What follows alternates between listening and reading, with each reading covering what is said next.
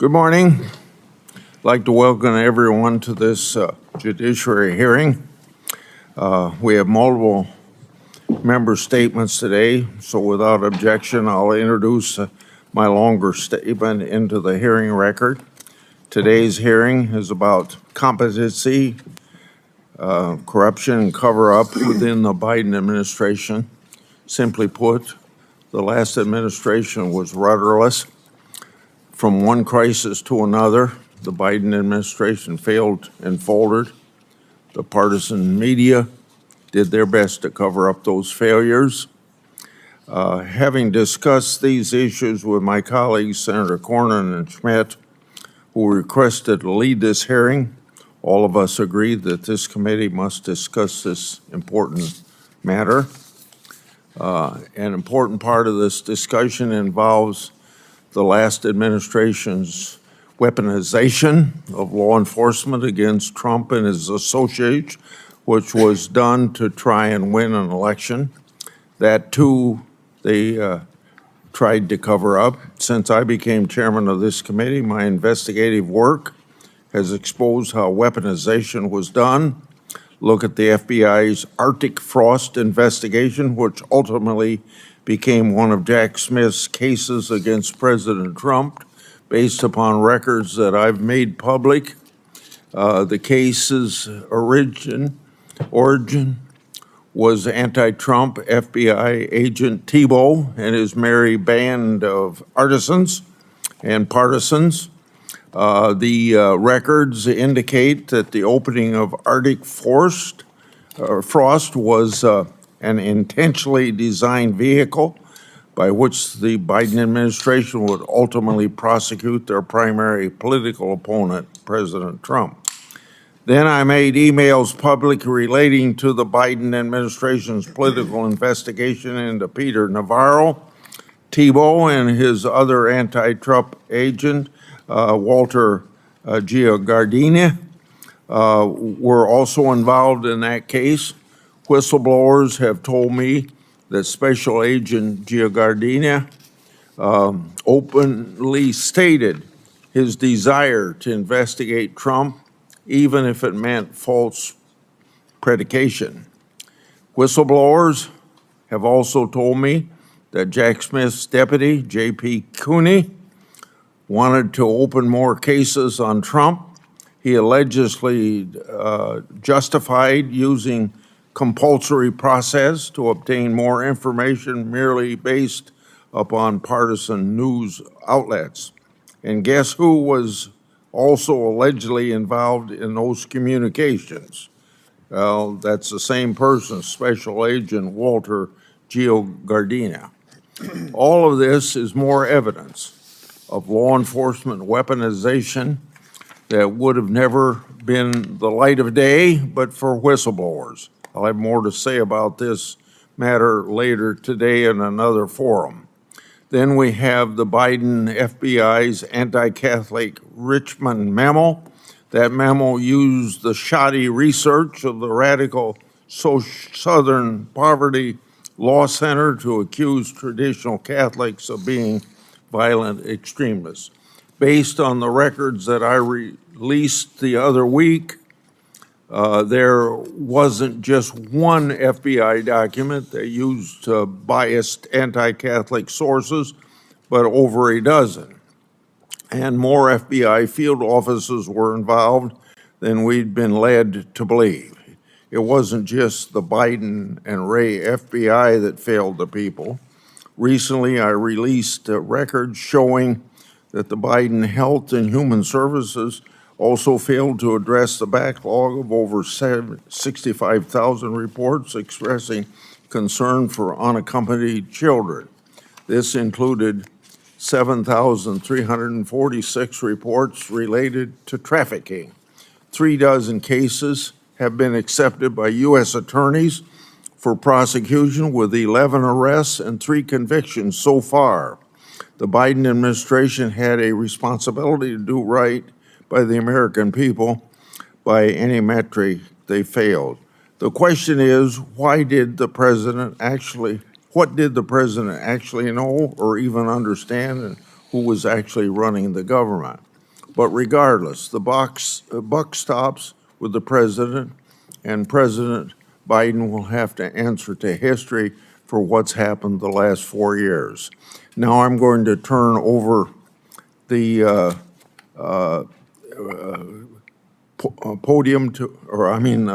opportunity to speak to Ranking Member Durbin for his opening remarks, and after that, Senator Cornyn is going to take the chair, and Senator Cornyn and Chairman Schmidt are going to lead the rest of the hearing. Proceed, Senator Durbin. Thank you, Chairman Grassley. This committee has oversight responsibility over the Department of Justice, the Federal Bureau of Investigation, and the Department of Homeland Security. We have a constitutional duty to hold these agencies accountable with public hearings. By this date in my first year as chairman of the Senate Judiciary Committee, we had already held 2 major oversight hearings with Biden administration agency heads, including one with the FBI Director Wray on domestic terrorism threats. So far this year, the Republican majority on this committee has not held a single oversight hearing, despite numerous critical challenges facing the nation that are under our jurisdiction.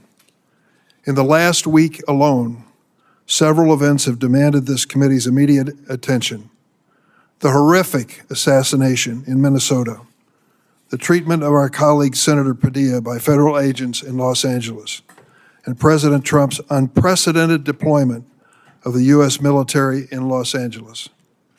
We should hear without delay from Attorney General Bondi and FBI Director Patel about what they are doing to address the unacceptable political violence in our country, including threats to Article III judges and justices, as well as members of Congress. And we need to hear from the Homeland Security Secretary Noem about the treatment of our colleague, Senator Padilla, and this administration's mass deportation campaign against immigrants. But instead of exercising this constitutional oversight duty, my Republican colleagues are holding this hearing. Apparently, armchair diagnosing former President Biden is more important than the issues of grave concern which I have mentioned. To take a few examples of the issues this committee should be addressing, the Trump administration has removed dozens of senior career prosecutors and FBI officials with decades of national security expertise, leaving our nation more vulnerable to terrorism and other national security threats. This should be explained to this committee.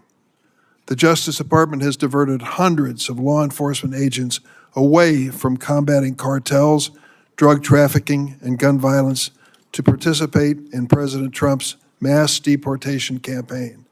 This should be addressed in an open hearing of this committee. The Justice Department is also turning a blind eye to corruption.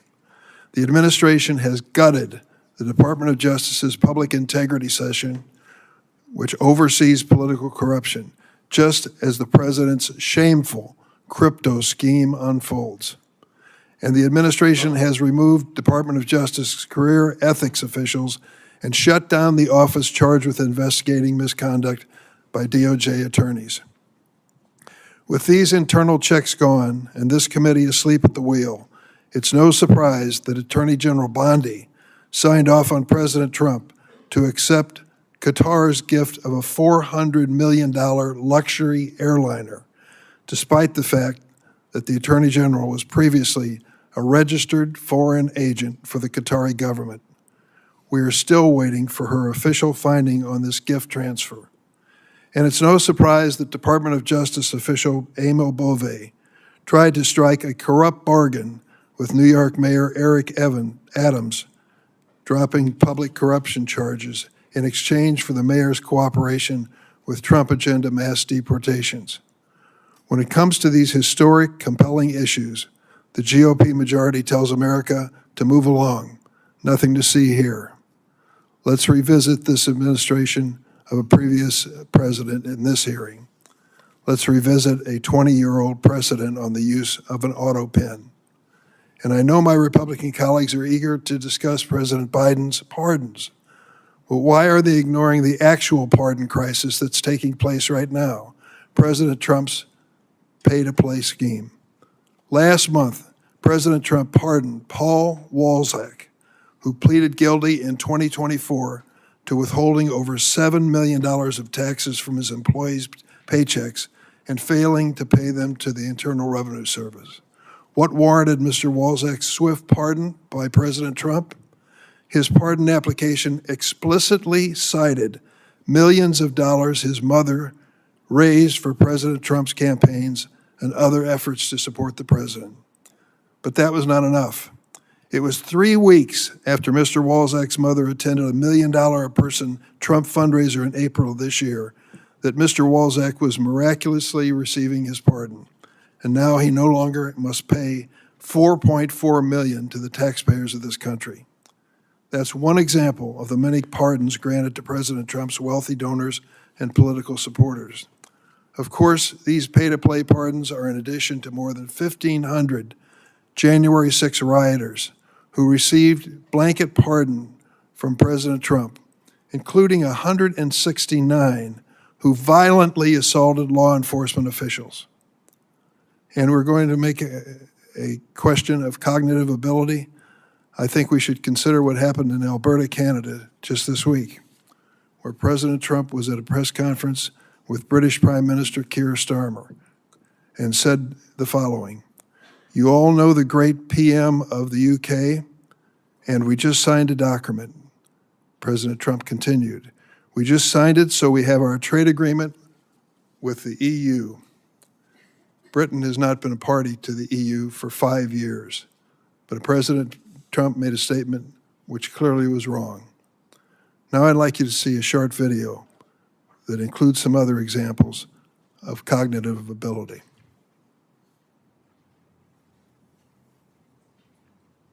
Don't you need to uphold the Constitution of the United States as president? I don't know. The windmills are driving the whales crazy, obviously. I have concepts of a plan. They're eating the dogs, the people that came in. They're eating the cats. They're eating the... I know about magnets is this. Give me a glass of water. Let me drop it on the magnets. That's the end of the magnet. The kidney has a very special place in the heart. Right, and then I see the disinfectant where it knocks it out in a minute, 1 minute. And is there a way we can do something like that by injection inside or almost a cleaning? This is a tough hurricane, one of the wettest we've ever seen from the standpoint of water. When you ran out the healthy arms, you ran out of really healthy. They had great arms, but they ran out. It's called sports. It's called baseball in particular. Can't understand a word he's saying.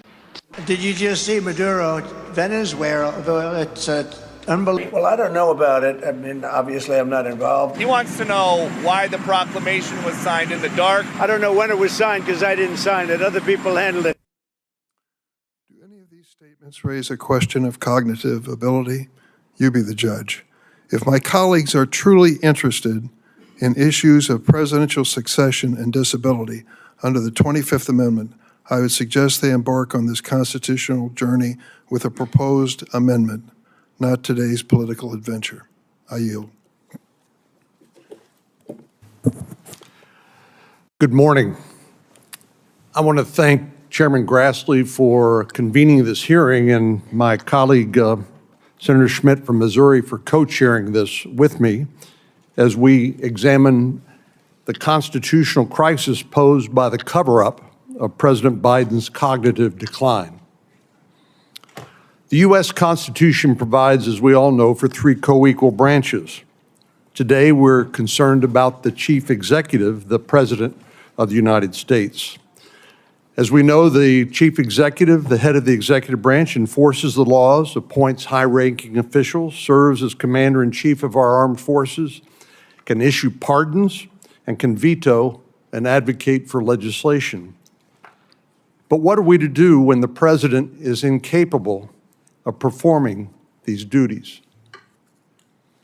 Last June, the American public saw with their own eyes what many knew to be true, but would not dare to admit publicly. Our sitting commander-in-chief was suffering from severe cognitive decline, as evident by this video, which I will now show.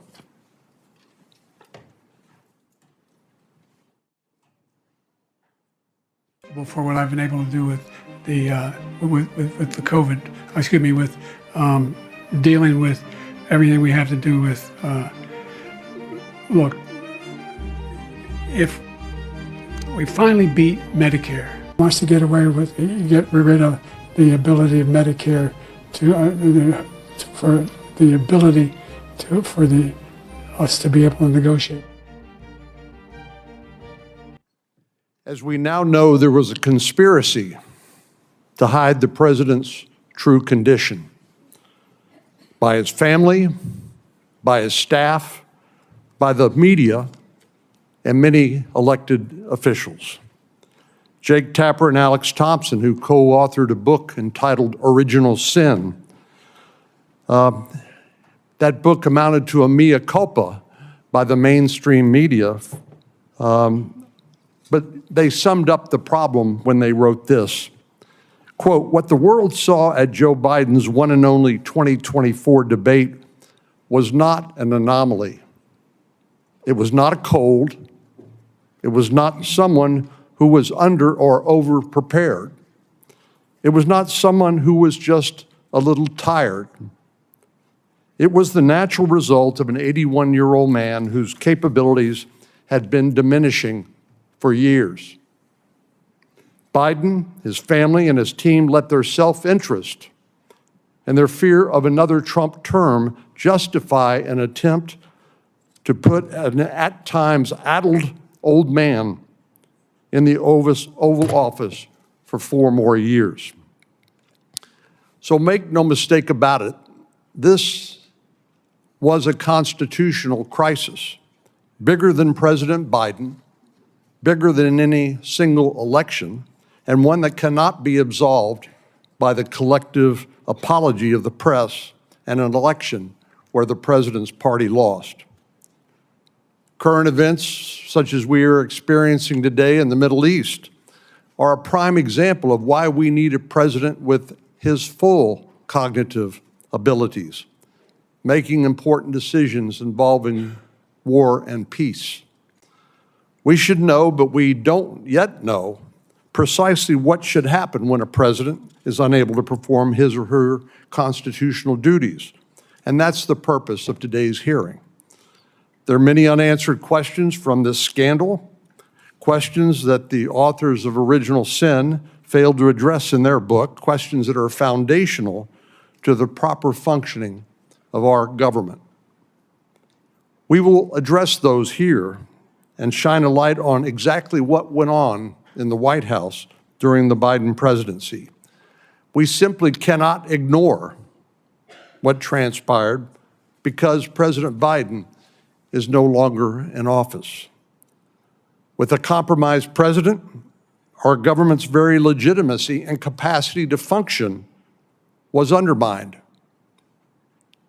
The American people paid a price, from President Biden's handling of the border crisis to the disastrous events we saw unfold in Afghanistan. It's absolutely imperative that Congress grapple with these difficult questions, no matter how much our Democratic colleagues would like to simply sweep it under the rug.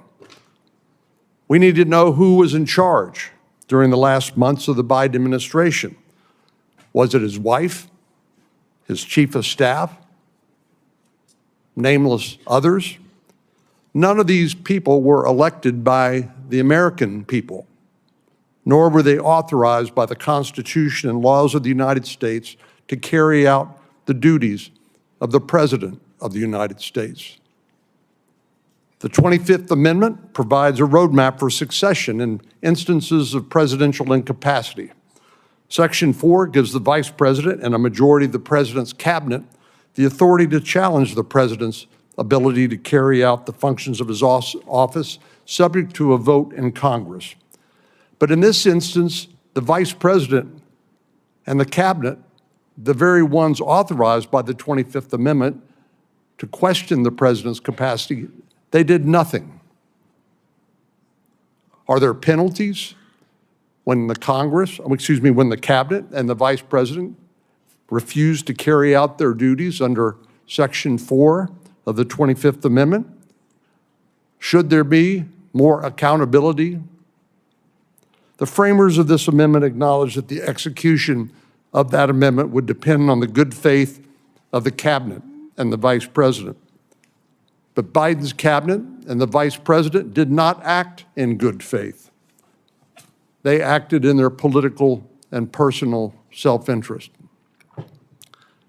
This is the great paradox of self-government. Many of the rules, traditions, and institutions that sustain our republic are self-enforcing. The health and legitimacy of our democratic republic rests on the character of the men and women who serve in government. As a government, it is imperative that we have clear contingency plans when emergency strikes. And yes, it is an emergency when we have a sitting president who's unable to discharge the duties of that office. The concerns raised by this incident stretch far beyond the bounds of partisan politics. I will note that few of my Democratic colleagues are here today. Thank you to Senator Welch from Vermont for being here, leaving us with no other option than to take the boycotting of this hearing as an admission of guilt for their role in this crisis. We must not turn away from the search for answers, and it is not an overstatement to say that the future of our country could one day hinge on how we choose to act or not act on this very issue. I look forward to hearing from our witnesses this morning as we examine the difficult but necessary questions that must be answered from this monumental scandal. I yield to my colleague from Missouri, Senator Schmitt, who will now co-chair the hearing. Thank you. I do want to begin by expressing my sincere gratitude to Chairman Grassley for granting me the privilege of co-chairing this committee with my esteemed colleague, Senator Cornyn. The title of the hearing, Unfit to Serve, captures a sobering and undeniable truth. President Biden was mentally unfit to carry out the responsibilities of the most powerful office in the world. Given his mental incapacity, the American people deserve to know who was running the country the last 4 years. Today, as we seek to answer this question, it is deeply disappointing but not surprising that most Democrats on this committee have chosen to all but boycott the hearing and have failed to call a single witness. They have chosen to ignore this issue like they ignored President Biden's decline. Their absence speaks volumes, an implicit admission that the truth is too inconvenient to face. By refusing to engage in this critical examination, they abdicate their responsibility to the American people. This de facto boycott is not just a refusal to participate, it's a refusal to serve the American people who deserve answers about who is truly leading their government. President Biden's decline did not suddenly begin in June of 2024. It was a persistent and obvious truth that was evident for years to anyone who was willing to see it. This reality did not require special insider knowledge or investigative reporting to uncover. We didn't need Jake Tapper and Alex Thompson to tell us what millions of Americans could freely observe with their own eyes. The truth was glaringly obvious. Anyone who was paying attention could tell that the emperor had no clothes. Nearly a year ago, I took the historic step as the first U.S. Senator to formally call for the invocation of the 25th Amendment against President Biden. I sent letters to every cabinet secretary and the vice president laying out the urgent case. Our nation was effectively without a leader. The absence of a functioning president wasn't an abstract issue. It inflicted severe consequences on our nation, consequences that touched every aspect of American life. On border policy, our nation's borders were handed over to the radical left-wing element of the administration, throwing open our borders to 15 million illegal aliens, an unprecedented immigration crisis that pulled our nation into chaos. On foreign policy, haphazard and reckless decisions placed our warfighters in jeopardy, escalated conflicts around the globe, and led to a catastrophic humiliation on the world stage that claimed the lives of 13 American soldiers, including one Missourian, during the disastrous withdrawal from Kabul. On the economy, rampant inflation drove up the cost of life's essentials, making them unaffordable to countless hardworking families. In the realm of culture, the regime censored free speech, closed down churches, targeted traditional Catholics and parents at school board meetings, and let an unelected class of left-wing radicals degrade, attack, and lie about our history and our heritage. A poisonous anti-Western, anti-American ideology that had once been confined to elite university classrooms suddenly became the official White House policy. All of this was done not in isolation. It was sustained, defended, and covered for by an alliance of elite institutions, from the media to the so-called expert class to big tech to the federal bureaucracy itself. When we speak of collusion among elites, or the so-called deep state, we're accused of being conspiracy theorists. But this was no theory. It was plain and overt, out in the open for everyone to see. For 4 years, we had a president who could barely string together coherent sentences after 6 p.m. Yet, this glaring fact went unreported, undiscussed, and unaddressed. Why? Because the Democrat Party, corporate media, federal bureaucracy, and big tech companies collaborated to conceal the truth from the American people, not out of ignorance, but because it advanced their own interests. In the absence of a functioning president, chaos took hold. An empty vessel occupying the Oval Office becomes a puppet for those surrounding him. Many elected officials, including some in this chamber, have used Autopens, a mechanical device that replicates a signature. There's nothing inherently wrong with that, so long as we are the ones actually making the decisions. But under President Biden, the Autopen became a troubling symbol, a symbol of an absentee president and an executive branch directed by nameless, faceless aides that no one outside of Washington, D.C. had ever heard of and no one ever voted for. It was the Autopen presidency, a government run by committee rather than a leader chosen by the American people.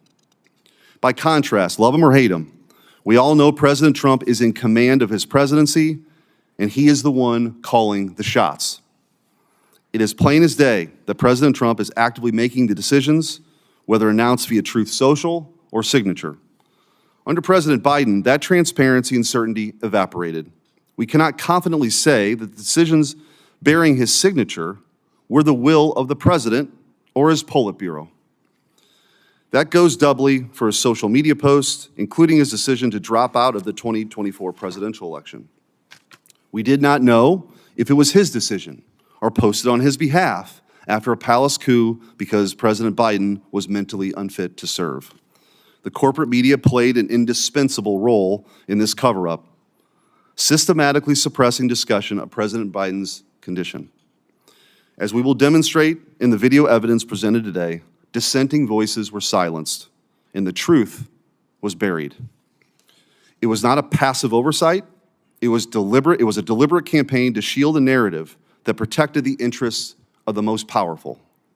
Even members of this very committee, some of whom served alongside then Senator Biden when he chaired this very committee, defended his mental acuity for years. Now Jake Tapper and Alex Thompson offer a convenient narrative to absolve everyone involved. The media lacked access, the family was overtly protective, the cabinet was incompetent, and Robert Hur said the president was merely a well-meaning man in aviators who liked ice cream. It is the tired, evasive refrain of the politician caught in a lie. Mistakes were made.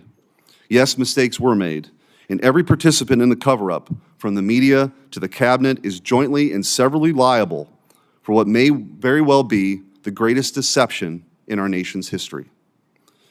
Even their apologies today are framed in a way that absolve them from responsibility for this crime against the American people. They apologize for having missed the story. They didn't miss anything. They actively chose to ignore or run cover for the people in power. The Biden cabinet rarely met, and some members, like former Secretary of Transportation Pete Buttigieg, deliberately distance themselves from the president to maintain plausible deniability.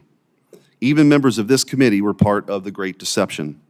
The Monday after Biden announced he would not seek re-election, one member called the idea of invoking the 25th Amendment outrageous, insisting the debate performance does not reflect who he is or his capacity to govern as President of the United States.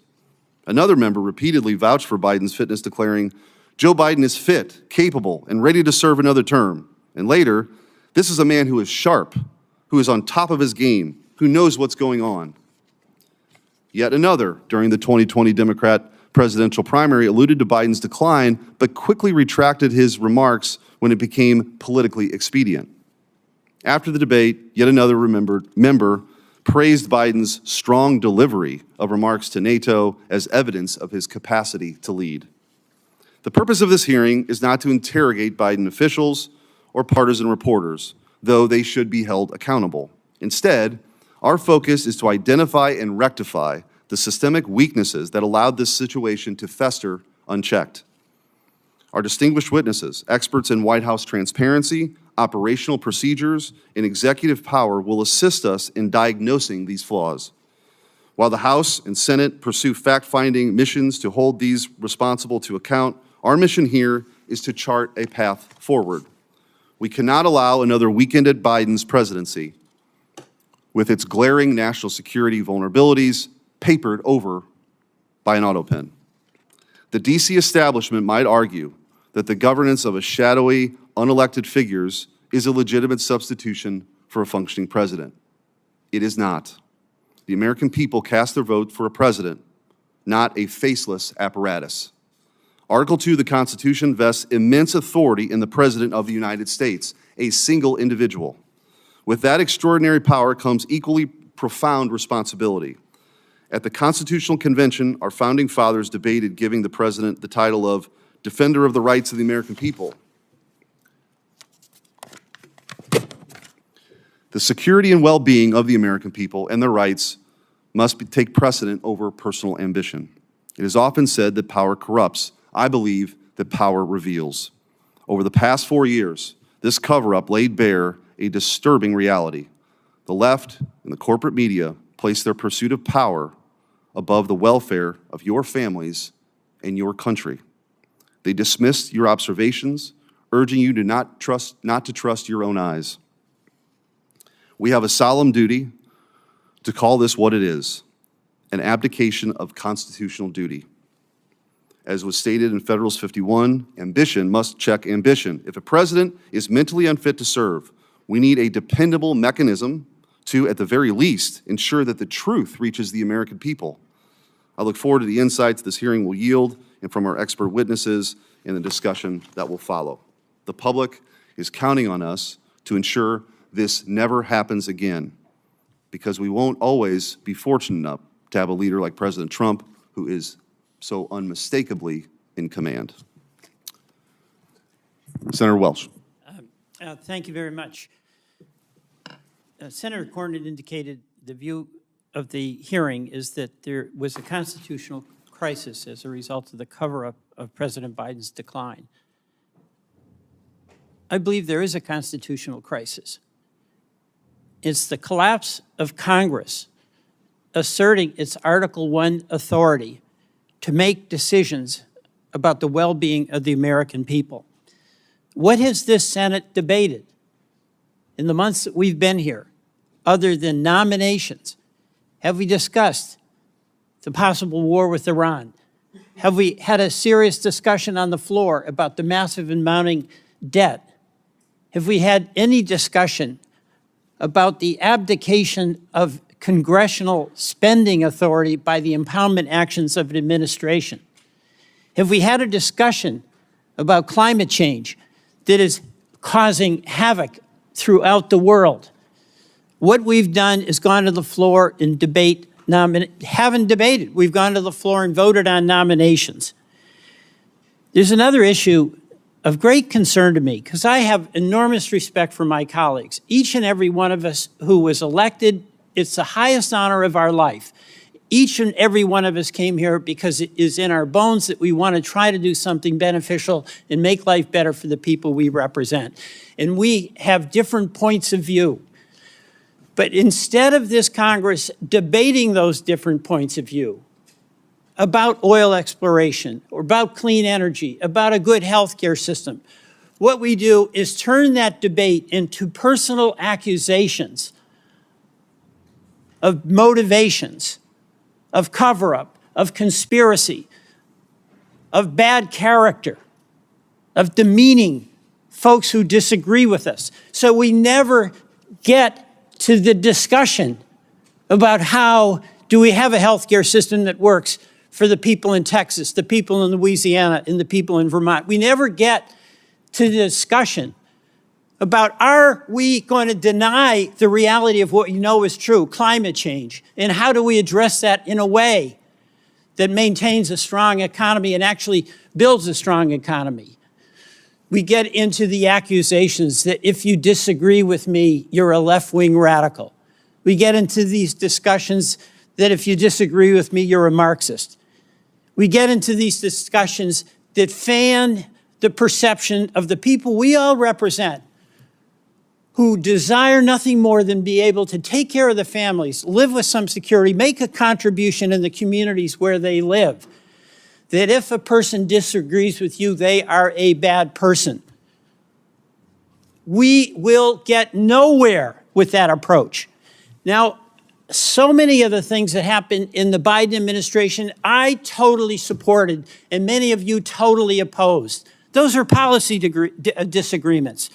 He came in with COVID. We got through COVID. We can debate about how we did it, but that was an accomplishment. The American Rescue Plan, we had the biggest jobs creation in the history of the country. The CHIPS and Science Act, acknowledging that we have to have a strong economy and be able to have the best chips here manufactured in the United States. We did that. The Federal Disaster Program improved significantly. And I can go on. And I'll take up something where we didn't do well, and that's immigration. You won that argument. But does it mean that those who disagreed with you and along the way were bad people, should be labeled Marxist, should be condemned? The American people ultimately gets to decide. But to the extent that we have a responsibility that we share, Republicans and Democrats, whichever side of the issue you're on, is to debate the issue and not debase the people who are in the debate. That's what I see as the crisis that we're facing in this Congress. Our refusal to engage in the serious discussion about the issues that are having such an impact on the people we represent. And I'm going to tell you what I think is a cover-up. I think this big, beautiful bill done by reconciliation, where by decision of the majority, not a single member of the minority who represent half of the citizens of this country can even be in the room when the terms and the policies are being debated. We are not there. That is what I call a cover-up, because our responsibility to the people we all represent is to debate health care, is to debate our budget, is to debate about the debt that we're going to be leaving future generations.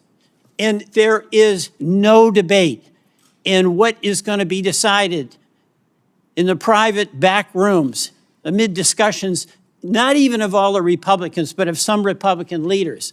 That's what's going to have a lasting impact on the people every one of us represents, whether it be in Missouri, Texas, North Carolina, or Louisiana, or Vermont. We can't even do our jobs because we're not allowed to be in the room. So, sure, we can enjoy the pleasure of looking back at the Biden administration and then getting into the weeds about when and where and how the president was acting at any given moment.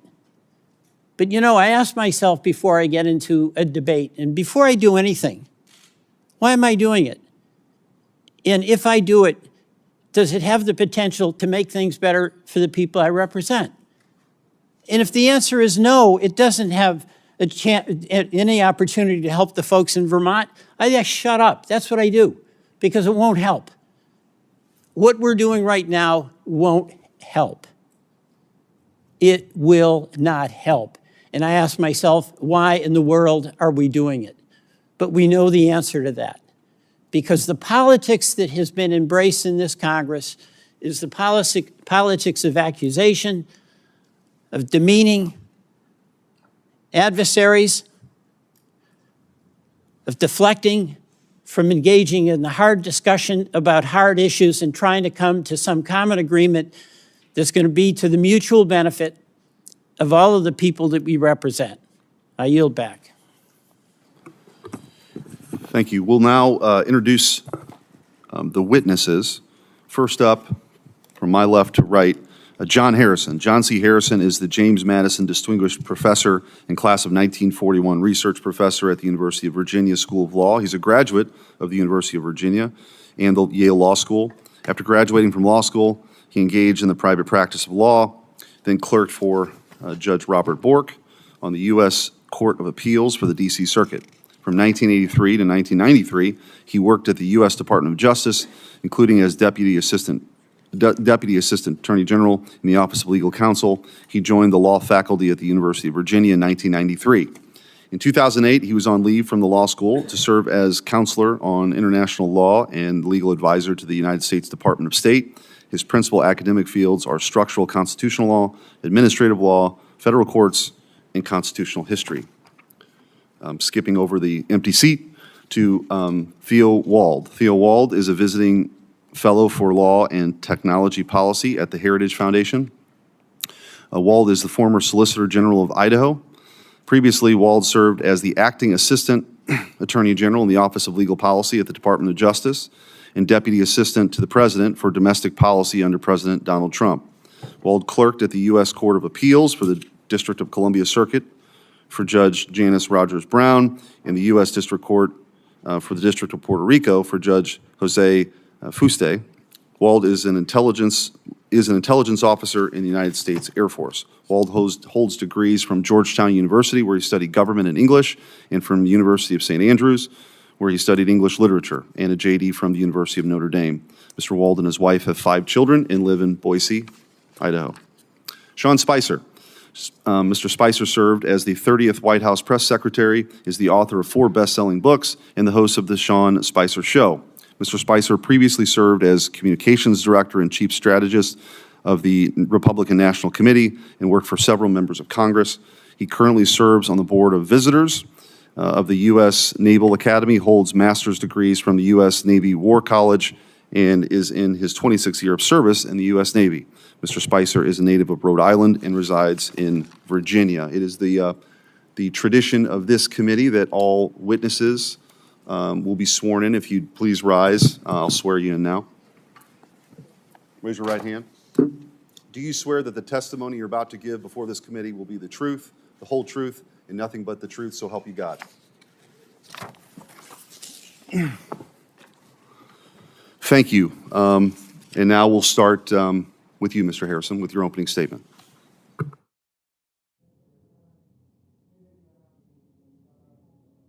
Sure, Mike there. Thank you.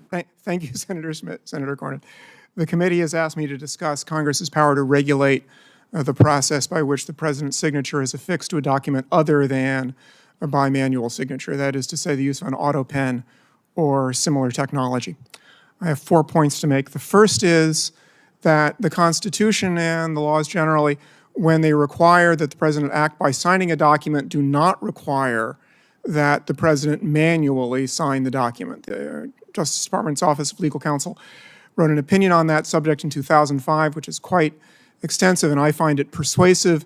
The concept of signature is signing a document is more general than, like a lot of concepts, more general than its central application. The central application is manual signature, but that's not the only way by which someone can sign a document. Someone can also sign a document by indicating that the person signing the document has decided that that person's signature should be affixed to the document by some process other than manual signature.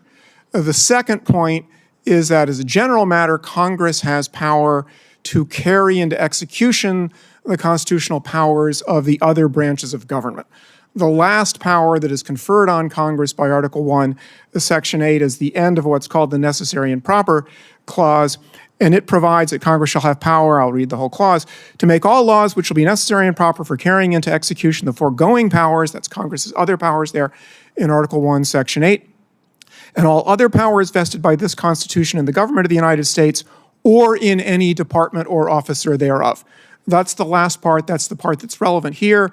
It's sometimes called the horizontal necessary and proper clause because it operates horizontally among the three co-equal branches. Congress is the legislature.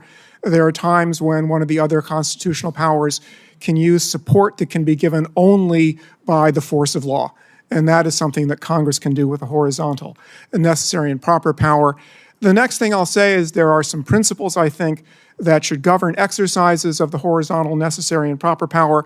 The first is that it operate to support, to assist, to make cause to function better, the power that is being carried into execution, be it that of the president or that of the federal courts.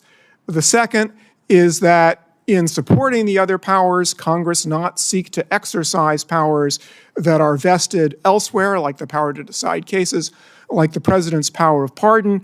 And third, when Congress exercises that power, it should make sure not to put substantial burdens on the exercise of the other powers that it's seeking to support, powers that once again are vested elsewhere than in Congress by the Constitution. I think Congress can regularize the process by which the president's signature is affixed without his manual signature in a way that would be consistent with Congress's horizontal necessary and proper power. In particular, Congress can require that when the president indicates that his signature is to be affixed to a document without manual signature, that that decision by the president be documented and some individual record that the president has made that decision, and that be made part of the public record, say by being published in the Federal Register or the weekly compilation of presidential documents. A statute like that would carry the president's power into execution because making sure that the president really has made a decision and that it wasn't made by someone else with the president's Autopen is a way to make sure that the power is properly exercised, that is, by the president. As long as a statute like that is completely neutral, applies the same way to all presidential decisions, it shouldn't raise any problem of Congress trying to control the president's authority. Again, constitutional powers are vested in the other branches and supported by Congress under the horizontal necessary and proper power. And third, a requirement of documentation. Well, the White House does a lot of documents. The requirement of documentation would not place a substantial additional burden on the president and the processes by which the president acts. And I would suggest that if the committee consider legislation along these lines, that it inquire into the paper flow process currently used in the White House so that any statute Congress enacts will make that process work better rather than burdening it, making it not work as well. Thank you. Thank you. Mr. Wald. Senator Cornyn, Senator Schmidt, members of the committee, thank you for the opportunity to testify this morning about how the cover-up of President Biden's mental decline endangered America's national security and undermined the Constitution. The U.S. Constitution vests executive power in a single person, the president. At the founding, the president exercised the executive power through only a small group of trusted advisors and personnel. In fact, President Washington had a 4-member cabinet. Today, the president directs a Leviathan executive branch with 15 cabinet departments and at least 4 million full-time executive branch employees. The executive branch proliferation has a single source of democratic legitimacy, that by order of the U.S. Constitution's Article 2, the president is both elected by the American people and vested with the executive power, all of it. Traditionally, the president takes positive actions and authenticates those actions through his signature. His signature is required for the most significant actions he may undertake: to sign an executive order, to take any action invested in him by the Constitution, as in granting a pardon, and to take the most important action of all, to sign a bill into law. In all these cases, the president's signature is itself the protection of democratic principle. When the president signs, he communicates his assent and endorsement of the action he takes. The Autopen is a device that signs the president's signature to a document. The oversight project, of which I am a board member, has discovered that the Biden White House deployed an Autopen to affix President Biden's signature to pardons, prison commutations, executive orders, and presidential proclamations. The Oversight Project's research has found that the Biden White House first deployed the Autopen to affix President Biden's signature to a proclamation on day 5 of his administration, and that there were at least 3 different Autopen signatures in use throughout President Biden's tenure in the White House. In June 2022, the Biden White House began deploying the Autopen to sign clemency warrants and executive orders. Autopen use skyrocketed from there. We found that of the 51 clemency warrants issued during the Biden presidency, over half, 32 in total, were signed with an Autopen. And these include some of the most controversial acts of clemency of the Biden presidency, including death row commutations and the preemptive pardons of members of the Biden family, Dr. Anthony Fauci, General Mark Milley, and more that were issued in the final days of the Biden presidency. We reviewed President Biden's schedule and his publicly available media and were unable to find any record of President Biden's personally approving these actions, such as a statement issued by the president himself to reporters. In addition, we found that the Biden White House used the Autopen to affix President Biden's signature to clemency warrants and executive orders while the president himself was in Washington, D.C. for at least some of that day, and thus was presumably available to sign important executive actions. Finally, we found multiple days where President Biden wet-signed a bill into law, but used an Autopen to issue an executive order or for other important executive actions. The Biden White House's widespread use of an Autopen to affix President Biden's signatures to documents that exercise executive powers belonging solely to the president poses significant constitutional, legal, and practical considerations. Once the president's signature is copied and loaded into the Autopen, the machine can sign documents as the president himself would. To be blunt, by using the Autopen, anyone can sign documents as the president himself. Now, to be clear, I'm not here today to suggest that the Autopen is bad. It's just technology. I'm here today because of questions concerning President Biden's capacity and whether the Autopen was used to usurp presidential power or to conceal the president's decline. As the sitting president's mental acuity declined, potentially to the point of incapacitation, his administration's expansion of the powers of the presidency raises more questions than answers. Any investigation into this matter should focus not only on whether President Biden directed or authorized subordinate staff to take action in certain instances, but whether he had the capacity to do so at all. The 25th Amendment lays out clear procedures for what to do when the president is incapacitated. It was carefully drafted and informed by our nation's history. The Biden administration ignored it all to aggrandize executive power and push the country further in their preferred ideological direction. It is our obligation at this point to get to the bottom of these issues and to ask the important question as to whether or not the Autopen and other devices were used to cover and obscure President Biden's mental decline, undermining our national security and also the Constitution. Thank you for the opportunity to testify this morning. Right on time, pretty impressive. Thank you. Mr. Spicer. Chairman Schmidt and Cornyn, members of the committee, thank you for having me. I was asked to share my experience as a senior White House staffer with respect to the interactions that I and other senior staff had with President Trump during his first term. During my tenure as press secretary, I interacted with the president multiple times every day. Most days I would talk to him by phone or in person early in the morning and then multiple times throughout the day, including weekends. For the most senior positions in the White House, those designated by the rank of assistant to the president, which includes the White House chief of staff, the White House counsel, and the press secretary, it is critical to have regular interaction with the president. The position of press secretary especially demands this type of consistent and intentional communication. I or any other press secretary, regardless of administration, could not do the job effectively without regular communication with the president. It was my responsibility to have the most up-to-date understanding of President Trump's position on policy, personnel, and everything in between. Admittedly, I made a couple of rather high-profile mistakes during my tenure. You may have read some of them. But in all cases, those mistakes occurred when I wasn't connected with the president's thinking or position on a particular issue or policy. Coordinating and collaborating among even the most senior staff cannot replace direct communication with the president himself. In my position, I was very well acquainted with the president's work, his day-to-day responsibilities, and his fitness for office. I watched him serve with the strength and endurance of a man half his age. As you can see on almost a daily basis through events, statements, and social media posts, he's up early and ends his days very late. Yet in several instances during his first term, the media questioned his fitness for office.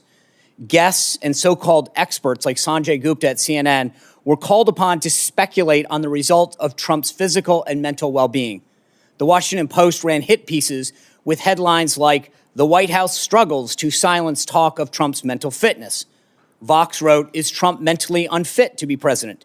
NBC ran a story by the Associated Press that raised mental health concerns regarding the president.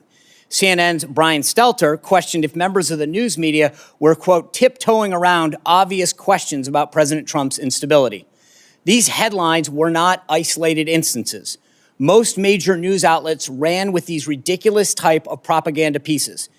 To use one of the media's favorite terms, these inquiries were without evidence. That brings us to the juxtaposition of how the very same media covered the Biden administration. To be blunt, the legacy media failed the American people. They failed to do their job. Many, rightly so, believe the media in this country is culpable in covering up the obvious decline of the 46th president of the United States. The scrutiny that was baselessly directed at President Trump during his first term was wholly absent from the media coverage of the Biden White House. The media lacked any sense of curiosity that would naturally stem from what the public could see with their own eyes.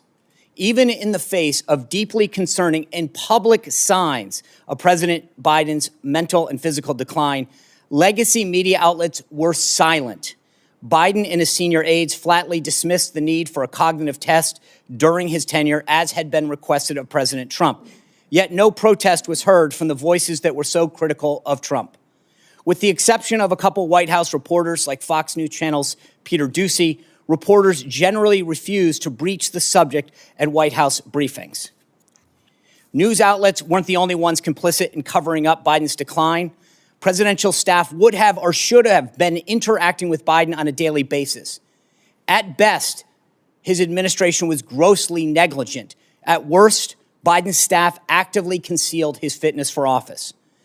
When White House Press Secretary Karine Jean-Pierre said President Biden could run circles on her, there were only two possible conclusions: that she herself was in poor health and in need of medical assistance, or that she was lying. There is no question that a vast difference between how President Trump interacted with his staff and how President Biden did. Whether one supports President Trump or not, he is clearly the most accessible and transparent president in modern history. And there is no question who is running this country. The same cannot be said of President Biden. It is the president who is elected by the American people. The role of staff is to execute his agenda and policies. I thank the committee for holding this hearing so that going forward, the American people can have the confidence in who is running the country and making critical decisions. The American people deserve no less. Thank you for those opening statements. The minority did not call any witnesses for today's hearing. They have chosen to ignore the hearing as they chose to ignore President Biden's mental decline, but we do have a short video of some previous statements from Biden administration officials and Democrat Party officials telling us not to believe our lying eyes. We can play the video.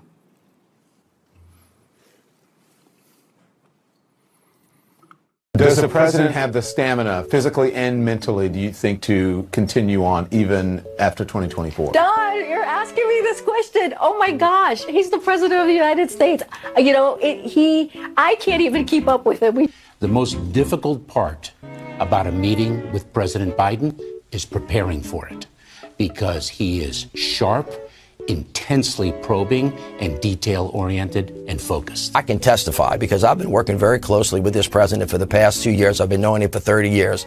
And I'm telling you, this guy's tough. He's smart. He's on his game. Joe Biden has vision. He has knowledge. He has a strategic thinker. The president is focused. He's detail-oriented. He's always thinking about the big picture. He is engaging. He is capable. He has an incredible record as president. And I'm often with him on foreign trips. He's at the top of his game. So he has a vision, he has knowledge, he has judgment, he has a strategic thinking. I met with the president, 5 or 6 weeks ago, and he seemed fine to me. I have complete confidence in the president. I have watched him expertly guide meetings of staff and cabinet members. I could not have more confidence in the president. I would just tell you that I meet frequently with the president, and every single time I meet with him, he is just fine. But he is, again, knowledgeable, wise. Incredibly sharp, incredibly probing, incredible command of the details. He is sharp.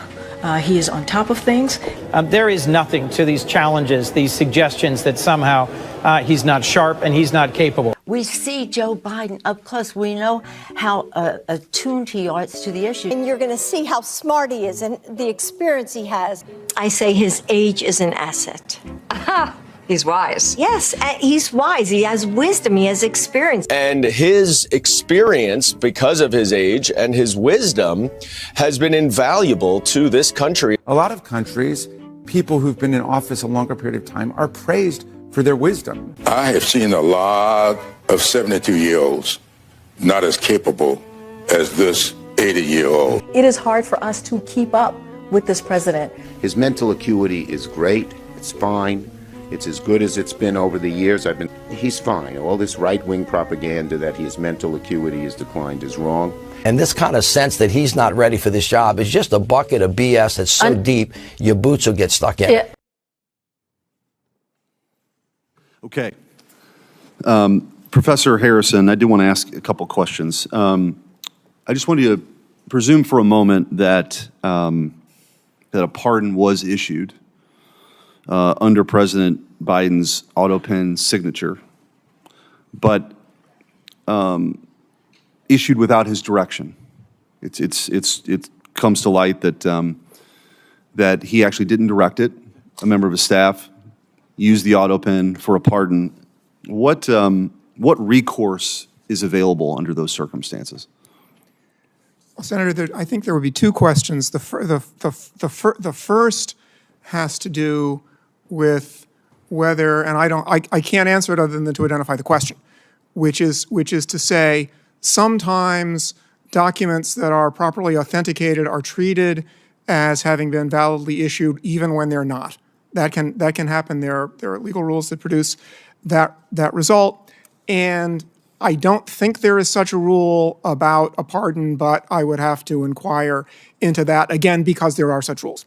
The other thing I'd say is that for a pardon particularly, the only situation I can think of that clearly would bring into question whether the pardon was valid, which was the first question, was if the government sought to prosecute someone and the person who reportedly received the pardon offered the pardon as a defense, then the government might say that no, the pardon was invalid and therefore you weren't pardoned, you're still subject to prosecution. There might be some other way for a question like that about a pardon to come up. I can't think of another, but that's the one I can think of. So from your perspective, let's just say that if there isn't any other legal recourse other than the one that you sort of brought up, what advice would you give to this committee or this Congress or this Senate to address that? What remedies could the legislative branch enact? It's hard to think of anything Congress can do ex post. That's why I do think that it would be advisable ex ante to improve the process of authentication and make it more clear that documents that are signed by Autopen really do reflect a decision by the president. That done in advance will make whatever the authentication system is more reliable. Mr. Wald, given sort of the role that you played in trying to provide more transparency of what happened during the 4 years under Joe Biden, who was running the country under Joe Biden? Let's just take the last 2 years. It's a great question, Senator, and at some level, I'm not the right witness for this hearing. I mean, there should be members of the media here, maybe some of your Senate colleagues who had known the president over the years and obviously had close proximity during the time of his administration, and obviously his staff. I think, sort of align with your previous question, there is a real consideration here on authentication. And in my time in the first Trump White House, there was an exhaustive process to determine how paper flowed into the Oval and when the president had given his assent to a certain action. That was through, in fact, two different policy channels, the staff secretary, and then there was also an office, essentially of policy management, guiding the flow of documentation. If the Biden administration staffers and personnel wanted to put this to bed, they could very easily dispel all of this by saying, here are the documents that show the president assented to these actions. The Trump administration would have that. Previous administrations would have that. And if that's not there, then there is cause to improve the way that executive branch employees authenticate actions undertaken by the president. Yeah, I mean, the president actually performing the functions of president is kind of an important thing in our constitutional order. You had, kings used to affix their seal to show that this was an official declaration from the sovereign. In this country, the sovereign are the people. They delegate, the authority to their elected representatives. And as you mentioned in your opening statement, there's only one person elected by everybody. So that signature, this is not just a small point, that signature issuing a pardon for someone who'd been convicted of a crime, or in the case of Joe Biden, these preemptive pardons, which are sort of unprecedented, is a big deal. And I think that's part of the reason why we're here today. Mr. Spicer, I wanted to ask you, you alluded to this, but the media is so desperate to make sure President Trump never got back into office. Of course, you saw the lawfare that took place, but then, of course, this narrative that Joe Biden was fine, don't believe your lying eyes, until that they couldn't deny it anymore based on the debate.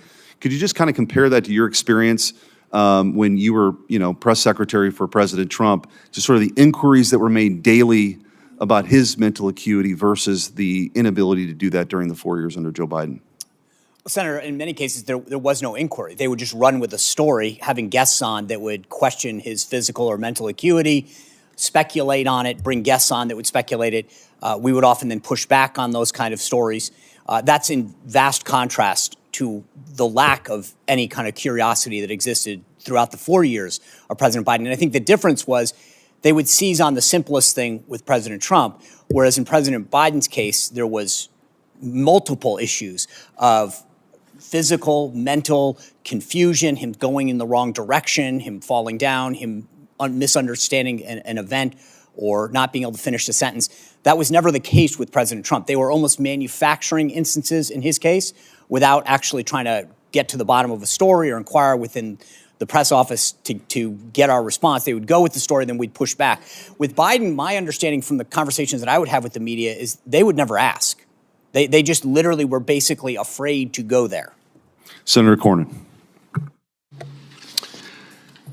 Professor Harrison, it strikes me when talking about the Autopen, there are really two issues. One is the mechanical use of an Autopen in lieu of an actual signature by the president. But it seems to me that we're confronted with more important or more fundamental issues is, did the president know that the Autopen was being used for that purpose? And so one would be if somebody stole the Autopen and was signing pardons on behalf of the president, but what we're confronted with here is really the capacity of the president of the United States to understand what he was supposed to be doing. And just thinking about other areas of the law where capacity is important, and whenever it comes to people writing a will, let's say, for example, disposing of their property to their children and grandchildren, occasionally there arises the issue of testamentary capacity by the person disposing of their property.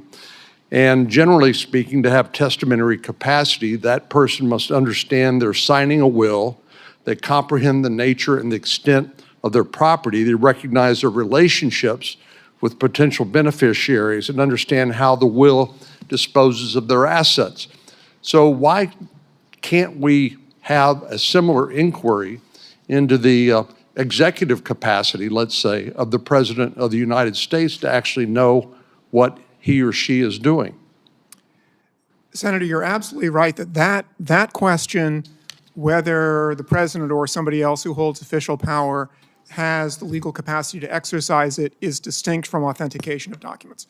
Authentication of documents is important, but capacity is another question. With respect specifically to the president, I think the answer there is, and this may be out of the frying pan into the fire kind of answer. The answer there is Article 2 and then the 25th Amendment deal with the situation in which the president is unable to exercise his powers and duties.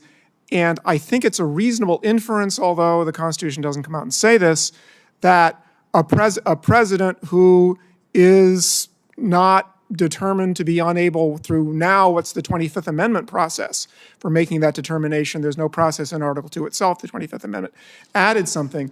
A president who has not been, pursuant to the 25th Amendment, determined not to be able to exercise the powers and duties of the president is presumed to have capacity to do that. I say that not on the basis of any sort of, other than practice, that's the way it's been for a couple of hundred years, but I think that is a reasonable inference from the fact that the Constitution does make a provision about what happens when the president's unable, and the 25th Amendment then provides a process to determine by which the president's unable. Mr. Wald, following up on Professor Harrison's answer, the 25th Amendment requires actions by the vice president and a majority of the cabinet to declare the president incapacitated, incapable of carrying out his or her duties. But there doesn't appear to be any accountability or any remedy when they fail to act as they did in this case. Some have suggested that there may be potential crimes committed by members of the cabinet for failing to act, basically suborning perjury, forging government documents, impersonating a federal officer, making false statements, conspiracy to defraud the United States, obstruction of justice, wire or mail fraud. Those are all statutes, criminal statutes that are on the books. Do you think there's any application of any of those criminal statutes to the circumstances of the Biden presidency and his incapacity and the failure of those persons, only persons authorized to question that incapacity under the 25th Amendment, the failure on their part to act? Senator, there very well could be. I mean, obviously that would be a question for a prosecutor to take up in their discretion. I will say the 25th Amendment, it's a modern contrivance, but it still is consistent with American constitutional tradition, which it assumes that officers of the United States will act virtuously and morally.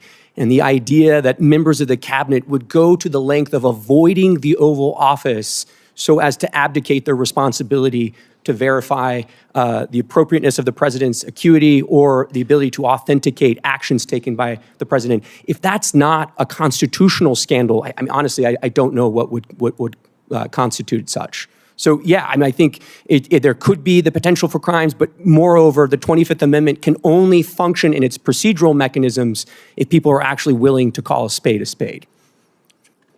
Senator Britt. Thank you, and I really appreciate Senator Cornyn, Senator Schmidt calling this hearing. This is incredibly important. I mean, you look at what the administration did, you look at what the Democratic Party did, you look at what the legacy media did. It is absolutely inexcusable. It is not only dangerous, it's disgusting. And the American people deserve better. And the fact that we have none of my Democratic colleagues over here, that this entire dais is empty, that what they allowed to happen, that they are not interested in correcting it for the future is absolutely mind-blowing. And so when we're looking at what Joe Biden did while he was in office, you have a disastrous withdrawal from Afghanistan.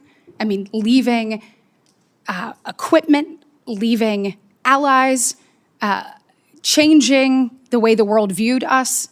You look at an emboldened Russia, Iran. You look at what happened, obviously, with China and those conversations with Joe Biden. You look at millions flooding across our border. You look at a ton of unaccompanied children coming across, hundreds of thousands. You look at hundreds of thousands of Americans dead because of fentanyl poisoning. You look at record high inflation. Who was in charge? And the fact that not one Democrat colleague can show up and try to get answers to that, I hope the American people see that for exactly what it is. And so my questions to you is, how do we prevent this in the future? So we know that the 25th Amendment in the 1960s, we take a look at that. Section 4 was purposefully vague to allow for some flexibility. Clearly, it either didn't work or we have some people we need to hold accountable for not stepping up. So I want to know from you all, what do we need to do? Do you think that there need to be more guardrails when it comes to Section 4? Do you think that we need some more standards to evaluate that? And if so, what should those standards be? And Professor Harrison, I'd like to start with you. Senator, this is the question about further implementation of the Section 4 is one that has not received a lot of attention because fortunately, the country has not needed it very often.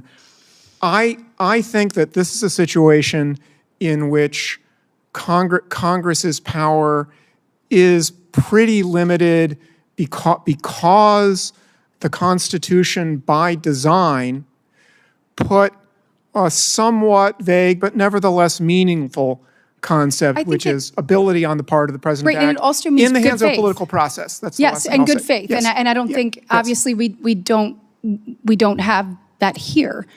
Mr. Ward, do you have any opinion on that? Yes, Senator. So you said, should we hold folks accountable and should there be some reforms? The answer would be both. Yes. So your colleague on the Democrat side who did attend, Senator Welch, said, hey, this is just kind of retrospective. We need to move on.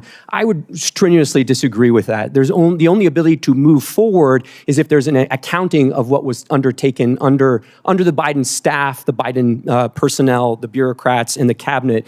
And one thing I'll just say is this very issue was debated by Republicans in 1988 in the Miller Commission report at the University of Virginia. Republicans had the open and honest, transparent discussion about the end of the Reagan presidency and whether or not there were other guardrails that needed to be imposed on the 25th Amendment. Some discussions were about the inclusion of a mental health professional on the White House medical team, whether the Surgeon General should oversee the inclusion of medical reporting as part of Section 4, Clause 4 of the 25th Amendment. All I'll say is all of those things have been set aside.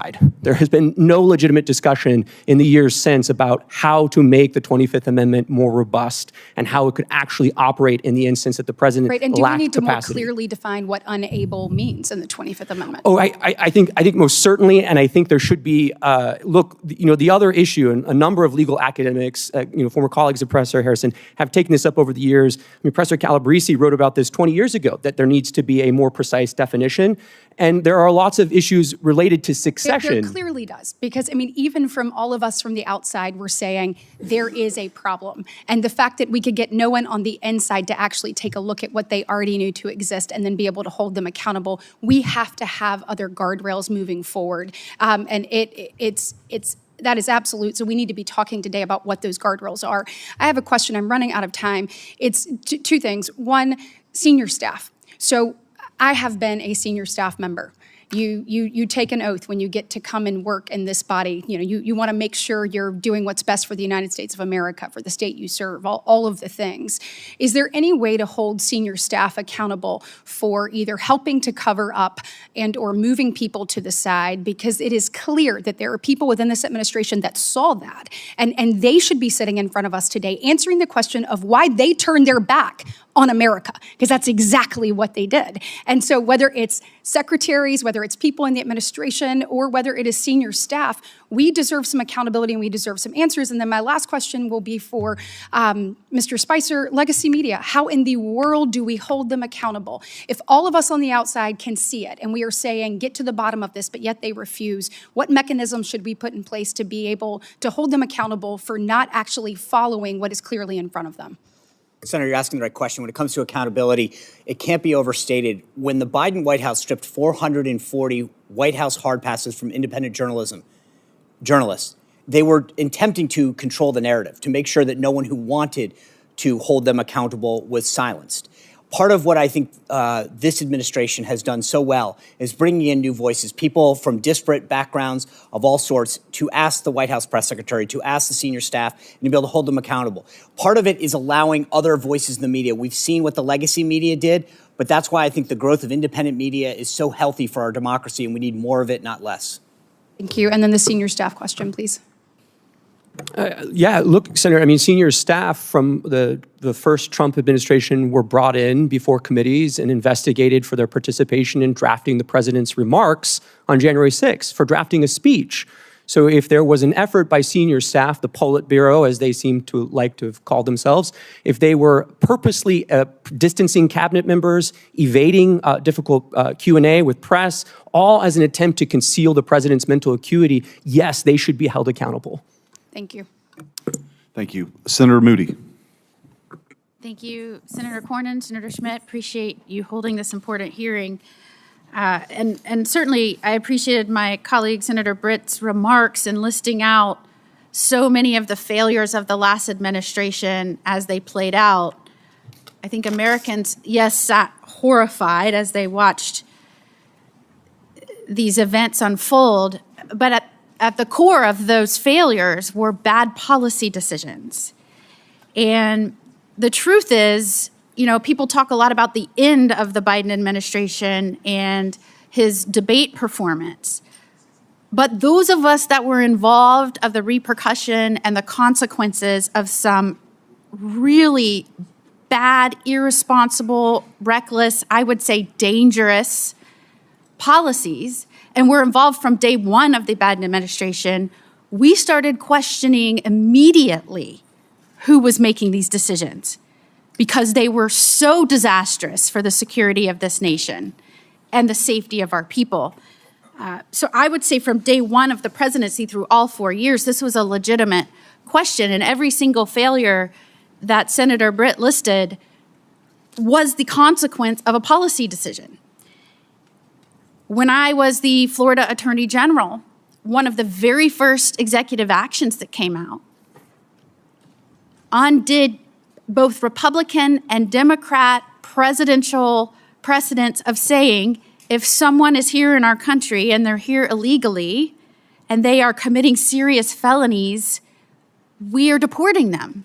And actual priorities were that those were the ones they went after first. And one of the very first actions that came out of that White House was they abandoned that both Democrats and Republican presidents had enforced, and released to all law enforcement around the nation that they were no longer going to make that a priority. When sheriffs were calling and pleading with us to take these people from their jails and not make them release them back into the communities, we would try and communicate this, but indeed they were canceling detainers and releasing these people into the communities. They were taking people that were brought here from other countries, brought here only to prosecute because they were a danger to our nation and our people. And instead of deporting them after their prison sentences, they were pushing them into the United States. And I don't think it should be lost on anyone that just yesterday it came out. You know how many the Trump administration pushed into our interior in the last 4 months? Full month? 0. And I want you to compare that to a month of the Biden administration where hundreds of thousands of people, barely vetted, if vetted, were forced into our nation's interior. And you've seen these consequences play out. It's not just rape victims, murder victims, robbery victims. We've caught people here that's from foreign nations that are on the terrorist watch list that can cause some of our nation's biggest tragedies and devastation. That is the undermining of what a commander-in-chief is supposed to do in those policies. We saw it day one, and that's just one example. And it played out for 4 years. So I think one of the reasons that you see not one Democrat in this hearing room right now asking these questions is because how do you defend the indefensible? What are they going to say? I mean, there has never been a more reckless, negligent administration that I can remember in my lifetime. And as an attorney general, as the wife of a law enforcement officer, as a federal prosecutor, as a judge, I sat horrified that that was the person that was in charge of our safety, our commander-in-chief. in charge of our borders. And I know, Mr. Wold, you have talked about the danger in executive actions being pushed out when somebody's not in charge that understands how it's affecting the safety of this nation. I'm sure based on your prior experience and some of the things that you saw being pushed out, I often thought, this is a radical aide's dream. You have a commander-in-chief probably not able to pay attention, and they're pushing out policies left and right. Tell me in your experience if you noticed anything where that could be the case coming out of that administration. Yeah, thank you, Senator. I mean, I think on the immigration score itself, so many of those sort of special powers exercised by President Biden on parole, on temporary protected status, they require the president to do those in his own name, correct? It's a case-by-case evaluation performed by the chief executive. And so I think in reviewing some of those, when I was sitting on the sidelines, the question I had was, what does the paper process look like for that? How did DHS work that up? How did it go through the staff secretary's office? And what was the president briefed on as far as the policy considerations tied to some of these decisions to bring in violent criminals from Haiti or Nicaragua into the interior of the United States? And it's the concern you when you learned, and we are now uncovering, that cabinet officials were kept from meeting with the president for months at a time. Look, I mean, if you go back through our history, Senator, so Grover Cleveland, Wilson, FDR, JFK, President Johnson, President Biden, it's almost a Democrat sport to keep from the American people the health and acuity of the chief executive. They've been doing this for a long time. But this is of another level, especially as Mr. Spicer was mentioning, the complicity of the national media in obscuring this, but also that cabinet officers would go to the lengths of avoiding interacting with the chief executive because they were fearful that they would have to speak to his diminished capacity. And I'm running out of time, and it was of particular concern that the media seemed to never ask him about executive actions and policy. Favorite flavor of ice cream? Yes. Why he was pushing dangerous criminals into the interior of this nation? No. And that is why I think this hearing was so very important. What was coming out of this administration was a radical wish list. And certainly you can see it, what has happened to the consequences playing out right now. And now I think we're all seeing why. Thank you. Senator Blackburn. Thank you, Mr. Chairman, and I'm so pleased. I joined my colleague from Florida in saying it is time that we have this hearing.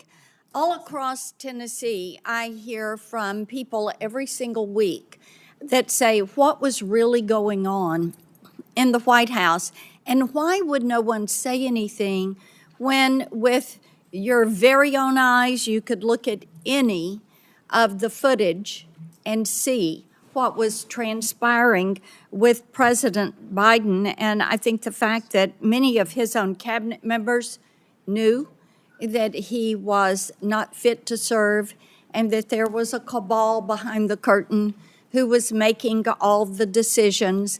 It is so offensive to the American people. And it's not something that is a partisan issue. As I talk with Democrats, many of them have lost faith in what they thought was going to be a very moderate Joe Biden administration, and it turned into be the far left Bernie Sanders version of the Democrat Party that was using the Autopen and making decisions and committing our great nation to policies that the American people did not support and would never have supported.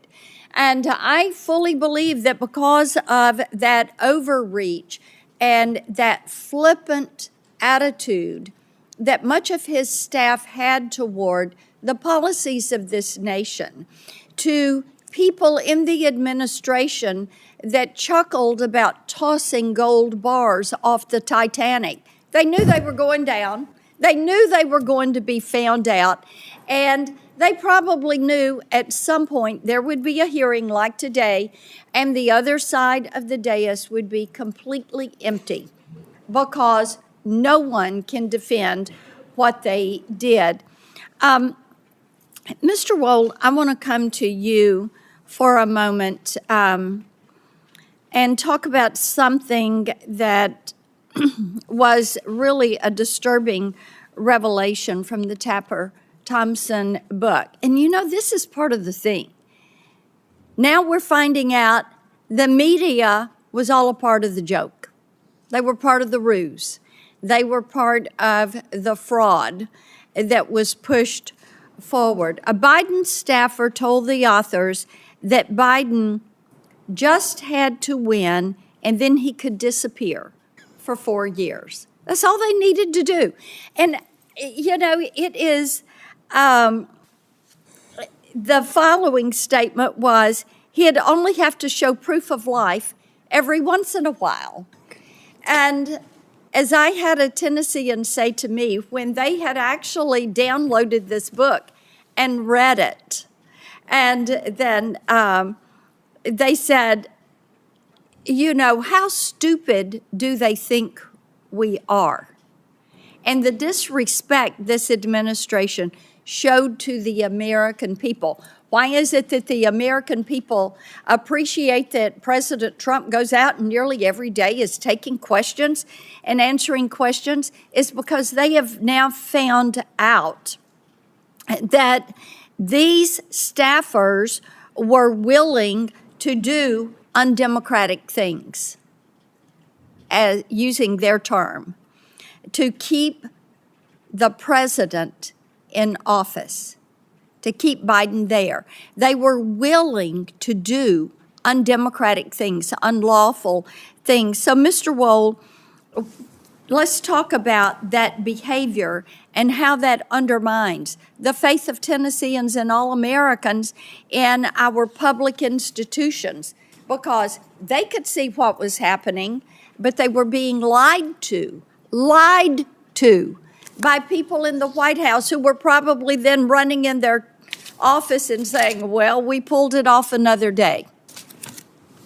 Yeah, Senator, I mean, this is a theme you've talked about for many years, which is the executive branch is enormous. I mean, there are close to 1,000 employees in the executive office of the president. There are nearly 4 million full-time federal employees throughout the 14 departments that the president oversees. Executive power as accountable to the people of this country really manifests in two ways. The power of the president to remove bureaucrats and to fire them, and to affix his signature to official actions that he undertakes. So when the Washington establishment says something to the effect of, well, democracy dies in darkness, yes, it does when there are staffers, the media, cabinet officials, senior advisors to the president who all create a covering sort of shroud of darkness that obscures who is actually making the decisions. And one other thing I'll just say very quickly, a number of your colleagues on the Democrat side have said, well, there's an OLC opinion here. We don't need to talk anymore. There's an OLC opinion. It says you can use the Autopen. The opening paragraph of that OLC opinion says you can use the Autopen, but only when the president directs that you do so under his decision-making power, right? It is very clear again and again that the president actually has to make the decision. That cannot be delegated to a staffer or an advisor. And there's no indication here that anyone other than staff were making these decisions. Thank you, Mr. Chairman. Thank you. Senator Hawley. Thank you, Mr. Chairman. Thanks to all the witnesses for being here. You know, the visual, sometimes it really is true. A picture speaks louder than words. It's worth 1,000 words. And here, all you have to do is look over at this side of the dais to see that the stone wall continues.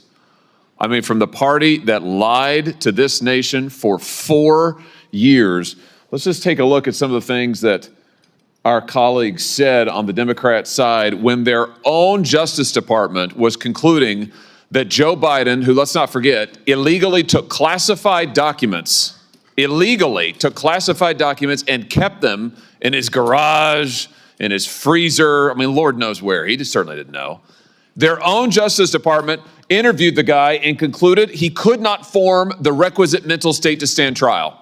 He did not have the mental ability to stand trial. And what did our Democrat colleagues say? Vice President Harris says, oh, no, the way that the Hur report characterized the president is so wrong. The president's demeanor is totally fine. Senator Smith, what the Hur said about the president not remembering his son's death, so unfair.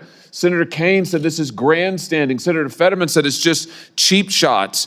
You had other senators saying, Senator Ossoff in February of 2024, saying, and I quote, I found the president to be sharp, focused, impressive, formidable, and effective. In June 2024, Congressman Jeffries insists Biden was, and I'm quoting again, incredibly strong, forceful, and decisive. Where are they now? They don't want to answer for any of those quotes now. They lied to us for 4 years, and we know they lied. They know they lied. It's why they're not here. They don't want to answer a single question. They can't bear to show their faces in public.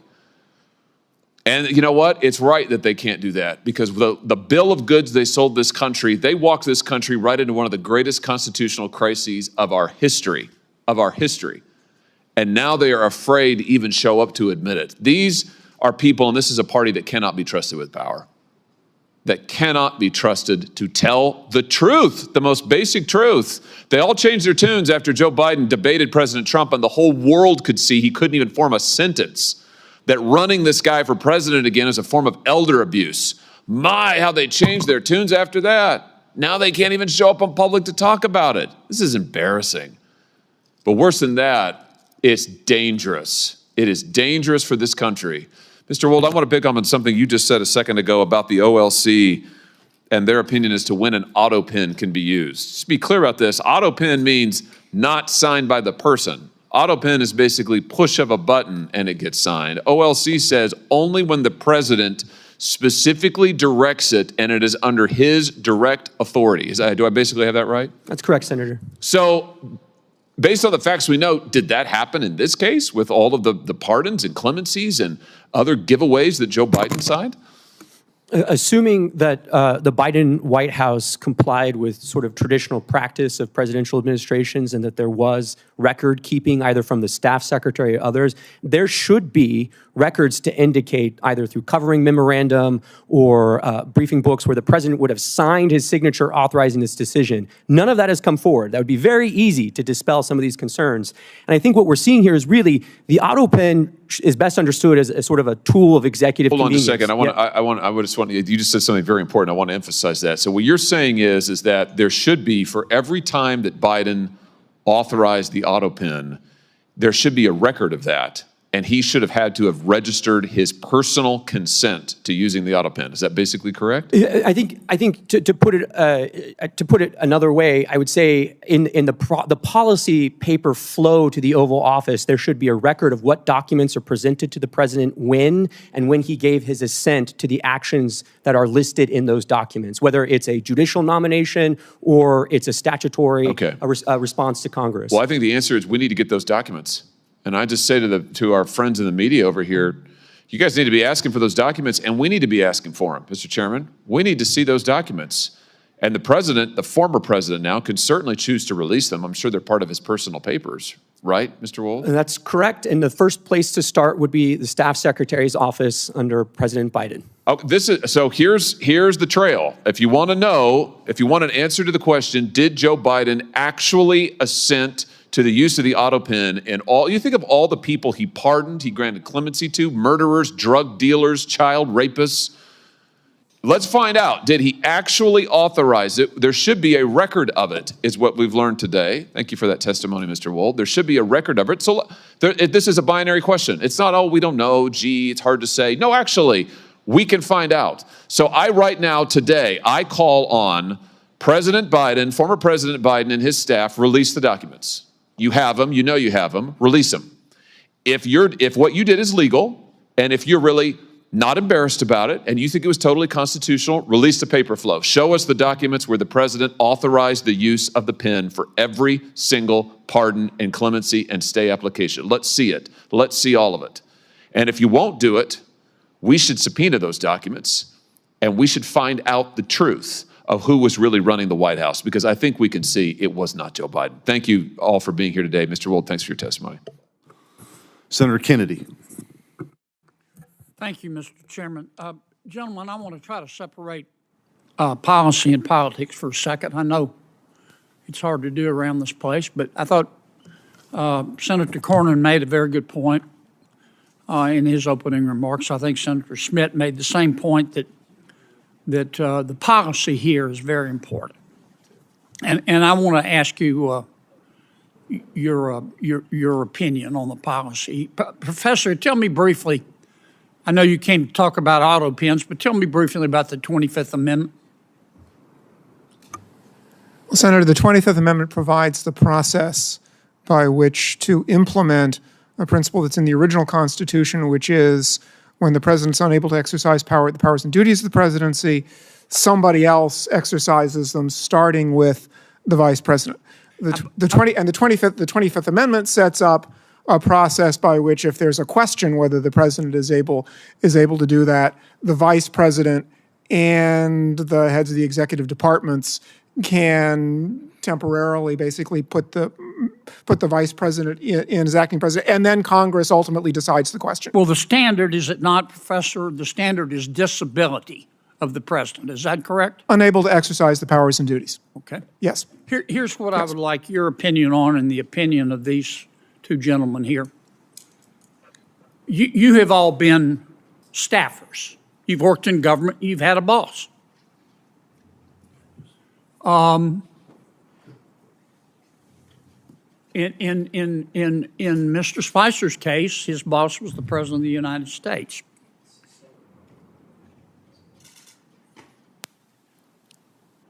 Let's suppose the President, you were using your experience as a staffer. You were working for the President, any President, hypothetically a President. And let's suppose the President started talking like he was from outer space. Let's suppose the President became fatigued very easily. He couldn't finish a sentence without taking a nap. Let's suppose the President, he was just physically in bad shape, mentally and physically. Mentally, he may or may not have, you're not a doctor, neurodegenerative disease, but physically you can see you could bake a Thanksgiving turkey in the time it takes him to walk across the stage. Do you think, as a member of his staff, what do you think is your moral obligation to say, wait a minute, the president can't do the job anymore? I know you're loyal folks. You believe in your president, this president, whichever president. I'm speaking hypothetically. You're loyal. You want to be a good staffer, but you also have a moral obligation. How do you reach that decision, Professor? And I'll go to each of you. Senator, I think the first thing you would have to do in a situation like that is exercise your own judgment. How serious is this problem? Because everybody has moments when they lose focus, it happens. But if somebody thinks this is a really serious problem, I think the first thing to do is the most difficult, which is to say to the president, because the 25th Amendment also provides that the president can say, I'm unable to exercise the powers and duties of my office. And suppose the president That would be extremely difficult, but I think it should be done. Look, trust me, I can. And it's clear to you that he has neurodegenerative disease and he can't. What do? Do you have a moral obligation as a staff member to go to the American people and say, we've got a problem here, it may cost me my career? Senator, I think at that point you have an obligation to talk to the vice president, who is in charge of the Section 4 process under the 25th Amendment. What about you, Mr. Wald? You have a moral obligation. I understand you want it to go away, you want to work it out with him, but you can't. When does a staffer have a moral obligation to stand up and say he can't be president anymore, or she can't be? Well, Senator, the 25th Amendment only works if individual staffers or officers of the United States exercise that kind of moral judgment. That's what I'm asking you. Yeah, so, I think always, as the professor said, the presidency is an enormous burden, so it would be not one instance, it would have to be several instances of a failure to exercise judgment. How do you make that decision? You're the staffer, I get it. Yeah, well, I think it begins with prayer, of course, but after that, I think it's conversation with other staffers, and if you're unable to confront the president or to raise the issue with the vice president, you should resign. What about you, Mr. Spicer? Do you stand up and do it and tell the truth and run, or do you have a greater obligation to your boss? Well, luckily, I didn't have that problem. But I would say that you have a moral obligation as an American, as a citizen, as a human being. If the leader of the free world cannot conduct themselves to make the decisions that are critical to this country and to the world, you absolutely have a moral obligation to follow the chain of command And if they don't act, then you must. Do either of you gentlemen disagree with that?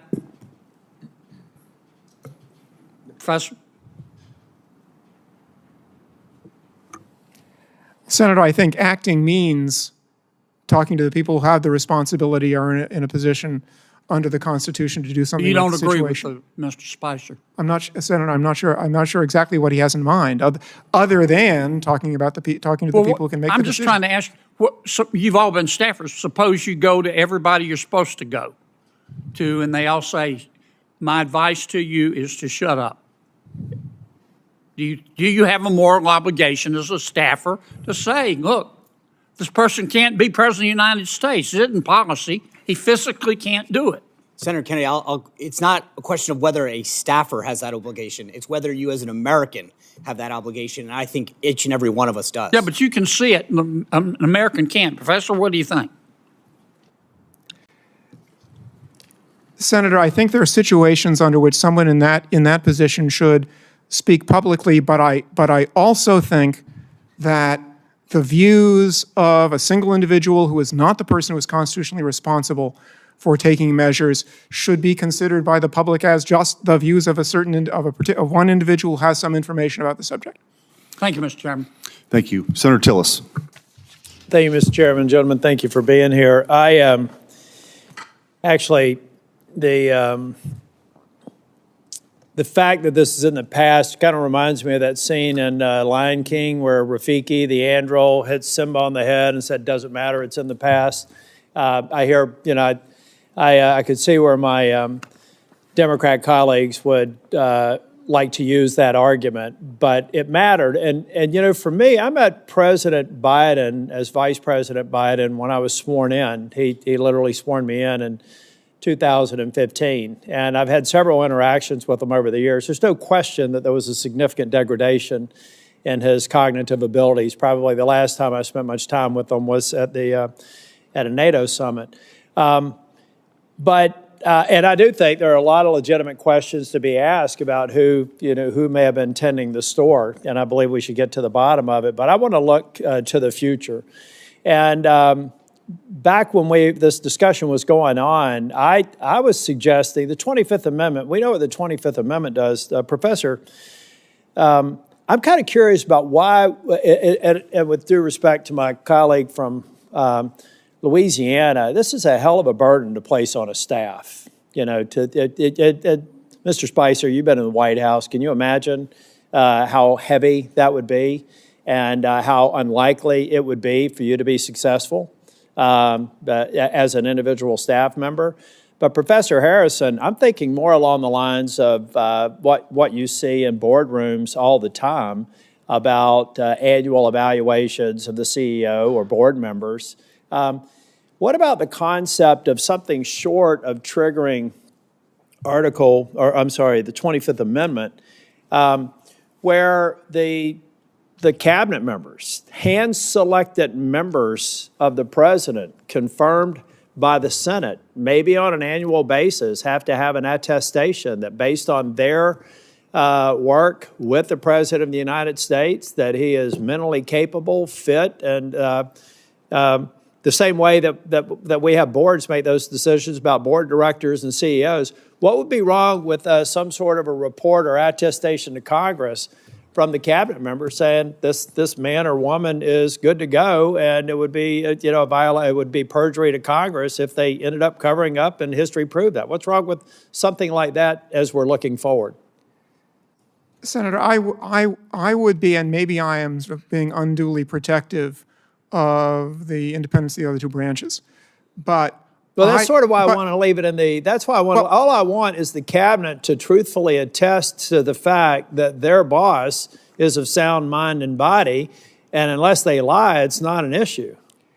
Senator, it's an Article 2 responsibility to report to Congress like so many other things. What's wrong with that? I think it would be a very good idea for the president to create a process like that. My concern is the thought of Congress making such a process, mandatory, especially in light. Well, I'm trying to figure out the consequence, because arguably, I find it hard to believe that there were members of the cabinet that didn't go, you know what, we love this guy, he appointed us to this position, but he's missing a step. And they're refusing to. This is not about any one person. This country, this is about 340 million people in this country.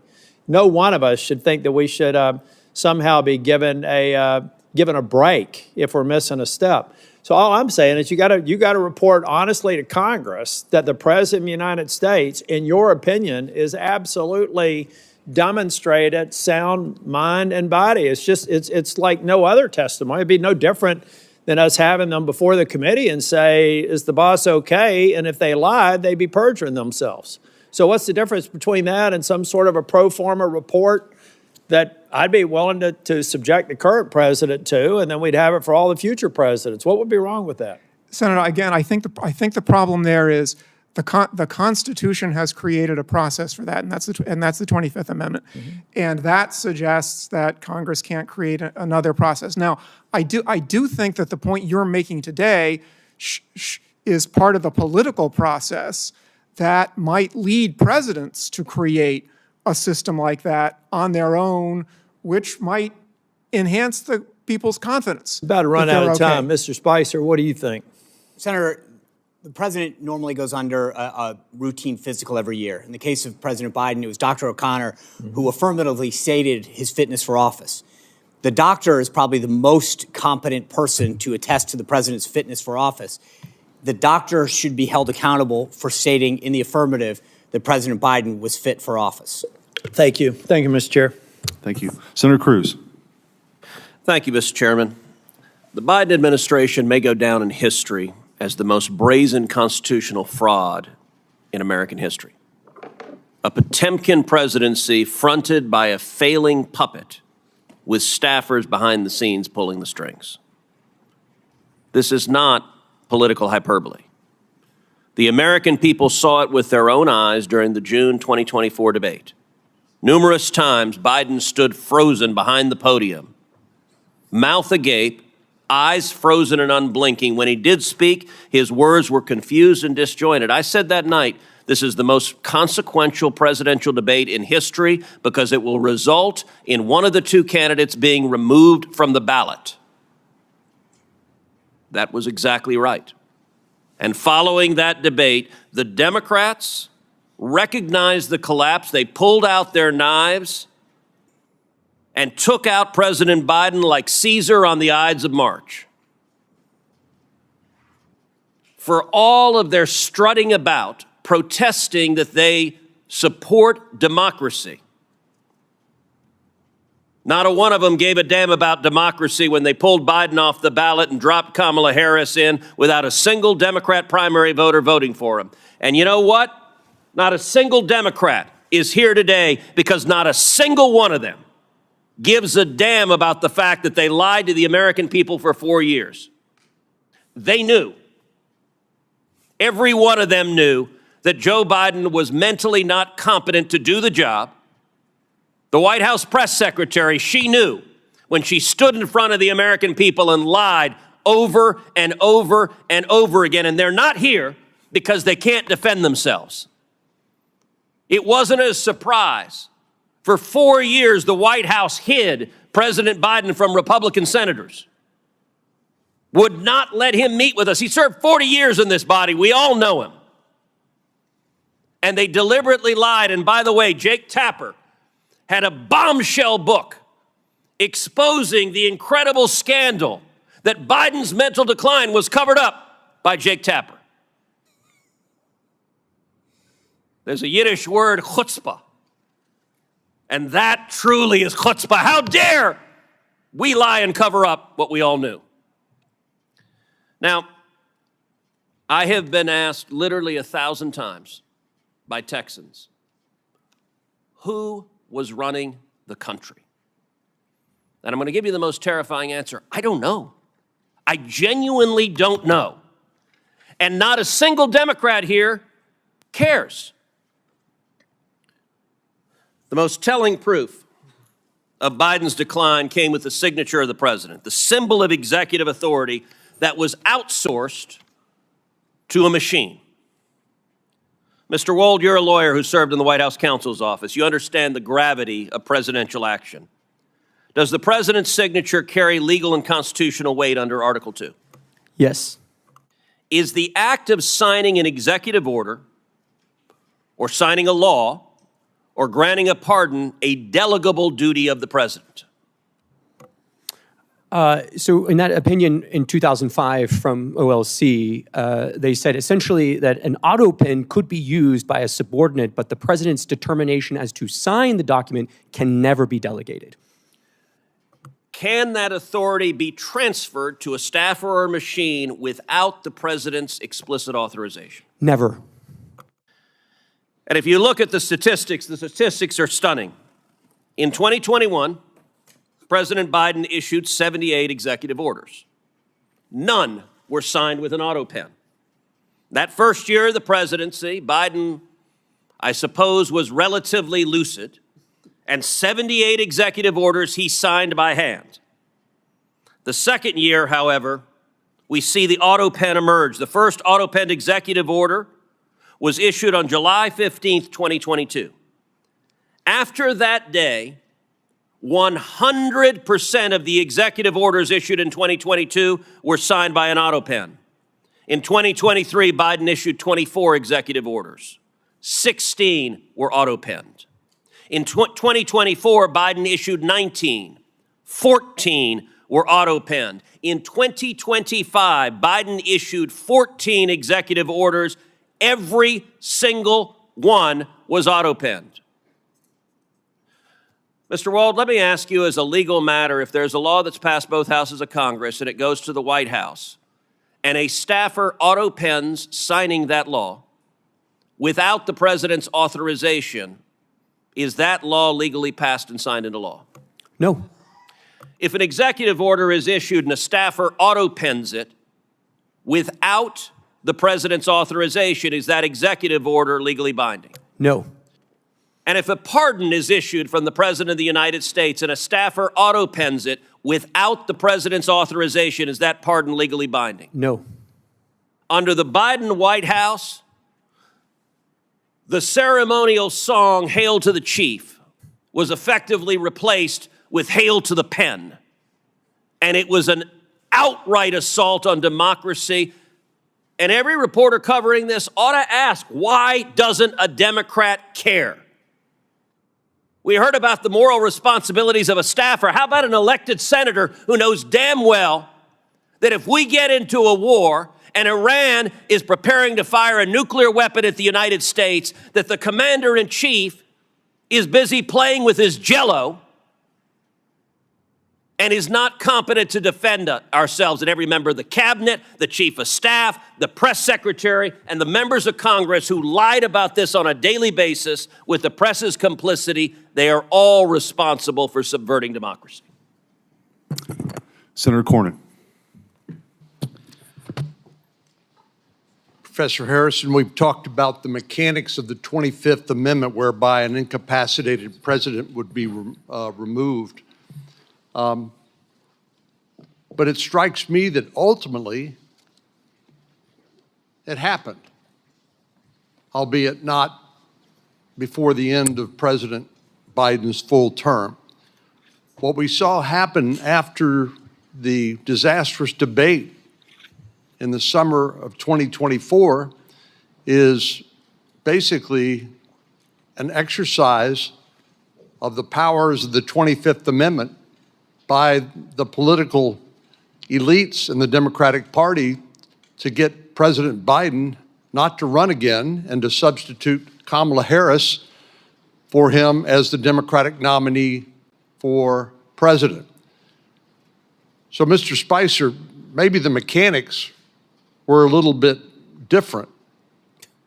Maybe the timing was not the same, but doesn't that demonstrate the capacity of the leadership of the Democratic Party, of the Biden family, of the senior staff and the president's administration to be able to convince the president that he no longer was capable of serving and needed to step down?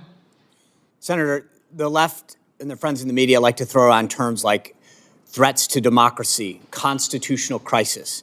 And if we don't have confidence in the leader of the free world making decisions, that truly is the definition of a constitutional crisis and the threat to democracy.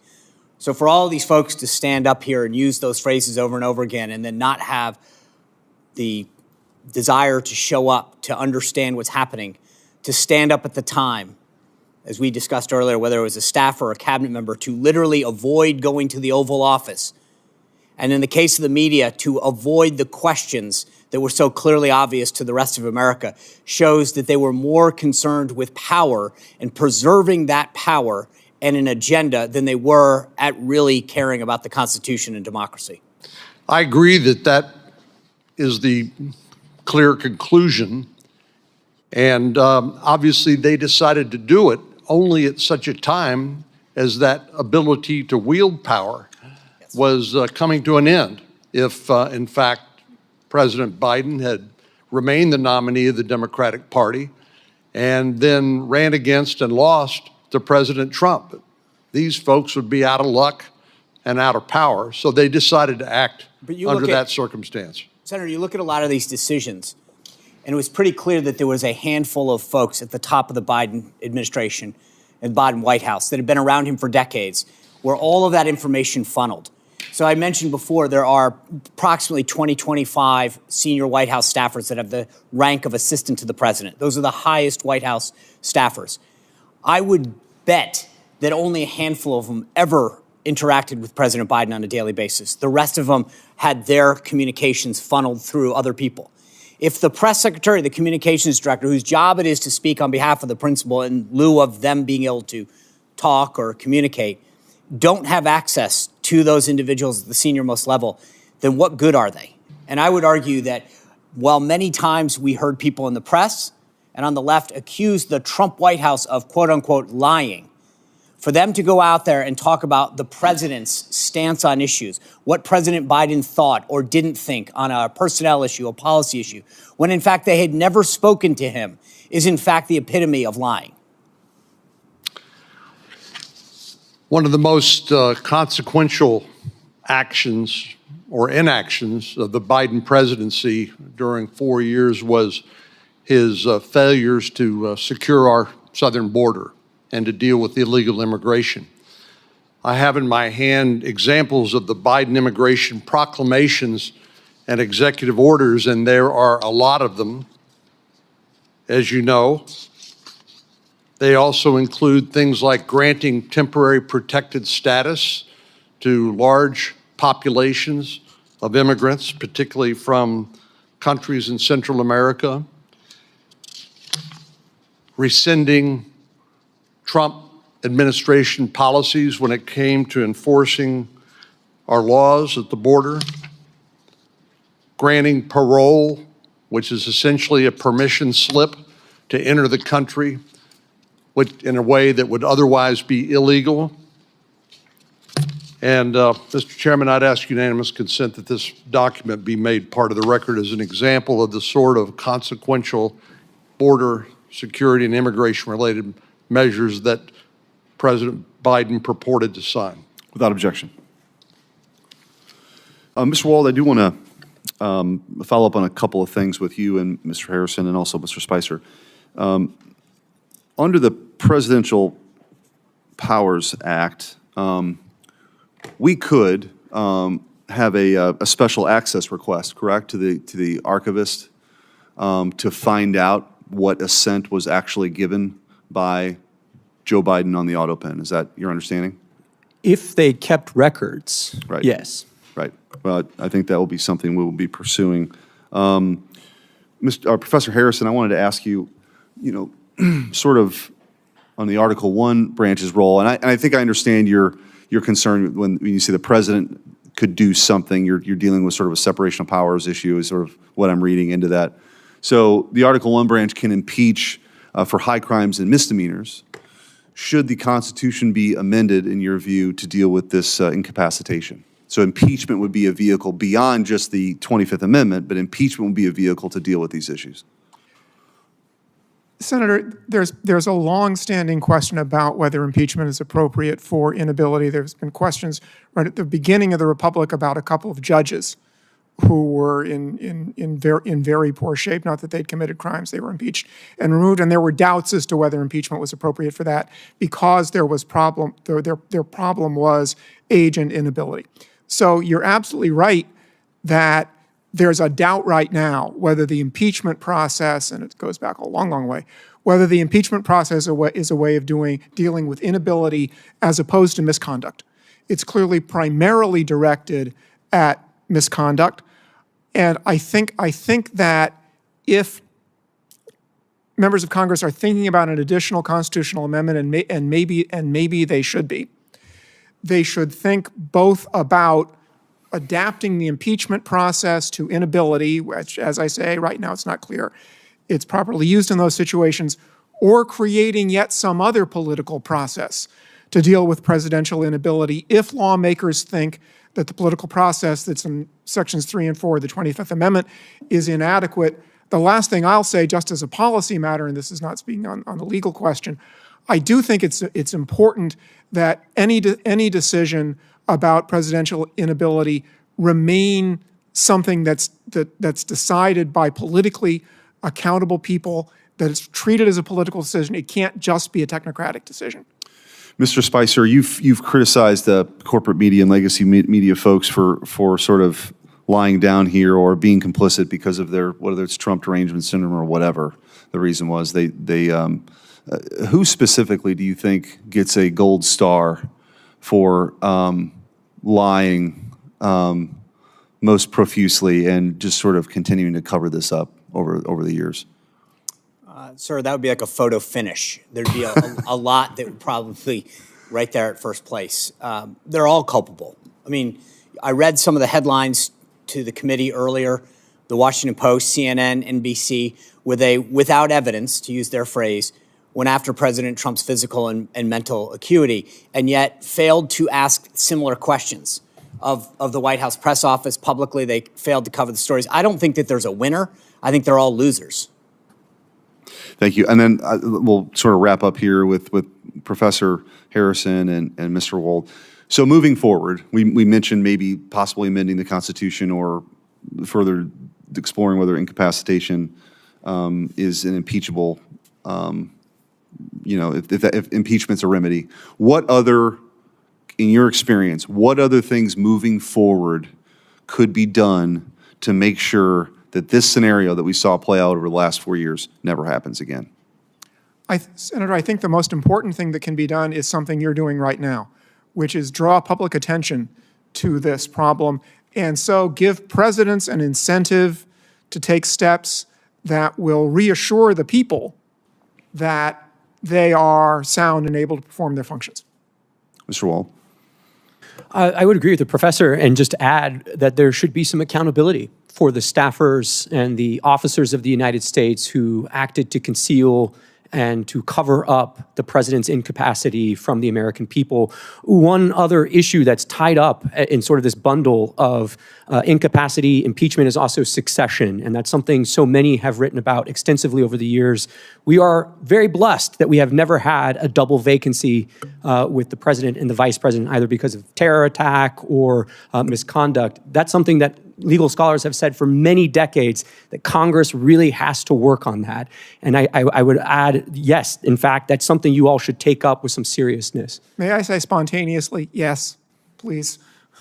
Okay. Well, I want to thank the witnesses for your testimony here today. Written questions for them may be submitted for the record until June 26th at 5 p.m. And with that, this hearing is adjourned. Thank you.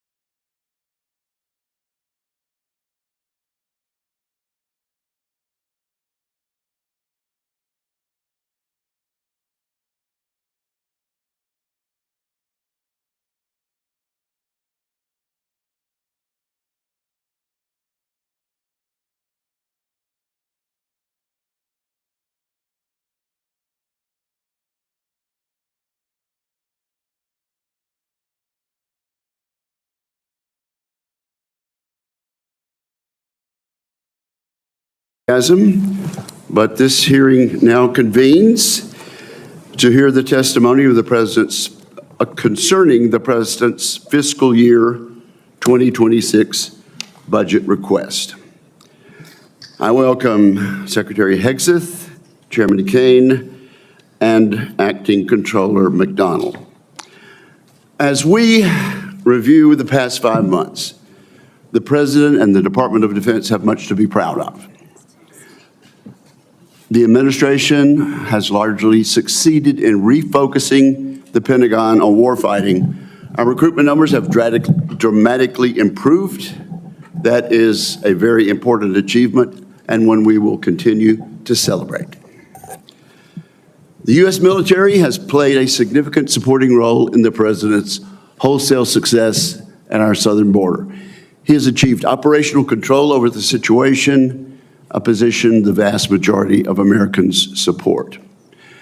In Operation Rough Rider, the President imposed costs on the Houthis. The operation was well executed by our service members, and it appears to have achieved its stated objectives for now. Similarly, the President has relentlessly struck al-Qaeda and ISIS terrorists. Those strikes have helped to open up space for diplomatic breakthroughs in Syria, and they have prevented significant external attacks that could have emanated from Somalia. Unfortunately, the axis of aggressors is resilient. It is hell-bent on challenging American global leadership. It is clearer than ever that Vladimir Putin is uninterested in President Trump's and President Zelensky's offers for real peace negotiations. The Europeans are heeding the President's call to rearm, but we are in a tenuous period. A precipitate withdrawal of U.S. forces from Europe could undo all that progress. In Asia, the Chinese Communist Party continues its campaign of aggression against its neighbors and still displays open ambitions to retake Taiwan. Secretary Hegseth recently made this crucial point in an important speech in Shangri-La. He said, and I quote, "China seeks to become a hegemonic power in Asia," unquote. He is right. China intends to use military force to achieve Xi Jinping's goals. Meanwhile, in the Middle East, the Ayatollah is hiding as his regime crumbles. He is still refusing to negotiate. In short, this is the most dangerous national security moment since World War II. Unconstrained, aggressive dictators are on the move. And importantly, the character of warfare is rapidly changing. That is a dangerous combination. We cannot have an American-led golden age of peace and prosperity if we fail to navigate these historic security challenges. President Trump is actively working to protect American interests against four main adversaries: Xi Jinping and his Chinese Communist Party, Vladimir Putin's militarized Russia, Kim Jong-un's North Korea, and the Ayatollah's religious fanatics, including his web of terrorists. Our Commander-in-Chief deserves a military capable of maintaining deterrence and applying force when necessary to protect U.S. interests, as he has done in Yemen. I regret to say that this fiscal year 2026 budget request will not deliver that military.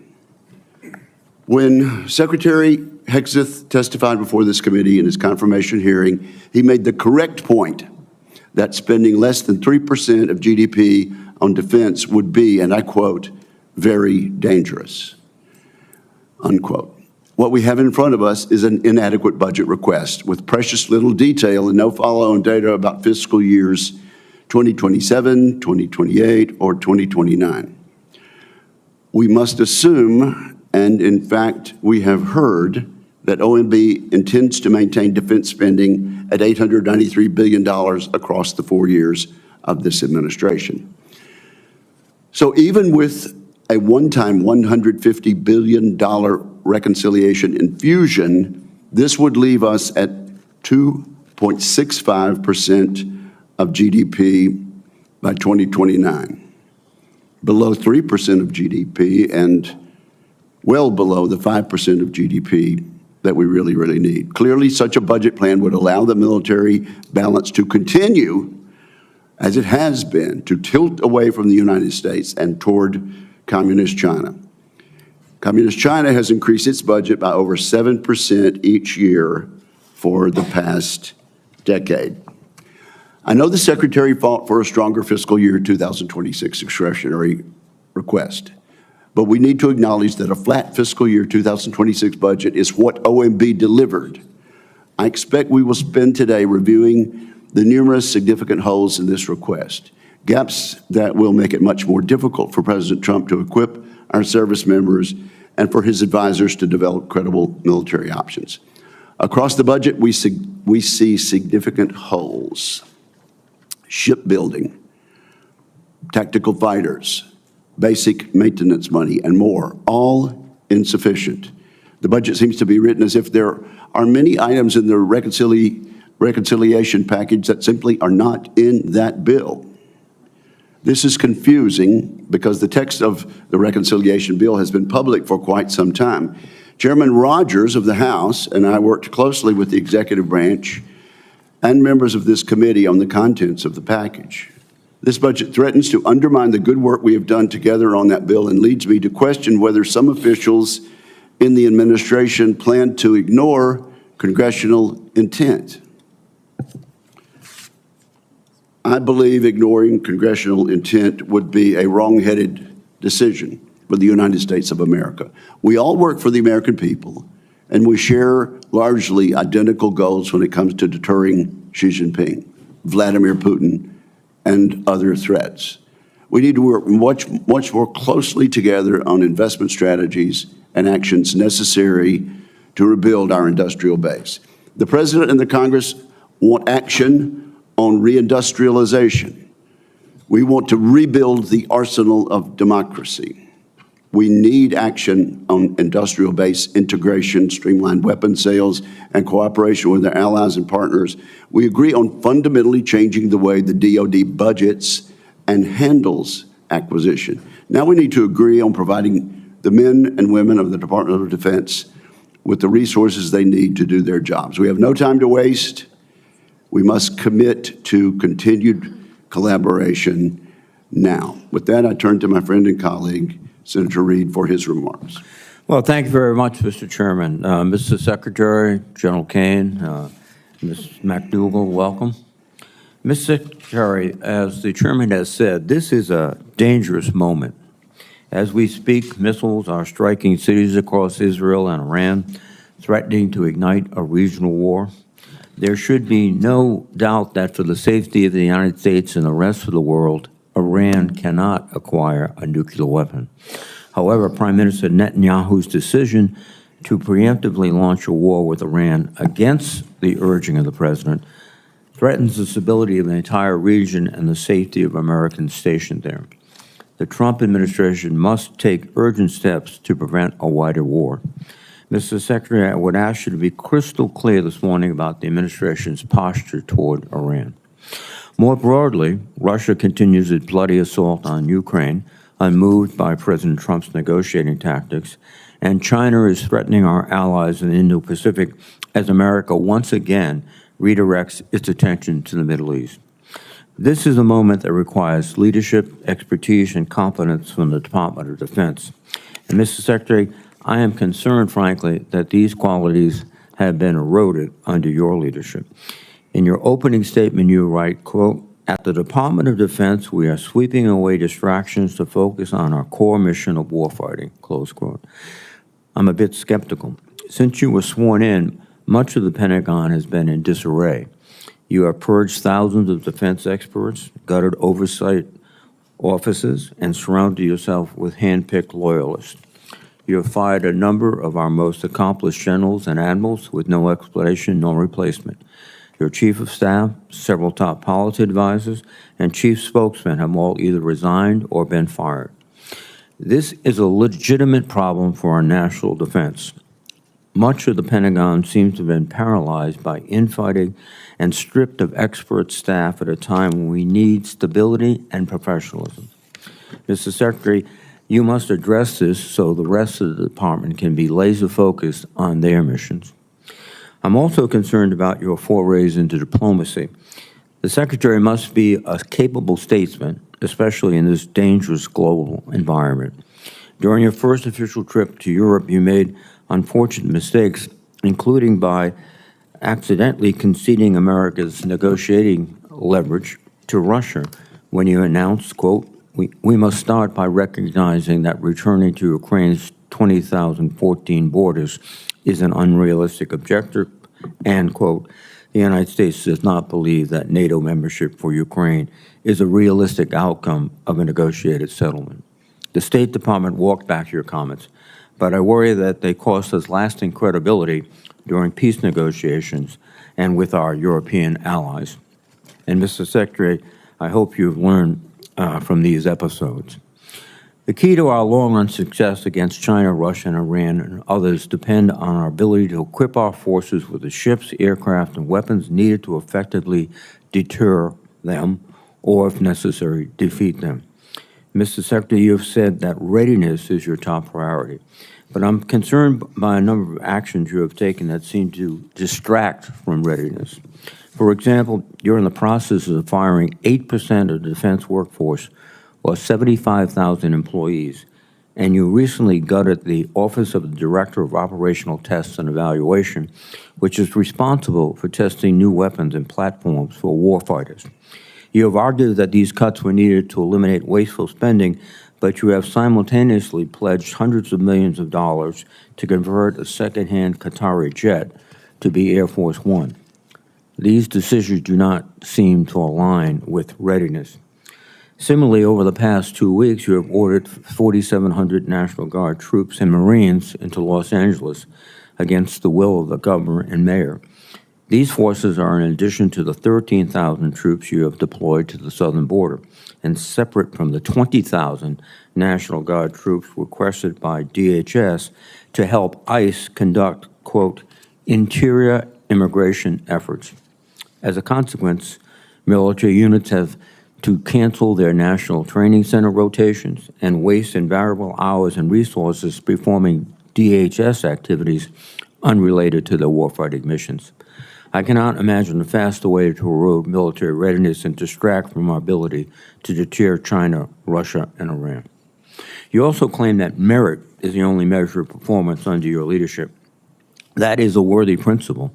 However, you refuse to explain you fired many of our most senior military officers, including the Chief of Naval Operations and the Commander of Cyber Command. All of these positions remain unfilled, which weakens our military. As importantly, these officers were fired without any justification, indeed without considering merit, which creates the worst possible outcome for a military force. Fear throughout the ranks that one should not speak up, should not refuse an illegal order, and should not call out abuse nor question decisions. I fear that last week's disturbing display of partisanship at President Trump's event at Fort Bragg is an example of this. Mr. Secretary, I hope you understand the grave risks of politicizing the military and that you will commit to preventing it. Finally, you have pledged to be transparent as Secretary of Defense. Yet, to date, you have not held a single press conference at the Pentagon. Instead, you have evicted news outlets from the building, overwhelmingly restricted press access, and searched for leaks within your own staff, even threatening general officers with polygraph tests. This is not transparency, and it is a disservice to the American people who deserve to know what their military is doing. Ultimately, Mr. Secretary, this is a dangerous moment, and you must better demonstrate leadership, expertise, and competence atop the Pentagon. You are the 9th Secretary of Defense I have overseen as a member of this committee. In fact, this is the 26th time I have questioned the Secretary of Defense during their annual posture hearing. I have disagreed with each and every one of them on issues of policy and strategy, some more frequently than others, but I've always been able to work with them openly and earnestly because we shared a common agreement that our national defense supersedes partisanship. It's disappointing so far that we have not been able to establish such a relationship with this committee and with your department. Your candid and honest testimony today can go a long way toward making that possible, and I hope we can make that progress. Thank you, Mr. Chairman. Thank you, Senator Reid. At this point, we'll ask our witnesses to summarize their testimony in 5 minutes or shorter. And we begin with Secretary Hegseth. Sir, welcome to the committee. Well, thank you, Mr. Chairman. Ranking Member Reid, distinguished members of the committee, we appreciate the opportunity to testify in full support of President Trump's proposed fiscal year 26 budget for the Department of Defense. I'm honored to testify alongside General Dan Caine, Chairman of the Joint Chiefs, and Bryn McDonnell, who's performing the duties of DOD's comptroller and Chief Financial Officer. We are also very proud to represent our warriors and their families. And today, as they do every day, they're keeping our country safe. They're defending our homeland. They're standing up to Communist China. They're working hand in glove with our allies and partners. They are achieving peace through strength. I'd like to start by thanking this committee and Congress for your bipartisan leadership to give our troops a big pay raise in 2025. That includes an additional 10% raise for our junior enlisted service members E1 to E4. Thank you for supporting our initiatives that improve quality of life for our warriors and their families. Things that include making historic investments. This budget makes historic investments in living conditions, in barracks, in base housing. This budget reforms the PCS process to reduce the cost and stress of moves for families. We've already seen changes there. And we improve the quality of care provided by our defense healthcare system. The best part of my job is meeting and interacting with troops and their families. We hear their concerns. We know what it's like to face these challenges. I've been there recently. Each of these initiatives responds to feedback that we've gotten from the force. We are listening, and we are always looking for ways to improve quality of life for those who serve. Under President Trump's leadership, this budget puts America first and gives our warriors what they need. The $961.6 billion budget request, more than $1 trillion for national security, will end 4 years of chronic underinvestment in our military. Now, as is custom with first-year administration budget releases, additional time was necessary to implement presidential initiatives. So in the last 4 months, we've moved quickly to reverse course after 4 years of weakness and mismanagement. We found nearly $30 billion in savings across the department. And this savings, if you add this savings to our overall budget, we're increasing the DoD budget in 2026 by $143 billion. We do that by killing wasteful programs, targeting bureaucratic excess, and redirecting funding from Biden-era priorities to President Trump's priorities. We're working with the Department of Homeland Security to increase border security, to reduce China's malign influence in the Western Hemisphere, to defend freedom of navigation in the Red Sea. However, as we would all acknowledge, there's more work to do. I've got 3 core priorities in the department: restore the warrior ethos, rebuild our military, and reestablish deterrence. First, we're restoring the warrior ethos. President Trump has charged me to focus relentlessly on warfighting, lethality, meritocracy, standards, and readiness, and that is exactly what we're doing. We're setting standards that are high, equal, and unwavering. DEI is dead. We replaced it with a colorblind, gender-neutral, merit-based approach, and the force is responding incredibly. Because of President Trump and his America First priorities, recruitment and retention are higher than they've been in decades. Historic surge of young Americans who want to join our military. Second, we're rebuilding our military. 25 years ago, our military was unchallenged, yet we squandered that advantage as China carried out an unprecedented military buildup. President Trump is correcting that. We're reviving our defense industrial base, reforming our acquisitions process, rapidly fielding emerging technologies and new weapons to meet the challenges of the future. This budget invests $25 billion in Golden Dome for America, a down payment on President Trump's priority to defend our homeland. It also commits more than $62 billion to modernize and sustain our nuclear forces as we face rising nuclear dangers. The budget allocates $3.5 billion for the F-47, the world's first 6th-generation air superiority fighter. The budget will revitalize our shipbuilding industrial base with $6 billion in funding in FY26, and that's on top of $47 billion overall for shipbuilding. The budget significantly increases funds to buy next-generation technology, including autonomous systems, long-range drones, long-range fires, and hypersonics. We will put these capabilities in the hands of our warfighters, ensuring we remain the most lethal force in the world for generations to come. And third, we're reestablishing deterrence. When an opponent sees our well-equipped and tough-as-nails warriors, they will decide that today is not the day to test U.S. resolve. Credible deterrence, it starts at home, and it starts with securing our borders. As was mentioned by the chairman, we are working to achieve 100% operational control of the border. Illegal crossings have decreased 99.9%, and it was just reported today that CBP released 0 illegals into the U.S. last month, down from 62,000 released into the interior last May. The Indo-Pacific is our priority theater, and China is our pacing threat. That's why I've traveled twice to that region to visit our forces and meet with our allies and partners. As we shift toward the Indo-Pacific, we're looking more to our allies and partners to be force multipliers alongside the United States, and we're making progress in that. We applaud those allies who are stepping up, but others need to do more and quickly.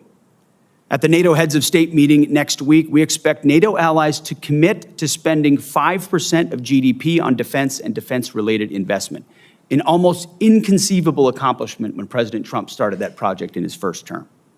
And with NATO stepping up, we now have a new standard for allied defense spending that all of our allies around the world, including in Asia, should move to. As the President has rightly pointed out, it's only fair that our allies and partners do their part. We cannot want their security more than they do. The Department of Defense is executing a common-sense agenda to achieve peace through strength.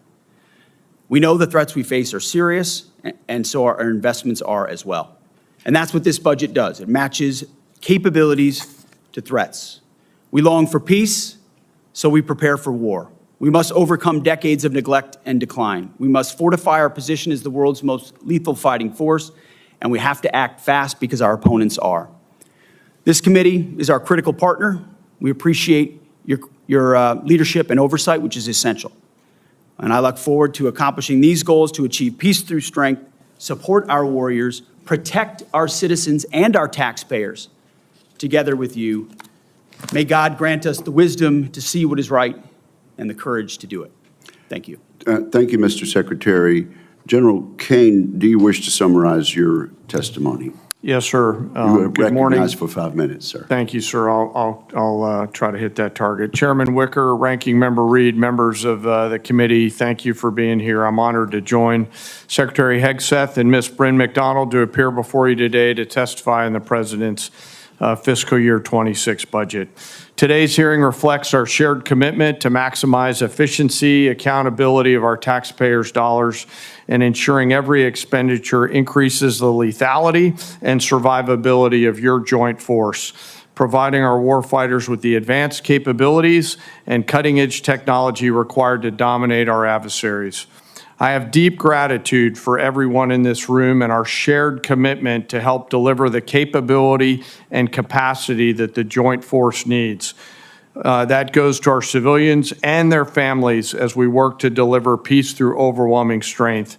And I want to echo the Secretary's comments regarding our brave men and women serving abroad today. It's my responsibility as chairman to understand, advise, and integrate our joint force to confront and manage the risks worldwide. This demands a comprehensive understanding of every domain, across every service, and across every region, across all time horizons.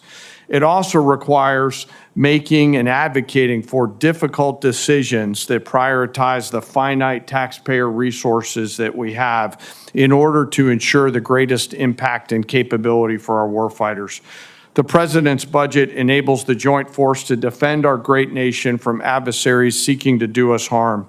And we're relentless in the pursuit of innovation and technologies that allows us to hopefully deter, but if need be, win on battlefields of the future. This budget empowers the joint force to get after the Secretary's 3 pillars: restoring the warrior ethos, rebuilding our military, and reestablishing deterrence, and ensures that the joint force is properly armed, globally integrated, and ready to go. The President's budget invests in our warfighting capabilities to win, as I said, on the battlefields of the future. We must be properly armed with the right capabilities, lethal, modern, reliable, survivable, and at scale in order to win. Victory requires people and platforms that overmatch the enemy's systems and work under the harshest conditions to ensure our decisive edge. This budget gives the necessary tools to reinvigorate our national and defense industrial base. Our nation is full of incredible talent, and we need to unlock every bit of it. This budget also helps us become more globally integrated, which is one of my main jobs. We are in the Joint Force relationship entrepreneurs, working together with the military, but also with our allies and partners, the interagency and industry, to make sure that we're connected before crisis or conflict. And this budget helps us to integrate that combat capability as our commanders and leaders consider actions and activities, not at the point that we're in a crisis somewhere. Finally, the President's budget reflects our mandate to stay ready, always on the account, anticipating the next fight and making sure that everyone is ready to go. But the most important component is our people. The budget makes meaningful investments in our service members and their families, improving quality of life for housing, medical care, and the ever-important moving process. As our most precious asset, we have to deliver for our people. I want to highlight one of them today. Sitting behind me is Colonel Matt Jamont. Many folks know Matt up on the Hill today.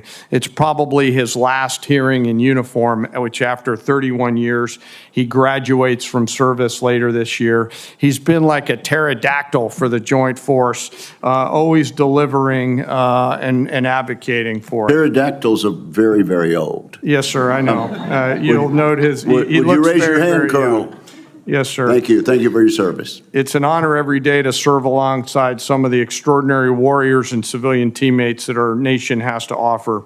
I assure this committee that the Joint Force remains committed and capable, and we're grateful for your continued support. I want to also highlight the leaders that will come before this committee in the coming days, which will be carefully considered by each of you for the general and flag officer assignments. They are all extraordinary. I am mindful and grateful for those that are currently deployed right now. They are on my mind and in my heart, and I know the secretaries as well. And I continue to hold a special remembrance for our fallen and the families of our fallen who show us what right looks like. Thank you for your time, and with that, I look forward to your questions. Very skillful use of time, General.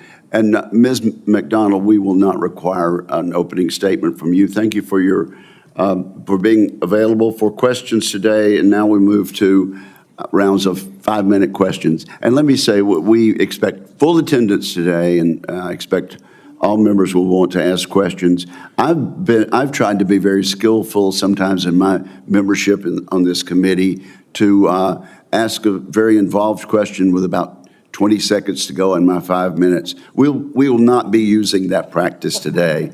Or we'll be here in the wee hours of the early evening. So at this point, let me begin by asking Secretary Hegseth about congressional intent. We worry about the explicit choices that the Congress has made and that have been enacted into law by the President in the fiscal year 2026 budget. The decision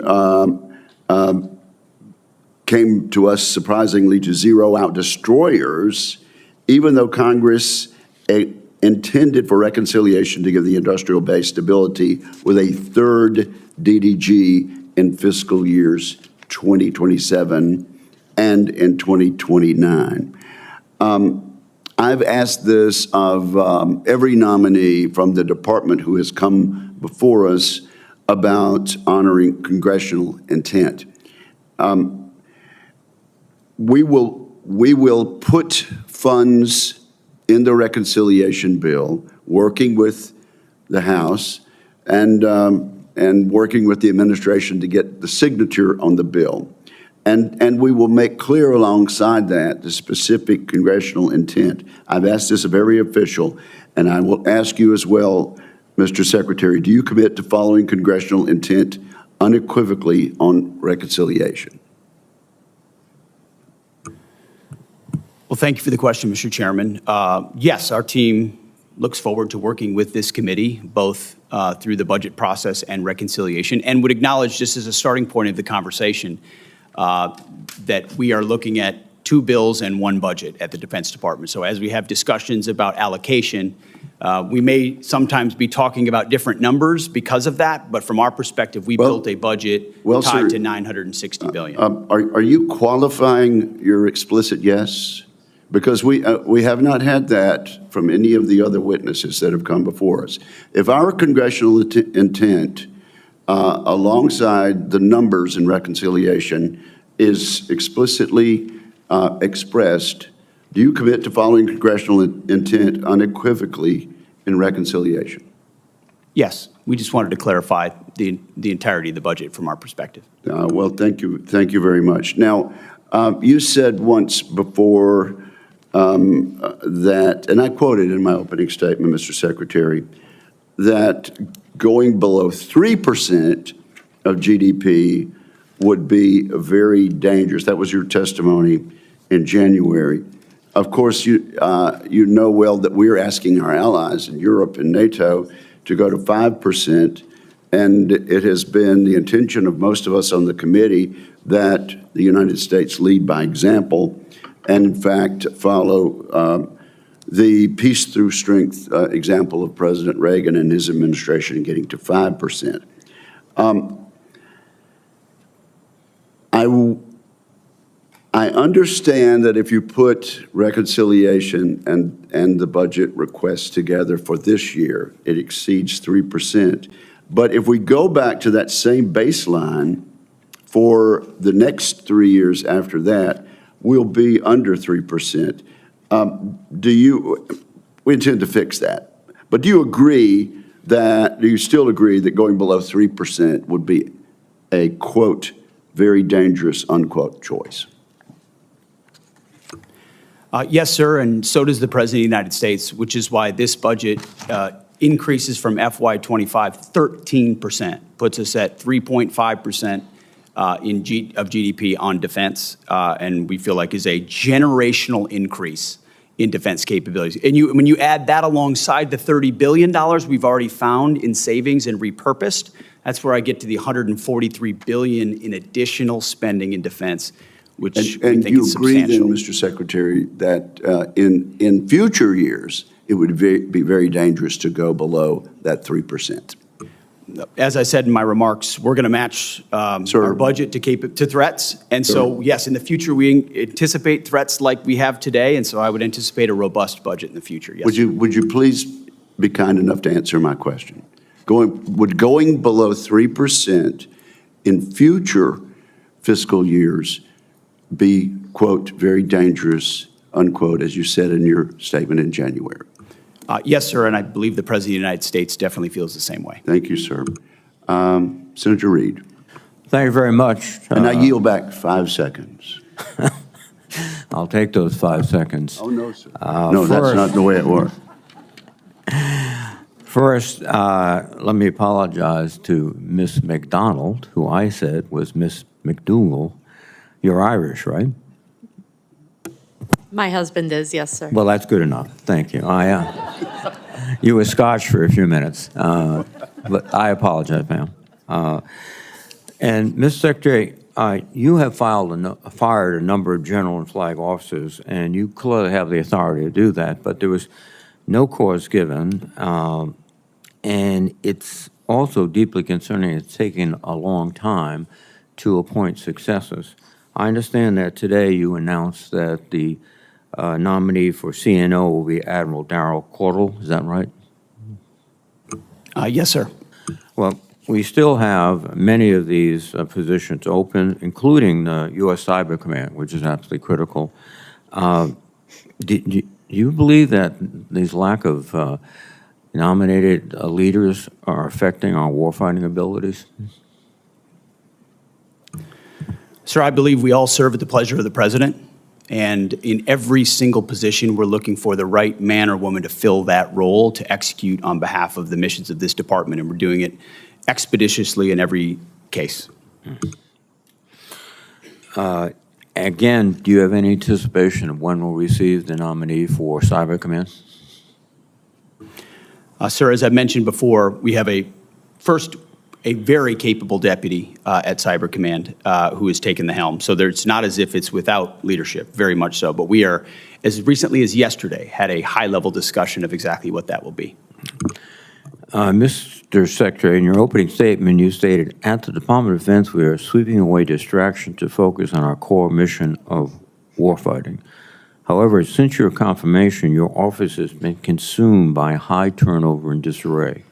At least 3 senior aides were fired and subsequently investigated for leaks, alleged leaks to the press. Your first chief of staff has since left his position, and to the best of my knowledge, that position is vacant. The Inspector General is reviewing your use of Signal app to send sensitive information pertaining to military operations in Yemen, not only to senior government officials, but to your wife, your brother, and your personal lawyer. Finally, according to press reports, you have threatened a polygraph test against senior members of the military. As I said in my opening statement, this is a dangerous world. You know that. And this turmoil in your own office is not contributing, I think, to the clarity and thoughtfulness and decisiveness necessary.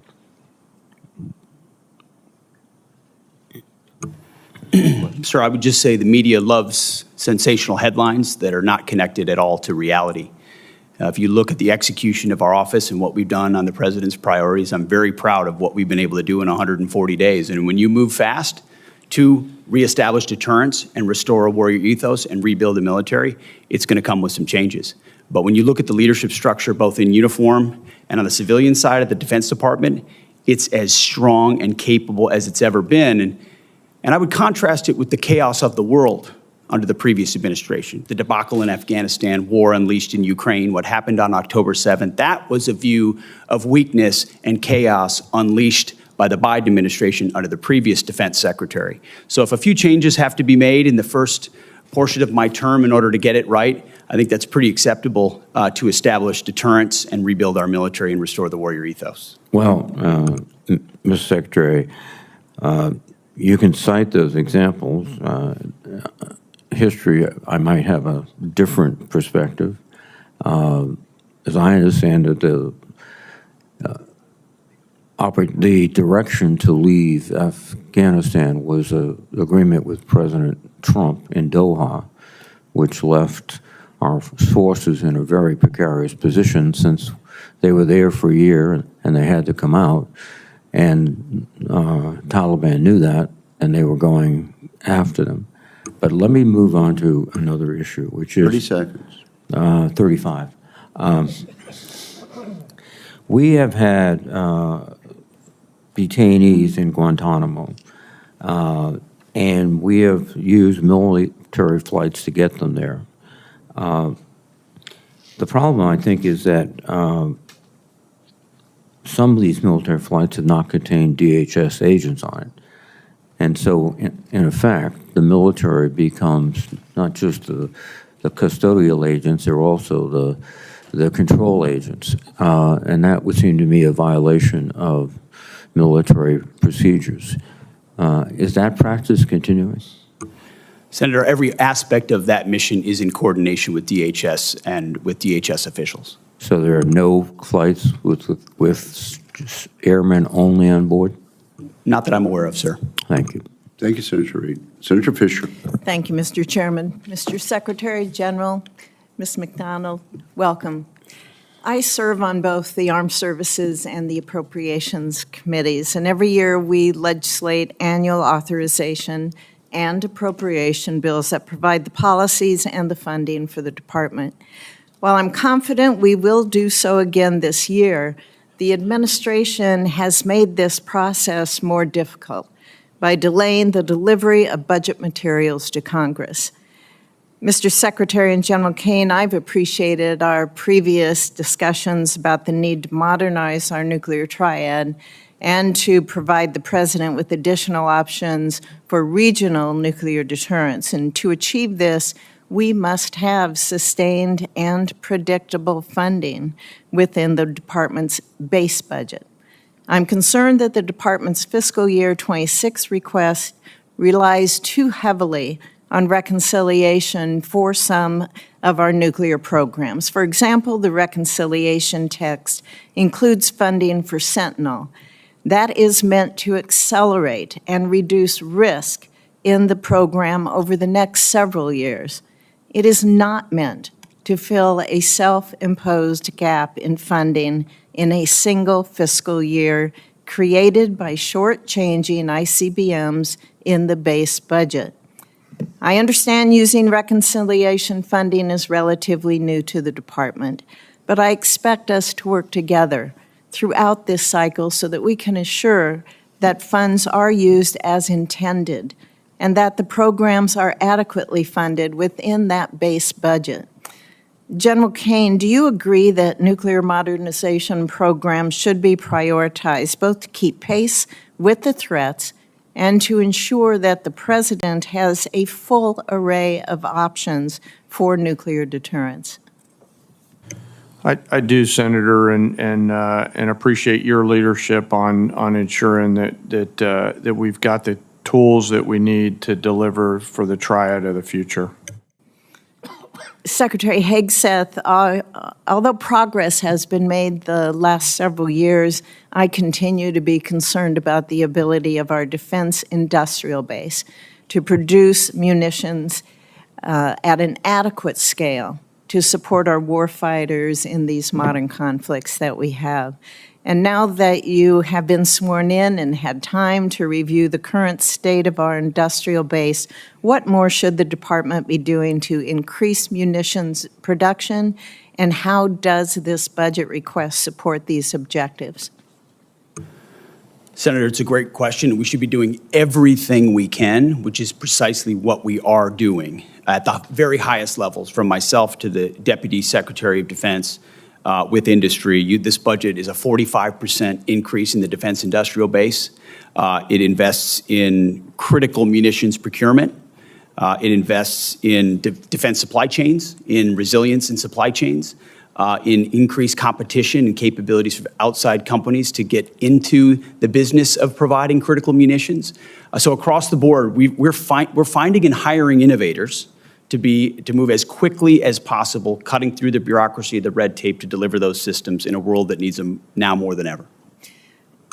Could you get back to me on timelines that you have set for each of those areas that you mentioned, and obviously the funding that's going towards them, but I'd be interested in what you're setting for yourself for goals for the timelines in getting that achieved. Yes, ma'am, we have those and we will get those to you. Thank you. And General Caine, do you assess that the total munitions requirement is currently aligned with the magnitude of the threats that this country faces, or should the Department review its stockpile requirements to ensure that we are fully prepared for these modern conflicts? Senator, we're always looking at the lessons learned of past conflicts to include the most recent ones around the world and taking those and applying those to what the future of war might look like. So we're always evolving and considering what the mix of munitions that we need for the joint force in order to deliver overwhelming strength. And I would be remiss if I didn't bring up spectrum. So as we look towards the Golden Dome and the importance of that, over the next several weeks, I hope we can see some more details on that because we can't shoot what we don't see. And I think it's important that all of us here, as well as the public, understand the importance of the spectrum that the Department has in order to reach that. Thank you. Thank you, Senator Fisher, for that important and correct observation. Senator Shaheen. Thank you all very much for being here. News reports this morning suggest that the President is actively considering intervening in the situation in the Middle East. I understand that we have 40,000 troops deployed in the region, many of whom are in range of Iranian missiles. And it's being reported that the president is being asked to consider providing the bunker buster bomb that is required to be carried only by the B-2 bomber and would require a U.S. pilot. That raises real concerns about what retaliation might mean for the safety and stability of the entire region and our troops and Americans who are in the region. So can you tell us, Mr. Secretary, are you considering military action that would bring us into active hostilities, and whether you expect a decision to be made on that anytime in the next few days? Just bearing in mind, and you can stop the clock, we will be going into a classified portion of the hearing later on. But proceed, Mr. Secretary. I understand that, Mr. Chairman, but I think this is a question that's very important for the American public to hear. I just wanted to make it clear that there would be an opportunity to get very deep into that. Go ahead. Senator, I agree with the chairman. Most of what I can or should say would be reserved for a classified setting. I would say the president, obviously, any decisions on this matter are at the presidential level. He has communicated very clearly for quite some time. I do understand that, Mr. Secretary, but my question for you is whether you have been asked actively to provide options for the president regarding a strike in the Middle East. If I had or I had not, I wouldn't disclose that in this forum, Senator. My job, our job, Chairman and I, at all times is to make sure the president has options and is informed of what those options might be and what the ramifications of those options might be. I appreciate that. You mentioned the troops in the region. With maximum force protection at all times is being maintained. I would hope that as soon as consideration about action is determined, that the public will be informed about that. 6 of us on this committee just returned from the largest air show in the world. It was very impressive to see the innovation and technology from our industry on aerospace. And one of the concerns that I heard from many of the companies that I talked to was about the potential to partner with our allies and partners for innovation, for co-production. And one concern I heard was about the proposed review of the AUKUS agreement. That's after the Australian government has already contributed $500 million to our submarine industrial base, and American and UK shipbuilders have made capital investments to support the increased demand. So do you disagree with the position that President Trump has taken about AUKUS, that we should move forward? And what is the review expected to produce? Well, Senator, I think reviews are always prudent, but those reviews actually come after conversations I've had with the Minister of Defense, Healy, in the UK, and Marles in Australia. Long personal conversations about the status of this arrangement, both aspects of it. So we are reviewing it because that's what the Defense Department ought to do, to make sure it fits the priorities of the president, and that our defense and shipbuilding industrial base can support, ensure that we're clear on all sides of that, on either pillar. And then on pillar 2, identifying specifically the ways we can work together most meaningfully to co-produce with our industrial base munitions or other capabilities that would be most applicable to the threats we face. But do you agree that it's important to increase the capability of our nuclear deterrent in the Indo-Pacific, and that AUKUS is one way to do that? I do, and working through AUKUS as a possible avenue for that is a good thing. Last week, Mr. Secretary, during the SAC-D appropriations hearing, you reaffirmed the need for an exemption for the Portsmouth Naval Shipyard to your hiring freeze. Senator Collins asked you a very relevant question on that, and since Senator King and I share that shipyard, I'd like to ask you again, because we have not yet heard anything from you or from the Office of Personnel Management about how they're responding to this. DOD has told us that the Office of Personnel Management needs to review every single new hire one by one at a time when we need 550 people every year just to keep up with the Navy's demand for maintenance and on its nuclear submarines. So will you commit to talking to OPM on this issue? Yes.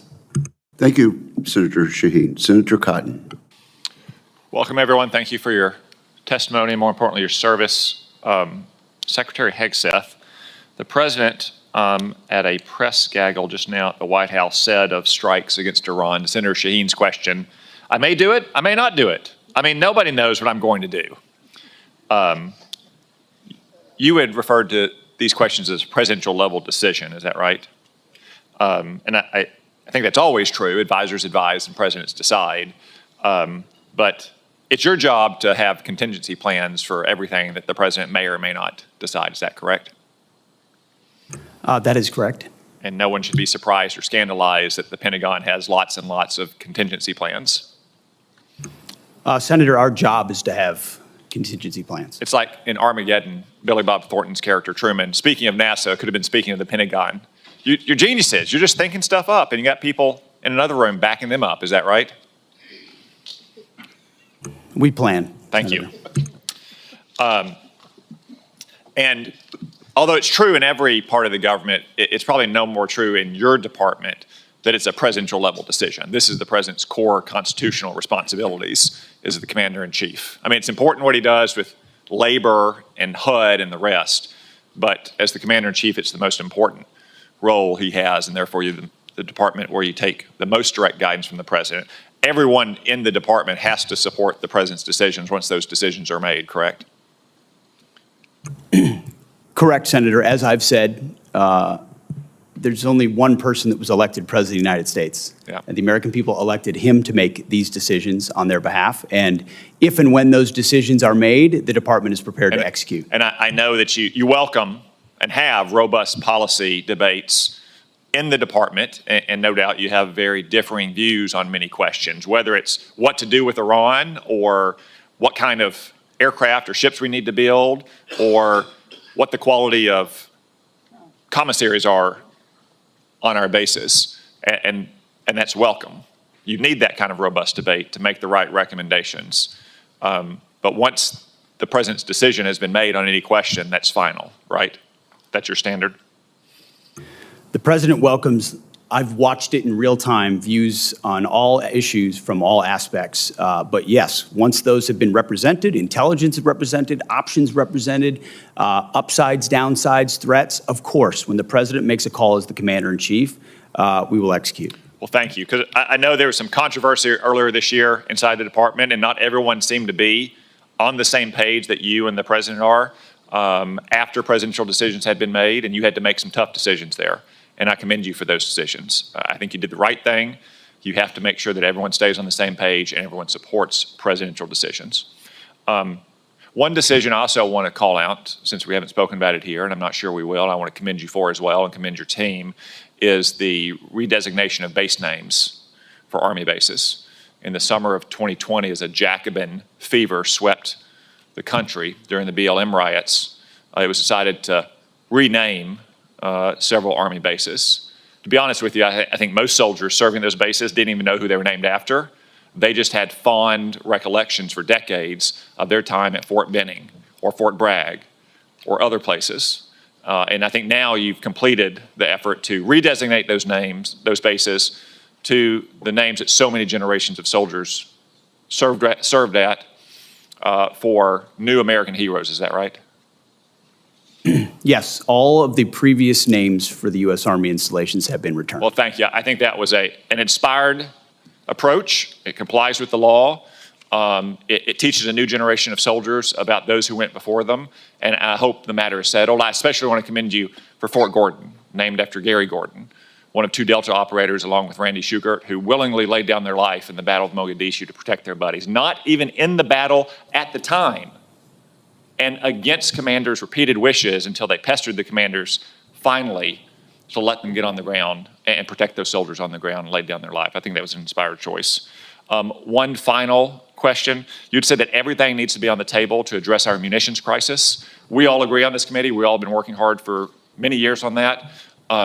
Private industry is very important, but you have your own organic industrial base. Ammunition plants, arsenals, depots, that's included in everything, right? That we need to look at every possible source to address every potential choke point in our munition supply chain. Every possible source. Thank you. General Caine, you agree with that, I presume, that our organic industrial base, especially the arsenals and ammunition plants and depots, are a solution to this problem, not a part of the problem or a relic of the past? I do, sir, and I'm aware of your letter to the Army on that matter, which I know they're looking at. Okay, thank you. Thank you. Thank you very much, Senator Cotton. Senator Gillibrand. Secretary Hegseth, this committee has had many hearings about the future of warfare and making sure that we have the complement of warfighters that we need to win any future wars and not focus on how we could have done better in the previous war. One of the areas where I have deep concern is cyber defense in this country. I'm concerned about cyber warfare. I'm concerned about cyber terrorism. I'm also concerned about the deployment of UAS, as we've seen being extremely powerful in the war in Ukraine. We've seen what Iran has done. So I'm concerned about our posture with regard to UAS and a defensive posture with regard to UAS attacks. I am very concerned about what happened over many of our military sites. Drone configurations hovering for weeks without response. No authorities to be able to track where those drones came from by the DoD to assess, are they Iranian, are they Chinese, are they Russian, are they on spy missions, what is their purpose? Inadequate authorities, inadequate defenses, inadequate technology. The Langley incursion is incomprehensible.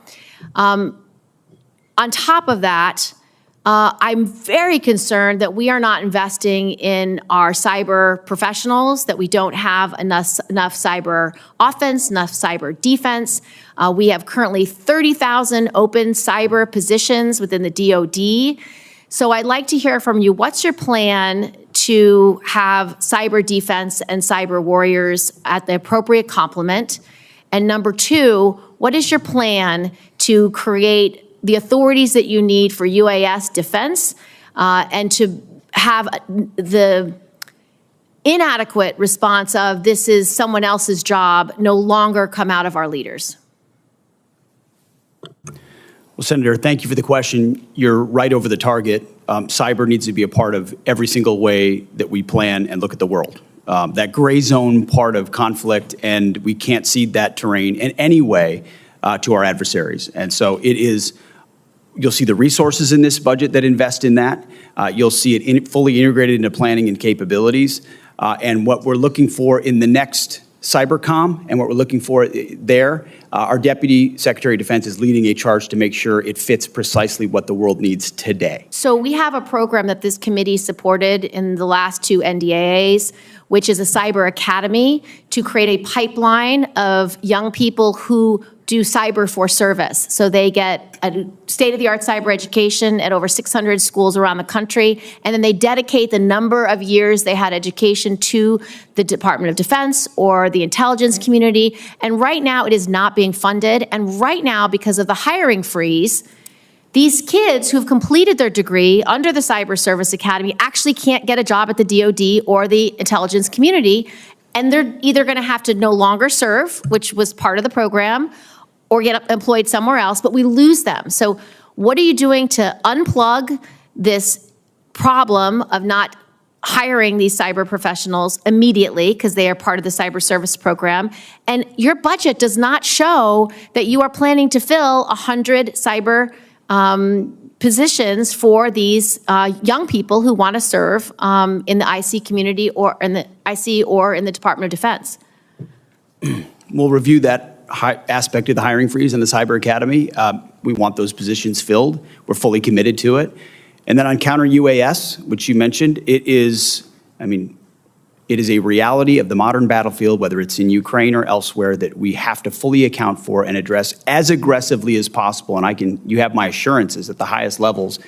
we are putting our best people in charge of ensuring we have counter-UAS systems that can match the threats of the future. I would like you to prepare for this committee 2 letters in response to these questions. 1, what are you going to do to fill the 1,000 slots for the Cyber Academy?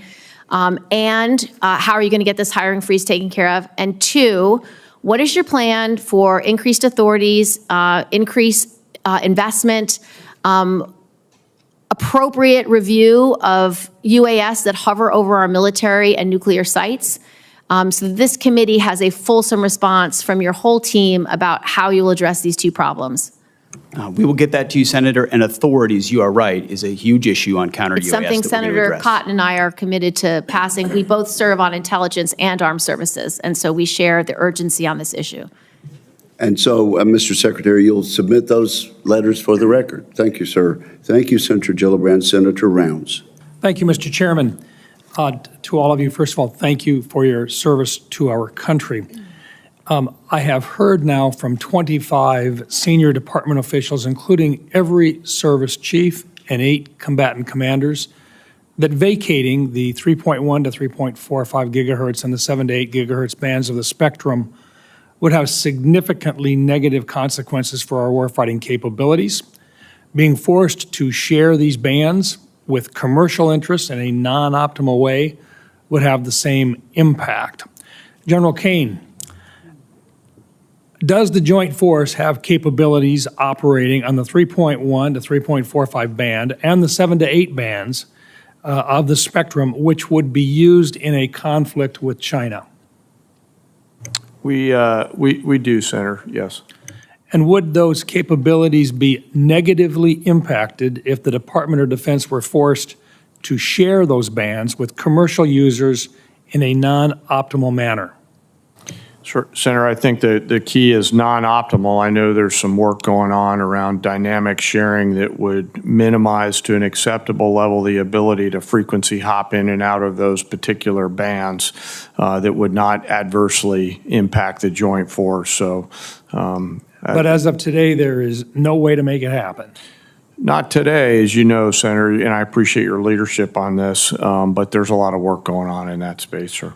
I think we agree that the economic security is national security and that we need to move forward in the next gen with regard to our communications capabilities. But as it pertains to spectrum auction authority, how do you view a spectrum auction process that bases decisions solely on economic considerations? Well, as you said, Senator, economic security is national security. You know, those are policy decisions. My job as the chairman is to provide the military advice to our policymakers and let them make that decision. And this firmly sits in that policy space. And so rather than put myself sideways out of my swim lane, I'll leave it to them to decide. But in your professional military opinion, the areas between 3.1 to 3.45 and the 7 to 8 band are critical to our national defense. 3.1 to 3.45, no doubt. Lower end of the 7, there's some, I think, some discussion. 7.4 to 8.4 is an area that I'd prefer us to hang on to, Mr. Thank Senator. you. And Secretary Hegseth, I know that you've told me that you would be willing to go to the mat to protect these critical capabilities. I think that is critical. In fact, these bands are essential to building Golden Dome, which will require even more radars and military communications infrastructure than we currently have, particularly around population centers and defense sites, as we see in Israel today. Would you agree with that today, sir? Yes, Senator, I concur with the chairman's characterization, and I would just say at no time in conversations around spectrum has DOD's equity never been, it's always been fully represented in those conversations to ensure we protect what we need to protect. Thank you. General Caine, what is your assessment of the operational and strategic benefits of maintaining the dual hat leadership arrangement between U.S. Cyber Command and National Security Agency, the NSA, particularly in terms of intelligence integration, speed of action, and mission success in contested environments? Sir, I can argue both sides of that one, and you know, mindful that that's a policy discussion. I think that either will go on soon or has been going on, and I'd prefer to leave that to the policymakers. I think the key is both organizations are critically important, and whether it's a single commander or two leaders that collaborate with no distance between them, we achieve the same end state. Would it be fair to say that the dual hat prevents stovepipes in the cyber domain today? Senator, there's stovepipes in all kinds of domains today, so I can't assure you that it would prevent them. What I do hope is that whatever path we take, we select leaders who are committed to integrating and knocking down those stovepipes, whether it's a single leader or two leaders. That's what the nation needs. We have been successful in making significant exchanges and utilizing assets for both the NSA and for Cyber Command so far. Secretary Hegseth, are you committed to maintaining the dual hat relationship that has significantly benefited our national security to date? Senator, as of right now, we're maintaining the status quo, but it's something we reserve the right to review. Thank you. Thank you, Mr. Chairman. Thank you, Senator Round. Senator Blumenthal. Thanks, Mr. Chairman. Secretary Hegseth, you've been asked about options for the use of force abroad. I want to ask about the use of our military at home. I have been deeply disturbed and alarmed by the use of active duty troops, Marines, in Los Angeles, and President Trump has made clear his intention to continue to use the military to suppress dissent and likely inflame tensions there and elsewhere, all under the guise of enforcing the law. What he's doing may well be illegal. I want to ask you about contingency plans for the use of active duty military in other cities. Do you have such contingency plans? Senator, I would just say we share the president's view that, as you characterized it, we are deeply disturbed and alarmed that ICE officers are being attacked while doing their job in any city in America. And so allowing National Guard or active troops under existing authorities to defend them is important. On ICE officers, yes, but we ought to be equally alarmed by the illegal use of active duty Marines or other military. I take it from your answer that you do have contingency plans for the use of military in other cities.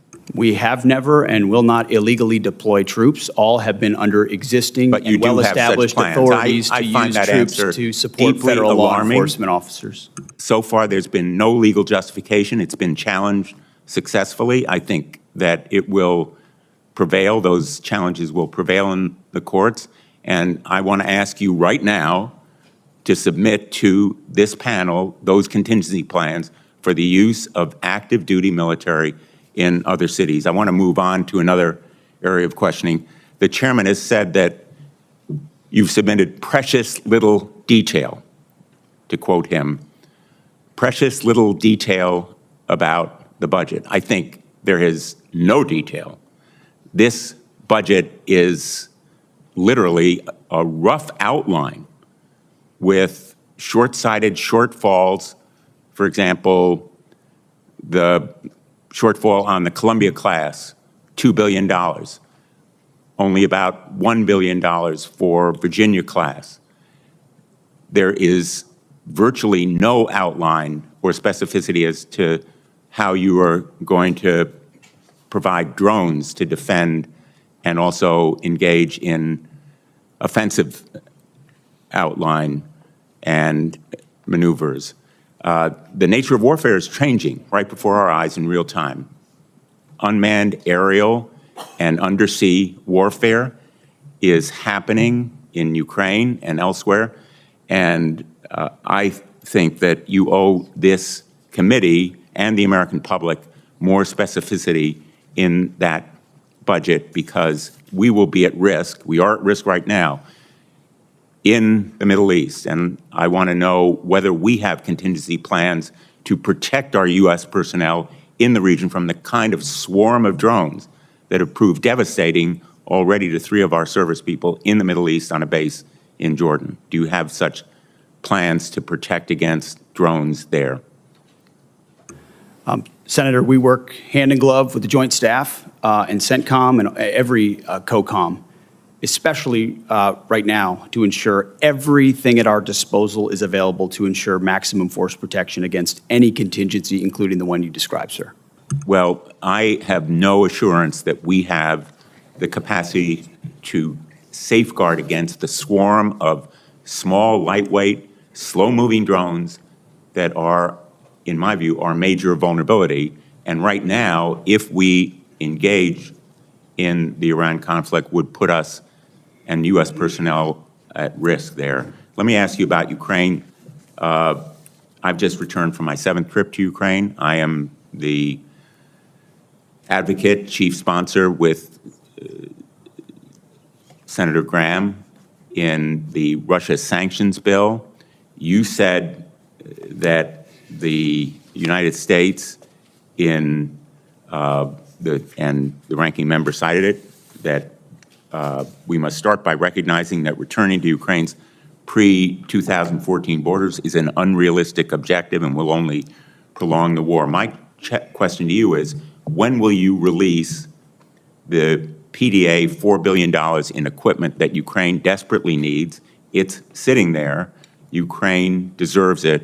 When will it be released? We're aware of PDA 75, and that is a decision we can make in the future. My time has expired, but I don't consider that answer adequate. Thank you, Senator Blumenthal. Senator Ernst. Thank you, Mr. Chair, and thank you, Secretary, and thank you, Chairman, for being here. Ms. MacDonnell, I'm actually going to have a question for you. So thank you very much for being here. And I know that Iran is on our minds right now. And Secretary, I'll just pose a very quick question to you. October 7th, 2023, Hamas attacked Israel. Who is the primary funder of Hamas? Senator, it is Iran.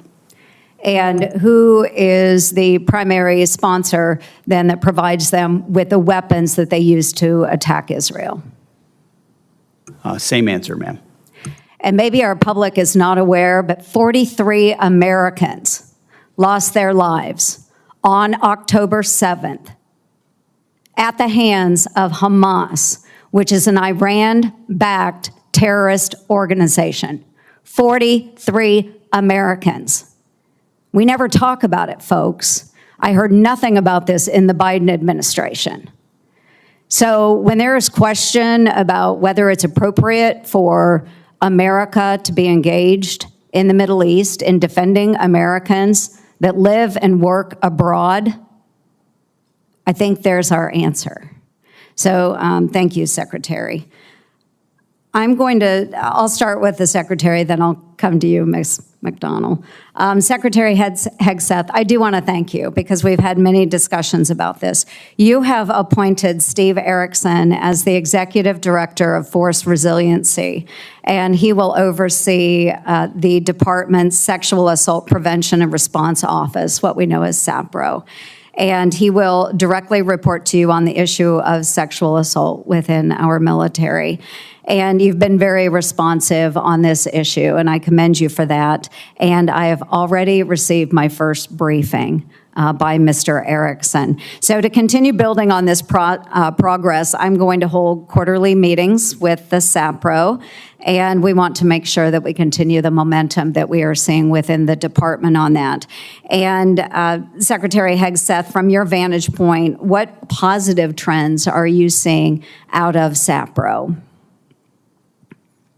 Well, first of all, Senator, I want to thank you and other members of this committee for the work you've done on that issue. And I think in large part, and you'll see this in this budget, we continue to fund the programs which have seen efficacy. And so I think a lot of these were newer programs, new initiatives, new emphasis put in place that we have simply sought to maintain and accelerate. And you see that in this budget. And thankfully, we've seen this year sexual assault numbers decrease. One is too many, as we've said before, but a decrease is a good trend to see. We want to continue that. Wonderful. And we'll continue working with the department on that. And And an amendment that I am going to propose for this year's NDAA would require quarterly briefings from the SAPRO for members of Congress, just as they do with suicide prevention. So we'll continue working on that. I also would love to touch upon a number of other issues. I've worked as far when it comes to fiscal sanity within the department. I can submit those for the record because I do want to give Ms. MacDonnell an opportunity. Let's talk about an audit. I love working with the comptrollers out there, but GAO released a report warning that the Department of Defense is unlikely to achieve a clean audit by 2028, citing longstanding financial management weaknesses. And it's my understanding that a key issue in the department's continued reliance on outdated business and feeder systems that lack internal controls continues to contribute to that. So to help address that, in the reconciliation package, we have $350 million that will be dedicated and directed toward improving audit outcomes across the department. So Ms. MacDonnell, all to you. Can you walk us through how the department intends to meet its statutory requirement of achieving that clean audit by 2028? Thank you for the question, Senator, and thank you for your support in reconciliation for automation, AI, and business system replacement to achieve the audit. The first day we came in, that was one of the first topics the Secretary and I discussed, and he actually just put out a memo with guidance for milestones each fiscal year that the department is going to achieve the financial audit by 2028 or sooner, as he has challenged us to do. The Marine Corps just passed their second clean audit opinion. 2 additional components have done the same recently. And within the next 3 years, under the Secretary's guidance, the remainder of the department will achieve the clean audit opinion. Well, outstanding. We really appreciate that. Thank you, everyone, for your service to our great nation. Thank you very much, Senator Ernst. Senator Hirono. Thank you, Mr. Chairman. Secretary Hegseth, you've had a tough start. At your confirmation hearing, my Democratic colleagues and I rightly questioned whether you had the requisite qualifications and experience to lead the DoD, the largest federal agency, especially given your checkered past, which included paying $50,000 in hush money to settle a sexual assault allegation against you and driving 2 veterans organizations into the ground. After only months on the job, our concerns about you have proven true, as far as I'm concerned. Instead of strengthening national security, you've turned the Pentagon into a dysfunctional mess. You are jeopardizing military operations and service members' lives with your unprecedented action of texting classified military plans to anyone who might stroke your ego. Leading the Department of Defense is more than just a PR campaign filled with photo ops. While you pose for cameras, Russia's war of aggression against Ukraine continues unabated. Israel and Iran are also at war, in large part because your boss tore up a multilateral agreement former President Obama brokered with the UK, France, Germany, China, and Russia that curbed Iran's nuclear program and ambitions. Meanwhile, China advances in the Pacific as this regime undermines and attacks our allies. At a time when steady leadership is critical, we are confronted with crisis and instability.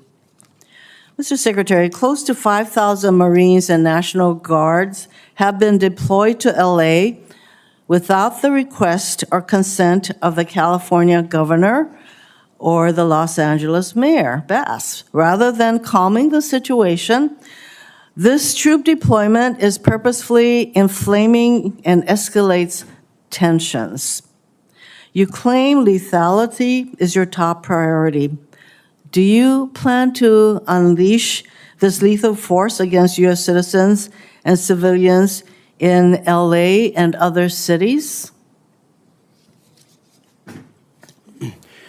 Well, Senator, I would reject most of the characterization of that statement, including lethality against U.S. cities, when all of those National Guardsmen and Marines have conducted themselves with the 5,000 utmost of professionalism, defending our federal agents, Americans, Well, who we deserve to be able to obviously do their job have to a deport different illegal view. immigrants after the previous administration allowed Reclaiming my 21 time. million I am illegals not to here to cross our listen border. to rhetorical responses. I would like to have a professional response that I would expect from somebody who is the Secretary of Defense. Millions of people peacefully demonstrated this weekend against the president acting like a king. Given this regime's dangerous policy of mobilizing troops inside the U.S., the politicizing of the military is a legitimate concern. So, given the dangerous policy of mobilizing troops inside the U.S., if ordered by the president, I'm going to ask you once again, to shoot peaceful protesters in the legs, would you carry out such an order from the president?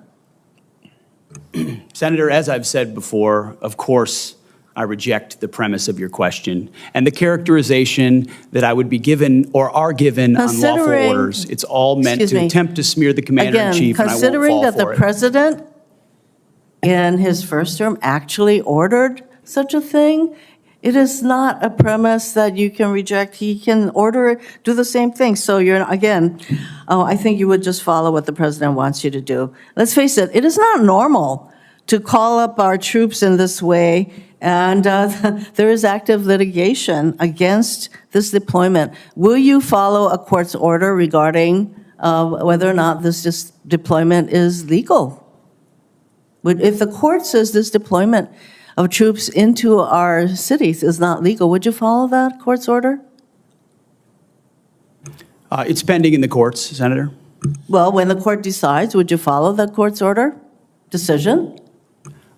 I don't believe district courts should be determining national security policy. So you will not be following that. When it goes to the Supreme Court, we'll see. Court. And unless the president decides to appeal, there you have it. So I take it that you don't consider district court decisions to be legitimate. Thank you, Mr. Chairman. Senator Sullivan. Thank you, Mr. Chairman. Mr. Secretary General, welcome. I think you guys are doing a great job. And I think this kind of line of questioning, it's amazing how my colleagues on the other side of the aisle are all now focused on readiness, right? I mean, I know my colleague from Hawaii chaired the readiness subcommittee. I think we had 2 hearings in 4 years, right? So I appreciate your focus on readiness, lethality, deterrence. Mr. Secretary, thank you also for your focus on Indo-PACOM. Your speech and attendance at the Shangri-La Dialogue was really outstanding. And General, I'm glad you were there as well. I appreciate your direct answer to the chairman on following the laws directed by the Budget Reconciliation Bill, which hopefully we're going to get over the goal line. It'll be great for our military. It's important that all your subordinates get that message as well. I'm sure they will. General, thank you for your visit to Alaska, the most strategic place in the world. Ms. Secretary, I'd love to have you up there soon. As a matter of fact, for your staff, take a look. August 16, 18, that's going to be the overlap of 2 large-scale exercises in Alaska, Northern Edge, Arctic Edge. I believe the Indo-PACOM commander and NORTHCOM commander will likely be there around that time. Would love to have you there, Mr. Secretary, so take a look at that date. General, do you have any quick takeaways from your Alaska visit? Sure. Thanks for hosting me up there on my way to Shangri-La. It was great to see all the soldiers, sailors, airmen, Marines on the northern flank getting after it. It reminded me of the criticality of that part of our country and the importance of taking power projection up there. And I know the services are all looking at that. So thank you for having me. Everybody appreciated your visit, so thanks again. Ms. Secretary, I really appreciate your focus on reestablishing deterrence. By the way, it's really hard to do once you've lost it. This has been particularly true with regard to Iran. Let me give you my view on how tough that has been. You know, the Quds Force, led by Soleimani, killed and wounded over thousands of U.S. service members when they were providing EFPs to the Iraqi Shia militias, while John Kerry was palling around with the Iranian foreign minister, Zarif, on the JCPOA stuff. General, you might remember one of your great predecessors, General Dunford, in a hearing before this committee, said we had completely lost deterrence, that the Iranians thought they could kill American service members anytime they wanted, and they ended up killing over 600 and wounding over 2,000 with no consequences. That was General Dunford telling this committee. We regained deterrence under President Trump's first term with the maximum pressure campaign and, in particular, killing Soleimani. Biden came in, appeasement of Iran was the order of the day, appeasement of Iran's proxy was the order of the day, and we lost deterrence again. So much so that not only did he unleash the proxies, the Iranians, and fund them, but it was public knowledge that Iran was trying to assassinate senior U.S. officials, including Mike Pompeo and President Trump. Talk about losing deterrence. Mr. Secretary, Iran's military and leadership is in complete disarray right now because of the bold actions by Israel.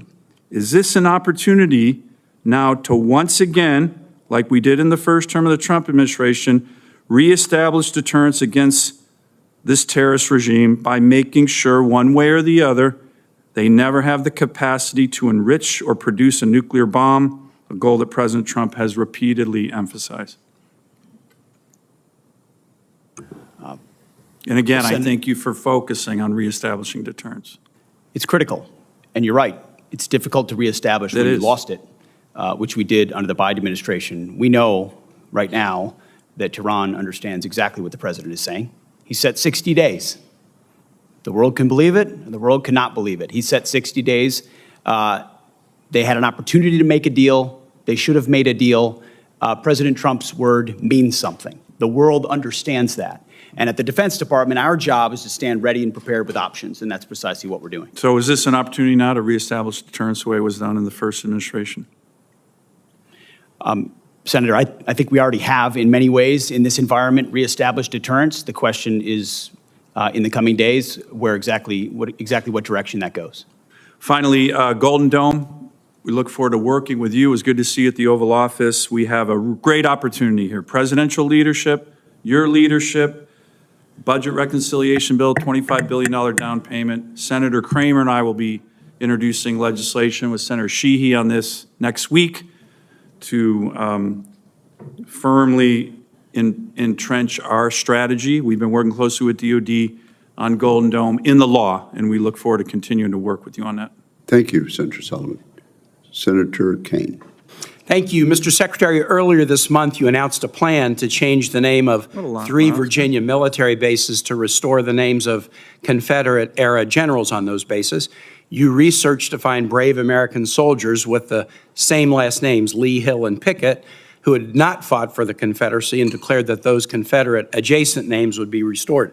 The problem is that you had to strip away the names of 4 amazing people that the Pentagon and local communities had chosen to honor at the Virginia bases.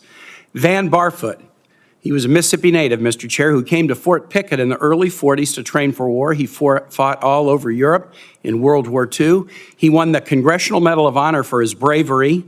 Leading his platoon in southern Italy, he killed 10 of the enemy, captured 17 more, and escorted 2 wounded Americans 1,700 yards to safety under enemy fire. Stayed in the Army for another 34 years, seeing action in both the Korean and the Vietnam Wars, and being assigned as the Army liaison to the Virginia National Guard at Fort Pickett. Long after he retired, he maintained his tie to the fort and to the Virginia National Guard. I was at the naming ceremony, where this base, to which he had devoted much of his life, was named in his honor. His family was there, and they were so proud. Arthur Gregg served in the Army for more than 30 years, first African-American to reach the rank of brigadier general, first to reach the rank of lieutenant general, began as an enlisted, eventually decided to become a commissioned officer, went to Fort Lee for quartermaster training, quickly rose through the ranks as an instructor, even though he was not allowed to go to the officers' club because of the color of his skin. He finished his career in 1979 as the director of all Army logistics operations around the world. He stayed near Fort Lee in retirement, raised his family there, and was a continuous beloved presence until his death last summer at 96. He was actually at the renaming ceremony with his family in 2022 at this place that meant so much to him. Charity Adams. Charity Adams was an Army officer during World War II, the first African-American woman allowed to join the WACs. She was the commanding officer of the 6th 888th Central Postal Directory Battalion, a unique battalion composed primarily of African-American women making sure that American GIs in Europe got their mail during World War II. Our colleagues Jackie Rosen and Jerry Moran successfully passed a bill in 2022 giving the 688 the Congressional Gold Medal. Charity Adams was the highest-ranking African-American woman in the military at the end of World War II. Her family was at the dedication of Fort Gregg Adams, named in honor of these two trailblazing logistics leaders. They were so proud. Finally, Mary Walker, the only woman ever to receive the Congressional Medal of Honor. She graduated from Syracuse Medical School in 1855. She tried to join the Union Army as a surgeon, was turned away because she was a woman. But the need was so great, she eventually got hired at a military hospital in Washington and then was deployed as an Army surgeon with the Army of the Cumberland and the 52nd Ohio Infantry, becoming the first female surgeon in the U.S. Army. She served all over Virginia, including the place where the base is now named after her. She frequently crossed battle lines to treat civilians and even treated Confederate soldiers. She was captured a prisoner of war in Richmond until a prisoner relief president, Andrew Johnson, gave her the Congressional Medal of Honor after the Civil War. Why did you decide that these four patriots were not worthy enough to have their names on a base? Well, Senator, as you know, this was never about the names of the bases they were renamed to. So you don't challenge the worthiness? Restoring all bases to their original name, because we're not about erasing history. Okay, you don't care about their military record. You wanted to restore the Confederate names. When you called the Gregg family to tell them that their dad's name was no longer going to be on the base, what was their reaction? Senator, the Army notified them of that. You didn't call any of the families, and I've spoken with the families, and the families were called by the press. That's how they learned about this. They learned about it from the press. You didn't call the Barfoot family, the Gregg family, and you didn't call the Adams family. I told the families I'd ask you about this today. In fact, two of General Gregg's granddaughters, Avery and Sydney, are right here in the audience, and I want to ask you this as I close. While you announced that these brave men and women's names would be stripped from the Virginia bases, no orders to that effect have been received by the base commanders. In light of the patriotic service of Van Barfoot, Arthur Gregg, Charity Adams, and Mary Walker, I'd like to ask you simply not to issue the orders changing the names of these Virginia bases. These families, my Commonwealth, are very proud of these heroes, very satisfied with these names, and ask you not to change them. Will you honor these exemplary patriots and keep their worthy names in places on the bases they loved and where they served? Well, Senator, we very much thank and appreciate them for their service, and we'll find ways to recognize them, but the orders will soon be going to those bases to change the names back to the original name that never should have been changed. But you have the power to not send those orders. They haven't gone out yet, correct? Thank you, Senator. Your time has expired. Senator Kramer. Thank you, Mr. Chairman. Thank you, Mr. Secretary General, for being here, for your service. I want to go back to something that Senator Hirono mentioned in her questioning. She credited the Obama administration, along with some other allies, with curbing Iran's nuclear capabilities. As I recall, it licensed their aspirations, and serious problem. We're still living with some of that. And by the way, when it comes to deterrence, and I appreciate you making this point, and I agree with my colleague from Alaska, Senator Sullivan, on this, deterrence is definitely made up of weapons, but it is more of a reputation than it is a capability. The capability is only good if you have earned the reputation. With that in mind, and speaking of Iran and current situation, maybe, General, I could ask you this. If Fordo was destroyed, demolished, if all of the nuclear capabilities that Iran has today were wiped out, would the war be shortened or lengthened? Realizing that's not the only factor, of course. Yes, sir. And of course, I can't split that hair given the complexities of the war that's ongoing there. So I'd rather not comment on one particular part. You know, the Israelis are, as reported in the open source press, are making great progress. So I think I'll just leave it at that, Senator. I understand and appreciate that. Can you then highlight for me that as we talk about deterrence and reputation, I'm sitting here thinking about the air superiority that Israel has accomplished over Iran. I'd like to have you speak to that, and then speak perhaps to the lack of air superiority that Russia's had over Ukraine, and the difference in those two wars. And my point being, how important is air superiority in the current fights and in our future fights? Well, sir, we could spend hours talking about the advocacy of air power. I think the freedom of maneuver that it creates is a great example of that. If you look at the two theaters right now with the Israeli Air Force striking at will at this point over Iran, juxtaposed with the challenges that we're having with a frozen forward line of troops in Europe, is a great case study of it. You know, the great thinkers, air power thinkers, are looking at the advancement in technologies from both theaters, the advancement of first-person view drones and things like that. And I think folks are going to have to think clearly about what does the future of air superiority look like, and how does it evolve to make sure that we're protecting those essential teammates that are on the ground fighting in order to prevent frozen flots, forward lines of troops in the future. I appreciate that. Secretary Hegseth, there's been some discussion, certainly in your opening statements and then with a couple of the questions related to base defense. And this would be something both of you could speak to, but I'd like to start with you, Secretary. Obviously, we've seen some pretty spectacular displays of the ability to go deep, covertly deep within the enemy's territory and take out some pretty significant assets, both in Russia and in Iran. A lot of us fear that we're vulnerable as well. You spoke very briefly, or referenced, I think, in response to one of Senator Gillibrand's questions about the importance of policy.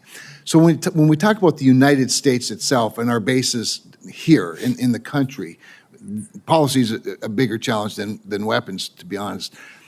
But what about responsibility? In other words, I think there's some confusion over is there a service, is there a particular institution that's responsible for base security and base defense, or is it up to the individual services to protect their own bases? Can you help straighten that out for me? Senator, you're right to ask the question. We met on this very topic 2 days ago, because you're right, we've already made initial efforts, but I liken it to the effort that was made around IEDs in Iraq and Afghanistan, where it couldn't be a service-only response. It needed to be across the joint force. It needed to be immediate, and the capabilities had to be prepared to adapt in real time to adjustments the enemy is making. And you saw that in things that could counter IED technology. We need the same type of effort in counter UAS, not just forward deployed, because right now you do it with what you have, but also at home considering the authorities. So that is something the department is doing in real time. If you have a second. I guess that's it. I'm out of time. Thank you. Thank you very much, Senator Kramer. Senator King. Mr. Secretary, I'm somewhat puzzled. I grew up in Virginia, where Robert E. Lee was revered. I think when I was a kid, his birthday was a school holiday. But as I grew older and learned more about American history, I learned that he fit the classic definition of a traitor. He took up arms against his country. He broke his oath as a member of the United States Army, which he took upon entering his career at West Point. Why are you going through these incredible gymnastics, finding current soldiers or other soldiers to rename? And you slipped a minute ago. You said we're returning these bases to their original names. Robert E. Lee, leading general of the Confederacy, Pickett, the other names. Why are you doing this? I don't understand what the motivation is to rename bases for people who took up arms against their country on behalf of slavery. What possible motivation can there be for this? Who is telling you to do this? Who is urging you to do this? Senator, the veterans and service members across the country who have deployed from Fort Bragg or Fort Benning or Fort Hood or Fort Pickett, there's a legacy, there's a connection to those bases and to those places, to what they trained for there, what they did for, and what they came home back to. That matters to them. Ask enough of them, as I do, all the time, before and later. And we recognize the service of those who were put into the replacement. No one's disputing that. I would never dispute that. What we're looking at is erasing history, erasing names, erasing base names that service members are tied to. Talk to people that serve at Bragg. Ask people that serve at Fort Bragg or Fort Benning if they like the fact that the names have been returned. And to a man and to a woman, they will tell you, thank God we're back to Fort Bragg, and thank God we're back. And thankfully, because so many men and women in this country have served, there's a Benning and a Bragg and a Pickett and a Hood has a Silver Star or a Medal of Honor that we could rename the base to because of the limits of what Congress allowed us to do. So this is something we've been proud to do, something that's important for the morale of the Army, and those communities appreciate that we've returned it back to what it was instead of trying to play this game of erasing names. We're not erasing history, Mr. Secretary. We're recognizing history and recognizing that mistakes have been made in this country. The greatest of all was the Civil War, where people took up arms against their country on behalf of the institution of slavery. And to continue the practice of recognizing those people and honoring them by the naming of these bases is, I believe, an insult to the people of the United States. Let me talk about the budget. I don't understand why the budget is coming to us in two pieces. Why not give us an honest base budget instead of putting a piece of it in recognition, in reconciliation? As I understand it, OMB is saying we're going to have a flat defense budget for the next 4 or 5 years. Are we planning reconciliation every year from now on? Why not give us an honest budget telling us what your priorities are, and then we can consider it. This committee always works in a bipartisan basis on the defense budget. We all want to see some increases in the defense budget, and yet you're giving us this this fake, here's a piece of the budget, here's another. You're cutting, in the base budget, you're cutting shipbuilding in half and saying, well, we're going to make it up in reconciliation. Are we going to have reconciliation every year, which basically, by the way, puts a significant part, 10 or 15% of the defense budget in a wholly partisan decision-making process, whereas in the history of this committee, it's always been bipartisan. Why are we doing it this way? Senator, from our view, the budget number 961 meets the requirements and threats that we face. And that's not the number. The number is 892.6. You're adding reconciliation. That's my whole point. Why not give us a base budget of 961 or whatever the right number is, what you consider the right number, and then we can operate and make our decisions. Why do it in this bifurcated way that really is fooling the American people about what the defense budget is? We're not trying to fool anybody, sir. It's two bills, one budget. We're working with OMB, and we feel very comfortable with the number of $961 billion. Why don't you give us a straight-up budget for the Defense Department? That's my question. Senator, this is a straight-up budget for the Defense Department, and it's a 13% increase over what Joe Biden gave us. It is a two-part defense budget. Part of it is in reconciliation instead of in the budget that's being presented to this committee. This committee only has a partial review of the budget. I don't understand why we can't have an honest, straightforward budget instead of this son of Oko that you're putting over on us. Thank you, Mr. Chairman. Senator Scott. Thank you, Chairman. I want to thank each of you for being here, and I want to thank you for your dedication to the country, each of you. So, Secretary, you talked a little bit in your opening statement about China. So this committee, we've basically outlawed the use of Chinese drones by our government and our military. We have the ability now going forward that we won't even license them in this country. Can you just talk about the importance of making sure that our military, we don't have Chinese products, whether it's drones, we don't buy Chinese drugs for our military, we don't allow China to buy farmland close to our military bases. We don't allow them to be involved in our electrical grid, bring in despicable foods into our commissaries. Can you talk about the importance of that when they have a government that wants to destroy everybody in this room's way of life? You're correct in what you're describing, Senator. We need to get smarter, faster. And that's the kind of urgency that we feel in the Defense Department. Is there's been a lot of talk about prioritization and pivoting and recognizing the size and scale and scope of the Chinese threat. And then there's doing everything possible inside your decision cycle to include how you posture, how you procure, how you plan to ensure that it's not reliant in any way. You don't have Achilles heels in any part of the process, whether it's critical munitions or it's critical minerals or it's any number of our weapon systems. I mean, you've heard the president say, Golden Dome, his big signature priority for the defending the homeland will be American made, because we can't have systems like that dependent on what the Chinese could do about it later on. So we completely agree with you, and myself and the Deputy Secretary that's kind of an number one for us, is in making sure that what we source is sustainable.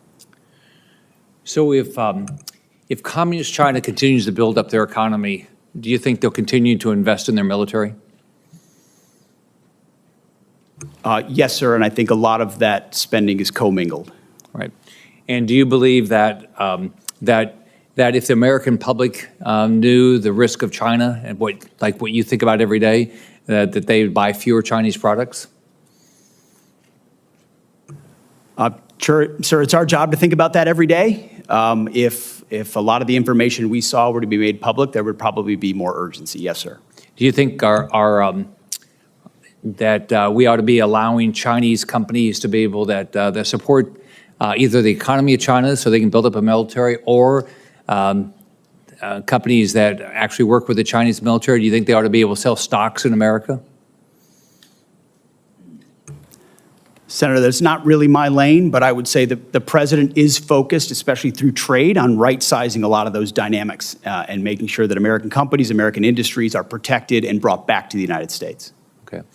So whether it's Americans buying products that help China build their economy so they can build a military to try to defeat us, so whether it's buying Chinese drones or drugs or allowing them to buy farmland, you would recommend to the American public that we wake up and stop doing these things? Generally speaking, Senator, yes. Thank you. Senator Warren. Thank you, Mr. Chairman. So President Trump has deployed the National Guard and then the U.S. Marines to Los Angeles over the objections of state and local officials, saying that the troops are needed to support immigration detention operations that are being carried out by ICE. On Sunday night, the president threatened to deploy ICE agents to other cities around the country that he sees as, quote, the core of the Democrat power center, end quote, specifically mentioning Chicago and New York. Secretary Hegseth, if the president wanted to deploy Marines to Chicago and New York City like he did in Los Angeles, would you carry out that order even if the local governors and mayors objected? Well, Senator, because Governor Newsom was unwilling to address that's not protecting my question. federal law enforcement agents in Los Angeles, President Trump had all the authorities, and the Defense Department happily supported defending our ICE agents in the conduct of their job. They have the right, as Americans, to be able to do their job without being attacked by mobs. And we will protect them in that process. And if other states needed it, we would provide that. I know that you heard my question. So you would be willing to send troops if the president ordered it to Chicago, New York City? That's right.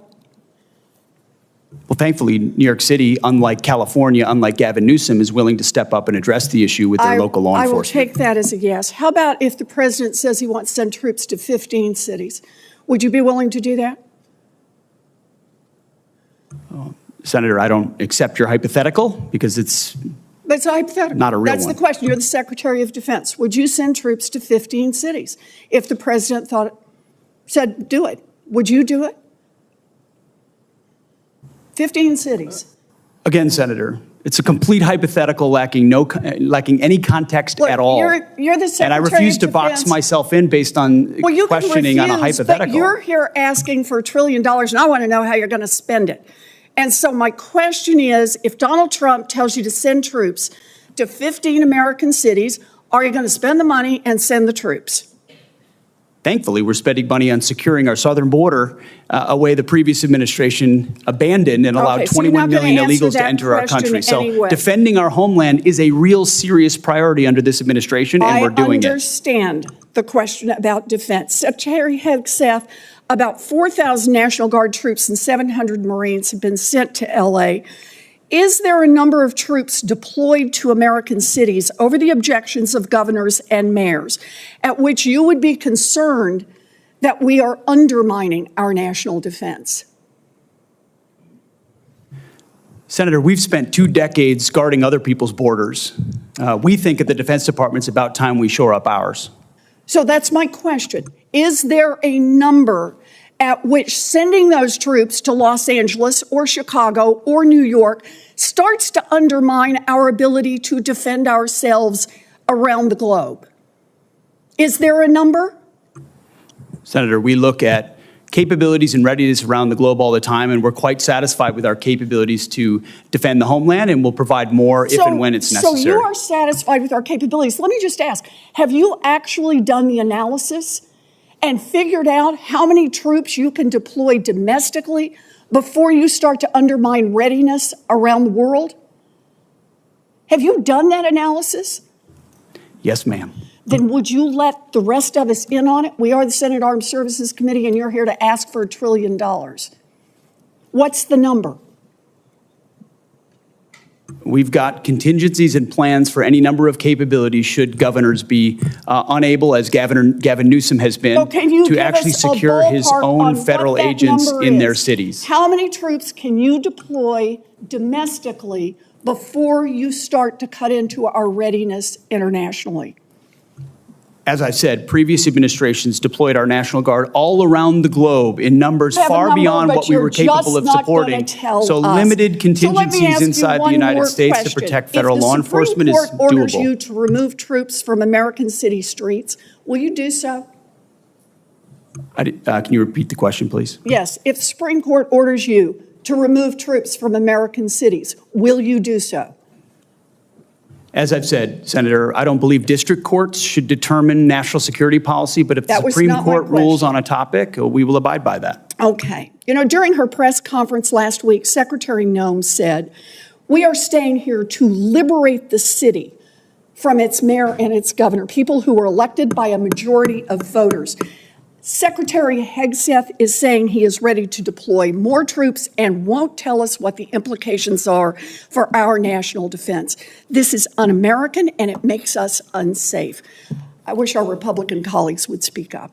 The time of the senator has expired. Senator Tuberville. Thank you, Mr. Chairman. Thanks for being here today. Mr. Secretary, thanks for looking out for the law enforcement and the millions of people in California that still love this country and want this country to survive, and not the radicals that wave non-American flags, that protest in the streets, tear things down. It is ridiculous, and thank you for doing what you're doing, you and President Trump. It's getting out of hand. Chairman of the Personnel Committee, thanks for your recruiting. You're doing great. Keep looking out after the quality of life. Please do that. We've done research after research. We did give a raise. We want to continue to give raises. These first-year staffers in this building make tens of thousands of dollars more than first-year military personnel. That's not right. We need to change that. It's an all-volunteer Army, and thank you for working towards that. Mr. Secretary, China's kicking our butt in AI. Okay, they can build something in a year that takes us 3 or 4 years to build. The budget provides for increases in AI investment of $250 million. Is that adequate for us to catch up with China? Senator, we are very aware of the accelerant that is AI, and that it is the next chapter, the next sphere of where advantages will be gained. And we are making the necessary investments, we believe, in this budget to stay there. We're also working with private industry in the United States, who's thankfully at this point isn't getting their butt kicked yet by China, and I think presents an opportunity for us to work with them to press the advantage. So we're looking for private partners as well to enhance our capabilities across the DoD. you have to know your problems and where you're at before you can go forward. And hopefully we're understanding that. Obviously, we've got a lot of problems that's going on. Mr. Secretary, your opening remarks mentioned the force-wide review of military standards. What's the status of that review? It is ongoing and very close to fruition. We've reviewed standards specifically on combat MOSs first to ensure that we haven't seen a reduction in pursuit of quotas or any other agendas. So standards are being moved back to where they were at their highest level, gender neutral. And then we're looking at overall fitness standards, overall grooming standards, overall basic standards across our formations that we believe have slipped, certainly under the previous administration, but over decades. But we're being very careful about it, too. We don't want to make big changes that are wide sweeping, that have unintended consequences. So we're looking service by service, but also trying to simplify and clarify as much as possible. High standards, clear standards that set us apart. Thanks for your help on putting me on the Air Force Board of Visitors, a military academy, and look forward to going out soon. It is very important we understand we do have problems in the Air Force Academy, and we're going to get those straightened out one way or another. So thanks for you and President Trump putting me on that, the Board of Visitors. General Caine, the last few years we've seen major efforts to refocus our services for future fights, Marine Corps force design, and the Army's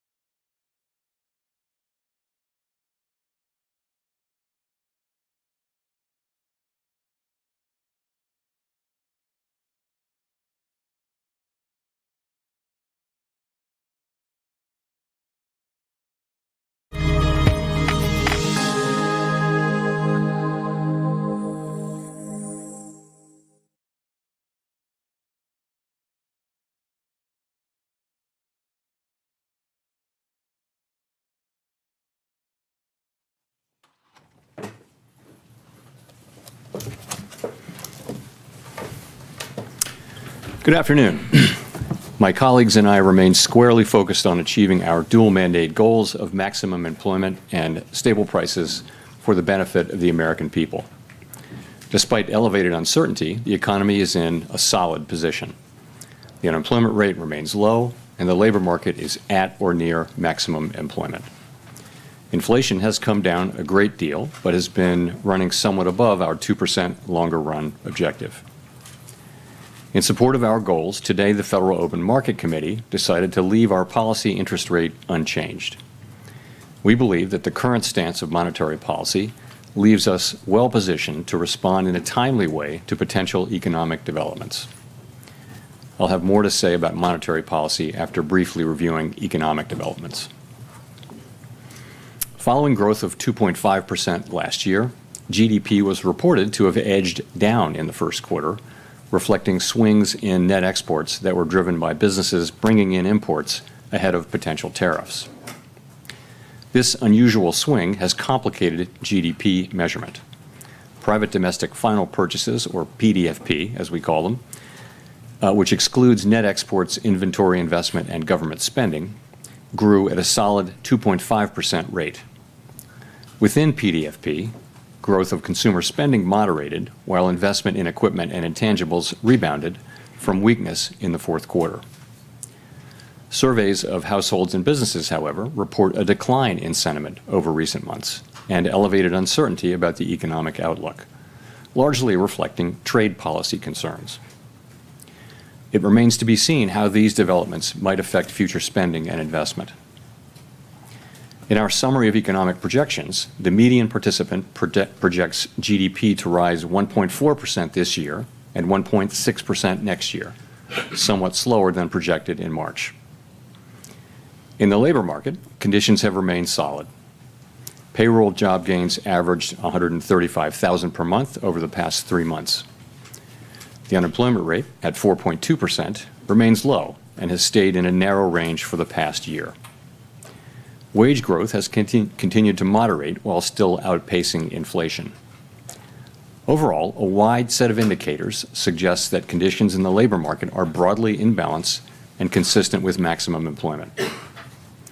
The labor market is not a source of significant inflationary pressures. The median projection for the unemployment rate in the SEP is 4.5% at the end of this year and next, a bit higher than projected in March. Inflation has eased significantly from its highs in mid-2022, but remains somewhat elevated relative to our 2% longer run goal. Estimates based on the Consumer Price Index and other data indicate that total PCE prices rose 2.3% over the 12 months ending in May, and that, excluding the volatile food and energy categories, core PCE prices rose 2.6%. Near-term measures of inflation expectations have moved up over recent months, as reflected in both market and survey-based measures. Respondents to surveys of consumers, businesses, and professional forecasters point to tariffs as the driving factor.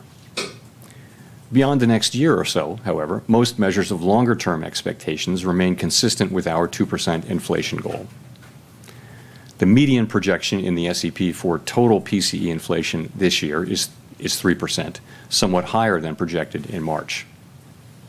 The median inflation projection falls to 2.4% in 2026 and 2.1% in 2027. Our monetary policy actions are guided by our dual mandate to promote maximum employment and stable prices for the American people. At today's meeting, the committee decided to maintain the target range for the federal funds rate at 4.25% to 4.5%, and to continue reducing the size of our balance sheet. We will continue to determine the appropriate stance of monetary policy based on the incoming data, the evolving outlook, and the balance of risks. Changes to trade, immigration, fiscal, and regulatory policies continue to evolve, and their effects on the economy remain uncertain. The effects of tariffs will depend, among other things, on their ultimate level. Expectations of that level, and thus of the related economic effects, reached a peak in April and have since declined. Even so, increases in tariffs this year are likely to push up prices and weigh on economic activity. The effects on inflation could be short-lived, reflecting a one-time shift in the price level. It's also possible that the inflationary effects could instead be more persistent. Avoiding that outcome will depend on the size of the tariff effects, on how long it takes for them to pass through fully into prices, and ultimately on keeping longer-term inflation expectations well anchored. Our obligation is to keep longer-term inflation expectations well anchored and to prevent a one-time increase in the price level from becoming an ongoing inflation problem. As we act to meet that obligation, we will balance our maximum employment and price stability mandates, keeping in mind that without price stability, we cannot achieve the long periods of strong labor market conditions that benefit all Americans. We may find ourselves in the challenging scenario in which our dual mandate goals are in tension. If that were to occur, we would consider how far the economy is from each goal and the potentially different time horizons over which those respective gaps would be anticipated to close. For the time being, we are well positioned to wait to learn more about the likely course of the economy before considering any adjustments to our policy stance. In our SEP, FOMC participants wrote down their individual assessments of an appropriate path for the federal funds rate based on what each participant judges to be the most likely scenario going forward. The median participant projects that the appropriate level of the federal funds rate will be 3.9% at the end of this year, the same as projected in March. The median projection declines to 3.6% at the end of next year and to 3.4% at the end of 2027, a little higher than the March projection. These individual forecasts are always subject to uncertainty, and as I've noted, uncertainty is unusually elevated. And of course, these projections are not a committee plan or decision. At this meeting, the committee continued its discussions as part of our 5-year review of our monetary policy framework. We focused on issues related to assessing the risks and uncertainties that are relevant for monetary policy and the potential implications for policy strategy and communications. Our review includes outreach and public events involving a wide range of parties, including Fed Listens events around the country and a research conference that we held last month. We are open to new ideas and critical feedback, and we will take on board lessons of the last 5 years in determining our findings. We intend to wrap up any modifications to our statement on longer-run goals and monetary policy strategy by late summer. After that, we will consider enhancements to our suite of communications tools, including the SEP. The Fed has been assigned 2 goals for monetary policy: maximum employment and stable prices. We remain committed to supporting maximum employment, bringing inflation sustainably to our 2% goal, and keeping longer-term inflation expectations well anchored. Our success in delivering on these goals matters to all Americans. We understand that our actions affect communities, families, and businesses across the country. Everything we do is in service to our public mission, and we at the Fed will do everything we can to achieve our maximum employment and price stability goals. Thank you. I look forward to your questions. Thank you. Colby Smith with the New York Times. To what extent has the more limited impact from tariffs at this stage on inflation changed your view on what the ultimate economic fallout will be from these policies and the timing of when they will materialize in the data? So we've had 3 months of favorable inflation readings since the high readings of January and February, and that's, of course, highly welcome news. Part of that just is that services, core services, both housing services and non-housing services, have really been grinding down toward levels that are consistent with 2% inflation. So that's the good news. We've had goods inflation just moving up a bit, and of course we expect, as you point out, we do expect to see more of that over the course of the summer. It takes some time for tariffs to work their way through the chain of distribution to the end consumer. A good example of that would be goods being sold at retailers today may have been imported several months ago before tariffs were imposed. So we're beginning to see some effects, and we do expect to see more of them over coming months. We do also see price increases in some of the relevant categories like personal computers and audiovisual equipment and things like that that are attributable to tariff increases.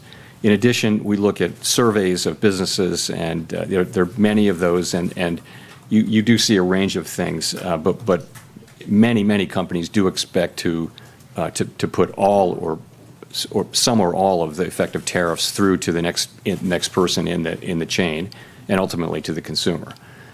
Today, the amount of the amount of the tariff effects, the size of the tariff effects, their duration and the time it will take are all highly uncertain. So that is why we think the appropriate thing to do is to hold where we are as we learn more.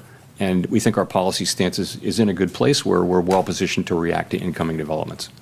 So in terms of how we should interpret the rate cuts penciled into the SEP, is this reflecting that there's this expectation that underlying inflation will just stay well enough contained that allows the committee to eventually move ahead with those cuts? Or is it about, responding to a deterioration in economic activity, let's say? I mean, how should we make sense of the forecast? So if you look at the forecast, you will see that people do generally expect inflation to move up and then to come back down.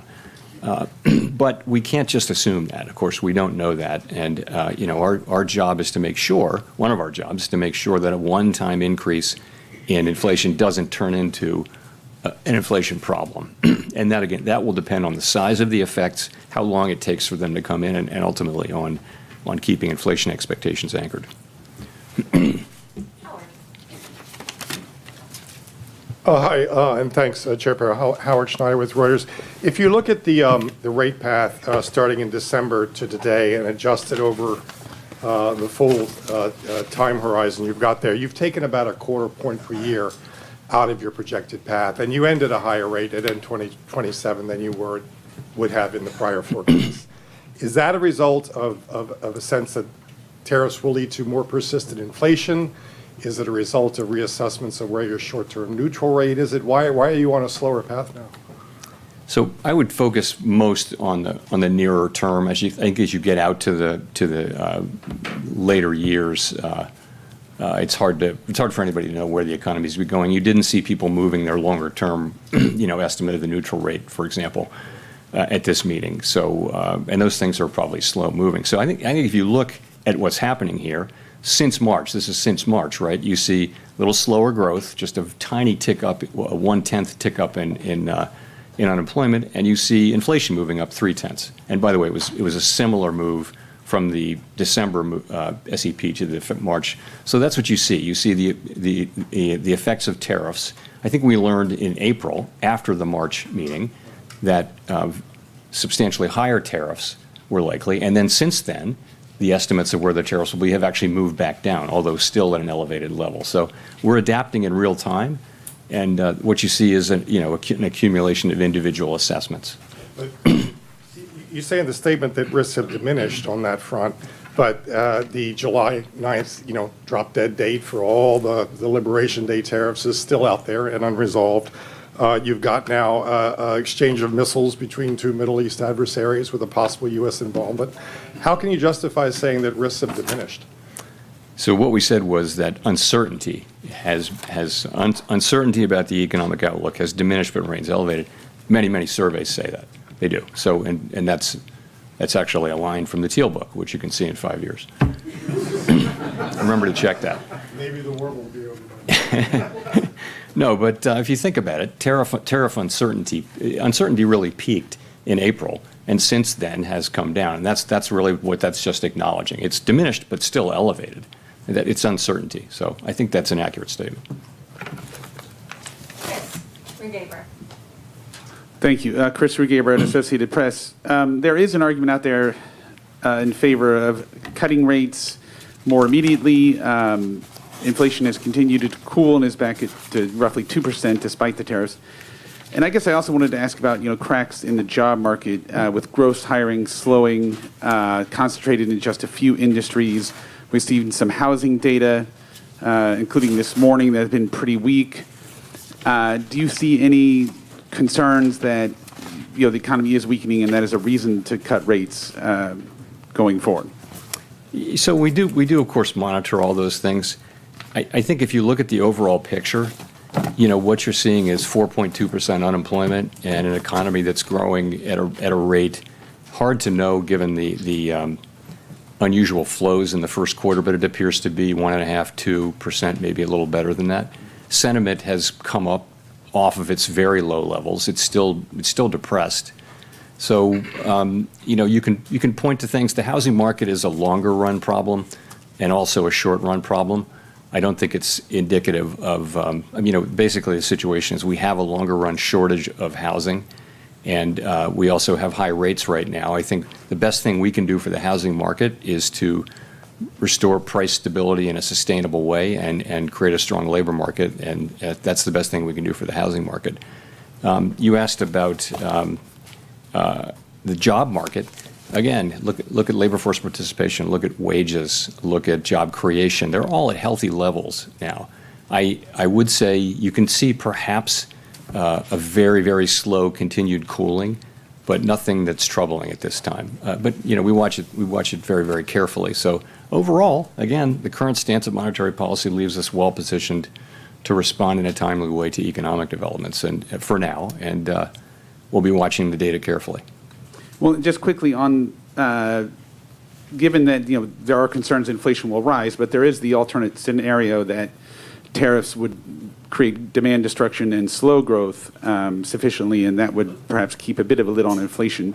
Do you see odds of that scenario? What kind of odds do you see of that scenario coming true, and how many months of cool inflation would you need to see before concluding that maybe that lower inflation scenario is taking place? So this is very much the conversation we had today and yesterday. There are many, many different scenarios, many combinations of scenarios where inflation does or doesn't prove out to be at the levels we think, and where the labor market does or doesn't soften. And I think what you see people doing is looking ahead at a time of very high uncertainty and writing down what they think the most likely case is. No one holds these rate paths with a great deal of conviction, and everyone would agree that they're all going to be data dependent, and that you can make a case for any of the rate paths, I think, that you see in the SEP.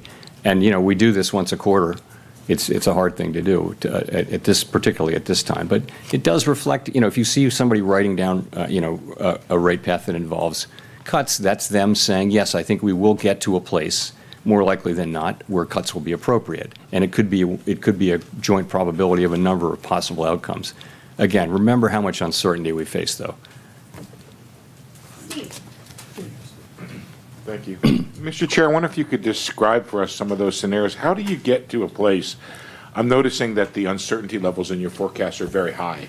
How do you get to a place where you have the confidence in the outlook for, say, inflation and or growth or the unemployment rate?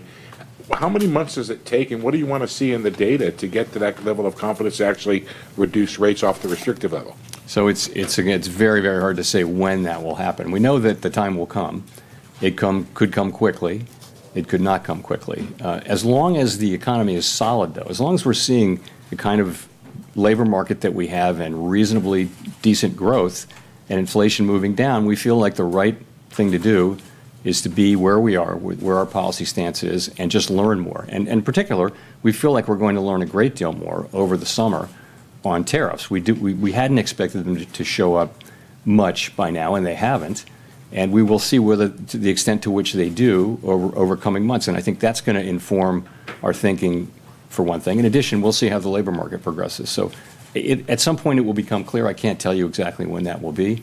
And meanwhile, we'll be watching the labor market very carefully for signs of weakness and strength, and tariffs for signs of what's going to happen there. And of course, there are many developments ahead. Even in the near term, developments are expected on tariffs. So I think we don't yet know with any confidence where they will settle out. We have an estimate, and I think all estimates are now pretty close together, but it's again highly uncertain.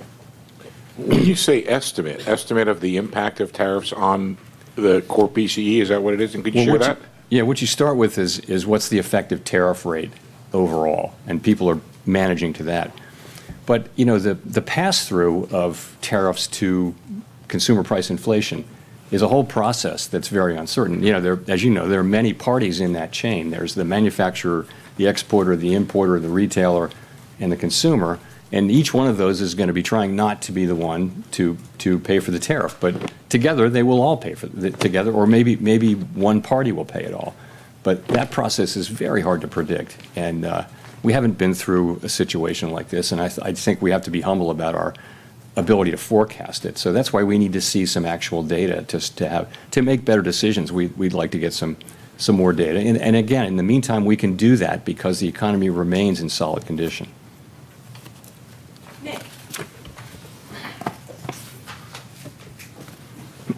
Nick Tamarosa, The Wall Street Journal.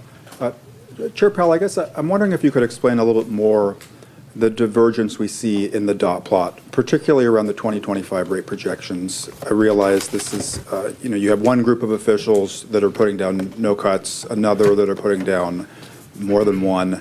And again, recognizing that could be difficult to summarize, but is it a matter of people having a different outlook or a different reaction function, a different commitment to defending against another inflation mistake?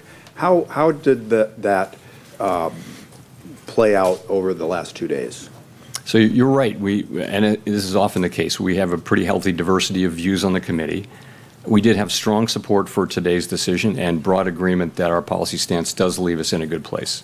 But I would point to two factors, and you mentioned them. The first is just that parties have a diversity of forecasts.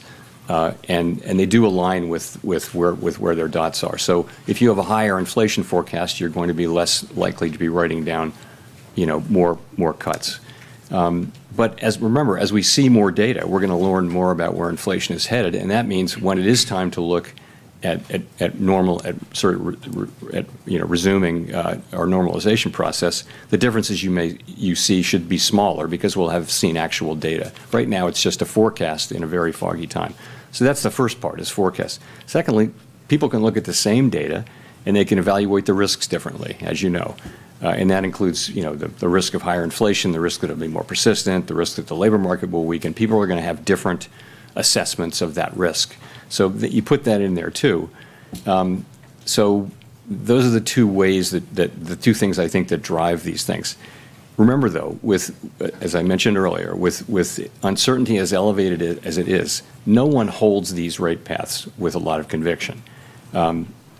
So that's really where it is. It's a function of those things. And I think as the data come in, you should see those differences diminish. If I could follow up, you've said that policy is in a good place and that it's modestly restrictive. Given all the uncertainty you just talked about, tariff levels, uncertainty around the pass-through, is it price increases versus margin compression, some of the softness that Chris talked about in labor and housing, why wouldn't it be better to have rates at a more neutral setting as the economy heads into this period of very high uncertainty? So if you just look backward at the data, that's what you would say, but that's not. We have to be forward-looking, and the thing that every forecaster, every outside forecaster, and the Fed is saying is that we expect a meaningful amount of inflation to arrive in coming months, and we have to take that into account. So I think a backward-looking look would lead you to a neutral stance, but we can't. We have to look at that, and because the economy is still solid, we can take the time to actually see what's going to happen. There's a range of possibilities on how large the inflation effects and the other effects are going to be. So we'll make smarter and better decisions if we just wait a couple of months or however long it takes to get a sense of really what is going to be the pass-through of inflation and what's going to be the effects on spending and on hiring and all those things. Michael McKee from Bloomberg Radio and Television. Your friend down at 1600 Pennsylvania Avenue continues to lob insults in your direction, and I'm wondering, given now that the Supreme Court has maybe carved out the Fed from some of the legal implications of that, whether this is just noise that the markets and everybody should ignore until your term is up, or whether you worry that it could lead to more pressure on confidence on Wall Street, on consumers, about the outlook for the economy. Look, from my standpoint, it's not complicated. What everyone on the FOMC wants is a good, solid American economy with a strong labor market and price stability. That's what we want. We think our policy is well positioned right now to deliver that and to be able to respond in a timely way as the data lead us around. The economy's been resilient, and part of that is our stance. And again, we think we're in a good place on that to respond to significant economic developments. That's what matters. That is what matters to us. Pretty much that's all that matters to us. I need to ask, assuming you are not reappointed, would you stay on as governor when your term as chair ends? I'm not thinking about that. I'm thinking about this. Andrew. Thanks, Mr. Chairman. I guess with workplace raids increasing, picking up significantly, what kind of effect would that have on the labor market in the short with term? what picking up? Workplace raids. So you're asking immigration? Yeah. You know, I wouldn't want to speculate. One way to get at that from an economic standpoint, we of course don't comment on immigration policy. It's not ours to make or comment on. But what you see is an unemployment rate that has been really solid and at a low level, not really increasing. It's been in a good range and well within the range of mainstream estimates of maximum employment.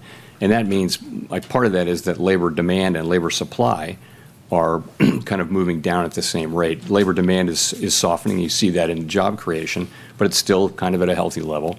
And labor supply is diminishing because the immigration numbers that we see are much lower than they were. So those two factors, supply and demand, that's what has kept the unemployment rate in a reasonably stable place. Okay, thanks. The other thing I wanted to follow up on is if you could elaborate on the potential changes to the SCP that you suggested were part of the framework review, I think. So the framework review really has two tracks, right? The first track is our policy framework that is reflected in the consensus statement. And we've said that we would finish that and announce it by the end of the summer. So we're well along in that process. We've had the meetings that we need to have, and we're now going to be going into, into discussions about, specific changes to language. So that's the framework part of it. The second part of it is our communications tools and practices. Pardon me. And that part comes next. Okay, that's what we're going to do in the meetings this fall. Actually, what we did at this meeting, though, is we sort of prepared the ground for that. We had a meeting where we talked at a high level about a number of ideas. The SCP is part of it. Many other ideas. It's sort of how do we think our communications can be improved? There are a number of ideas. People offered a really it was a great conversation, number of ideas, but we're going to look at those with staff briefing and a lot of thought in the fall. And I would say when it comes to changing communications, I would only support things really that only implement things that have very broad support. And also you want to be really careful because I think our communications are pretty well received. They're not broken. So more is not necessarily better, but better is better. So we're going to be looking at ways to do things that will improve the clarity of what we do for the benefit of the public.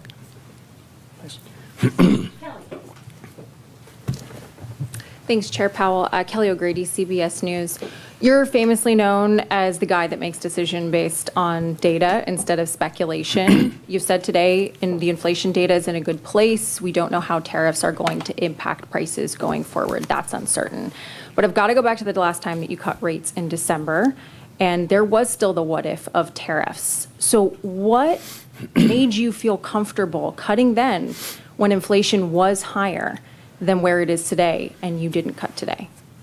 Well, the forecast for inflation in December was 2.5%. Core PCE for 2025, the forecast was 2.5%, which was a good inflation forecast.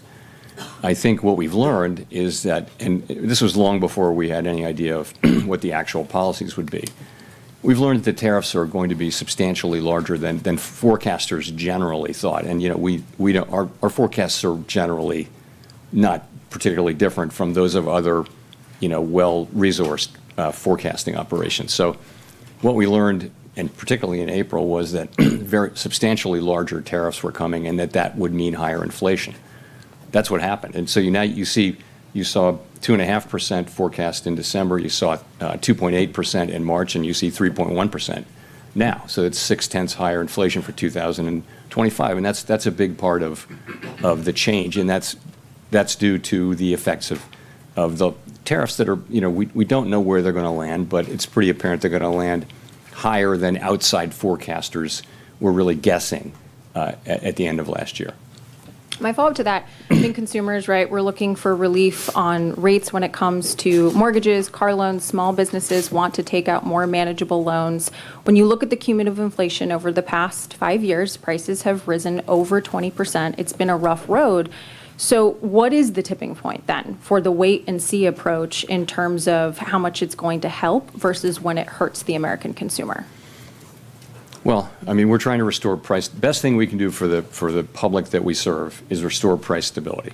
If we can, and we will, restore price stability, meaning 2% inflation on a durable, sustainable basis, that, and also maximum employment. If we restore those things, that's the best thing, and that is our goal. The best thing we can do for the American people, for households and businesses, that is the ultimate thing that we can deliver. And they can make their decisions without having to think about inflation all the time.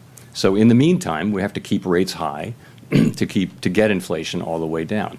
They're not very high, let's be honest. I would say policy is modestly or moderately, probably modestly now restrictive. If you look at the economy, it's not performing as though it were performing under very strict monetary policy, very restrictive monetary policy. So I would say probably modestly restrictive. And so what it will take is confidence that inflation is coming down. Now, I would say without tariffs, that confidence would be building, because if you see what's happening with non-housing services and housing services, which are the other two big pieces other than goods, those are coming down really nicely now. So I think we have to learn a little more about tariffs. I don't know what the right way for us to react will be. I think it's hard to know with any confidence how we should react until we see really the size of the effects, and then we can start to make a better judgment. So that's what we're doing, and I think we can take the time to do that because unemployment is 4.2%. Wages are moving up. Real wages are moving up at a healthy clip now. And inflation is 2.3% headline inflation over a 12-month basis. So it's a good economy and a solid economy with decent growth. Thank you, Chair Powell.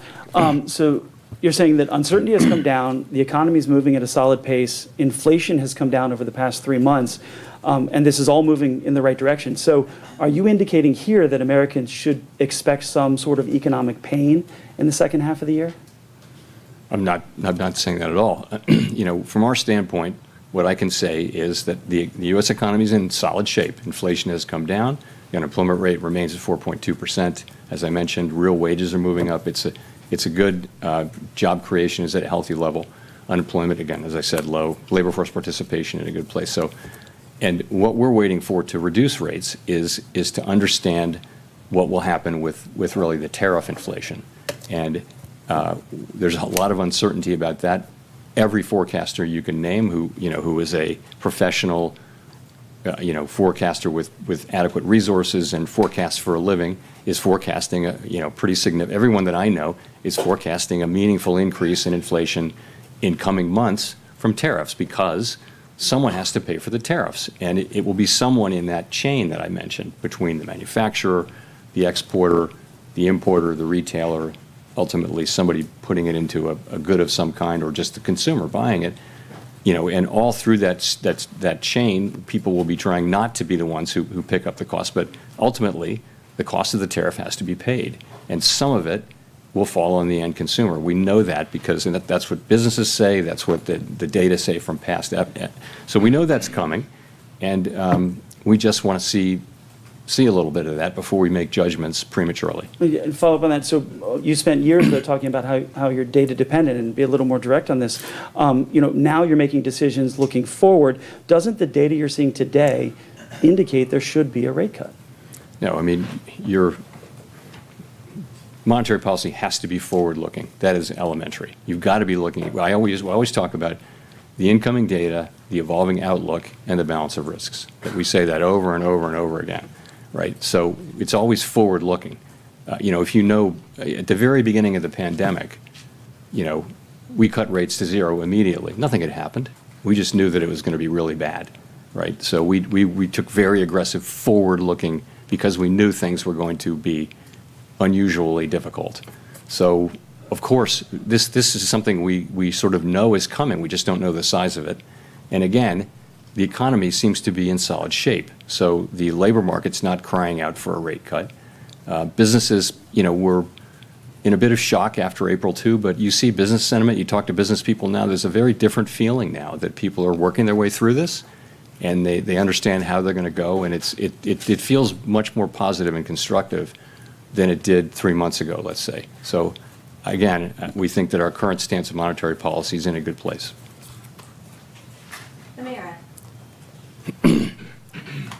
Thank you. Amara Mokwe with Bloomberg. Chair Powell, in February, you told Congress that the Fed is, quote, overworked, maybe not overstaffed. Then in a memo to staff in May announcing a deferred resignation program at the Fed, you said you wanted to ensure that the Fed was, quote, right-sized. Those two statements appear to be at odds with one another. Could you explain what changed in the roughly 3 months between those statements that made you decide that staff levels at the Fed should decline? I don't see them at all as intention. So I was asked, is the Fed overstaffed? And I said no, and I sort of said as a pun, overworked but not overstaffed. People do work extremely hard at the Fed, and I know they work hard at Bloomberg too. So, but we work hard, but I would say this. So we are careful stewards of public resources, and sometimes you need to show that. So there have been several times in our history, modern history, where the Fed has said, you know what, we're going to do a buyout. We're going to show the public, we're going to demonstrate that we are good stewards of public resources. So we thought, and I thought, that this is a time when we can, we grow at about, our headcount has grown at about 1% a year. So over the course of a couple of years, we're doing a careful scrub of the board and all the reserve banks, and we're going to find 10% of employees who can do something else, where we can streamline our operations, and we think we can get there in a couple of years. We think we can do that, and we think this is without taking risk to carrying out our critical missions. So this is something you do very carefully, thoughtfully, and you do it again respecting that we have critical missions to carry out. I've had experience, a lot of experience in my prior careers, with headcount reductions and things like that, and this is how you do it professionally. You do it carefully, thoughtfully, with a lot of planning, and you do it over a period of time. And I think the Fed will be fine. I think no one will notice any decline in our ability to carry out our missions, and I think it's just us wanting to demonstrate to the public that we are actually good stewards of their resources. We're effectively wiping out 10 years of headcount growth with this. So, I mean, we wanted to show that, that we're good stewards. How is progress on reducing headcount going so far? Are you on track to meet the goal? We're just at the very beginning. As you know, we're doing a buyout program. We're going to hit that goal. I think many organizations find that they can do this. You don't want to do it every year or anything, but you can do it at intervals, and you wind up not interfering with your ability to perform your jobs.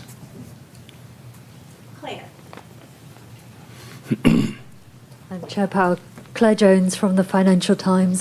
As you're no doubt aware, the Senate Finance Committee has tabled its version of the reconciliation bill this week, and I was wondering if you could tell me a little bit about the tenor of the debate at the FOMC over the past few days on fiscal policy and the degree to which that influenced people's projections for 2026 and beyond. Thank you. Yeah, so we don't sit around and debate or really discuss. We take fiscal policy as fully exogenous, and so we actually really didn't talk about the bill or the contents of it. It's still evolving. When it gets closer, remember also we have a very, very large economy, and that the effects will be at the margin, I expect that they may already be in, but they will be in by the next meeting. We'll make an estimate, but it's not a major thing. It's nothing that we discuss. It may have been mentioned a couple of times, but as something that's coming in. But I think the outcome is, we don't know the outcome yet there, so hard to be real specific. Neil. Thanks, Chair Powell. Neil Irwin with Axios. There have been some cutbacks in economic statistics collection in the last few weeks, and worries that long-running problems around funding and response rates may be getting worse. How much is this concern on your radar? How much confidence do you have that the gauges you're watching to assess the economy are reliable right now? Two things. One, the data we get right now, we can do our jobs. I'm not concerned that we can't do our jobs. That's not the point. The point really is that we are starting to see, layoffs and important gatherers of data are saying that they're having to cut back on the size of their surveys. That's going to lead to more volatility in the surveys. I think we should take a step back and, from our standpoint, and I think the standpoint of businesses and governments and everyone, having really good data on the state of the economy at any given time is a huge public good. It helps, it not just doesn't help the Fed, it helps the government, it helps Congress, it helps the executive branch. More importantly, really, it helps businesses. They need to know what's going on in the economy. The United States has been a leader for many, many years in this whole project of measuring and understanding what's happening in our very large and dynamic economy. And I hate to see us cutting back on that, because it is a real benefit to the general public that people in all kinds of jobs have the best possible understanding of what's happening in the economy and hence what's likely to happen. It's very hard to measure what's going on in the U.S. economy. If you read, there was a book called, it's really remarkable how many things you need to understand to estimate U.S. GDP. Very, very difficult, and it's so important that we get it right. I just would say it's not a place to I would want to keep investing in that, for the good of the general public. Victoria.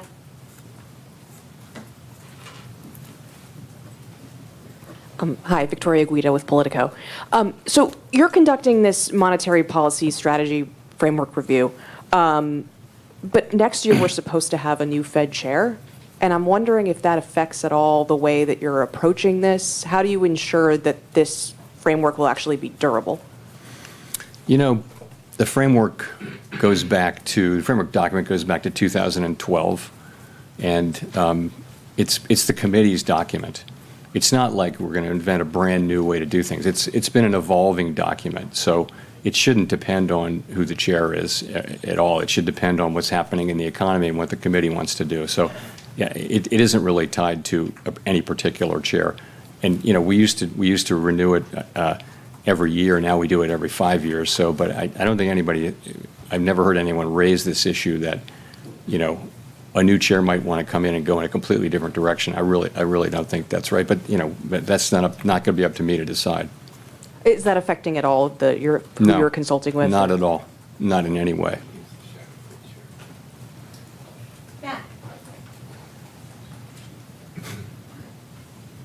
Thank you. Chair Powell, Matt Egan from CNN.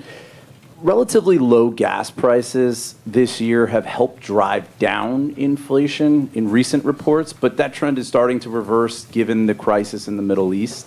How are you thinking about how the Israel-Iran conflict will impact the economy, especially inflation? And what lessons were learned during the 2022 period when another conflict, the Russia-Ukraine war, sent oil and gas prices skyrocketing?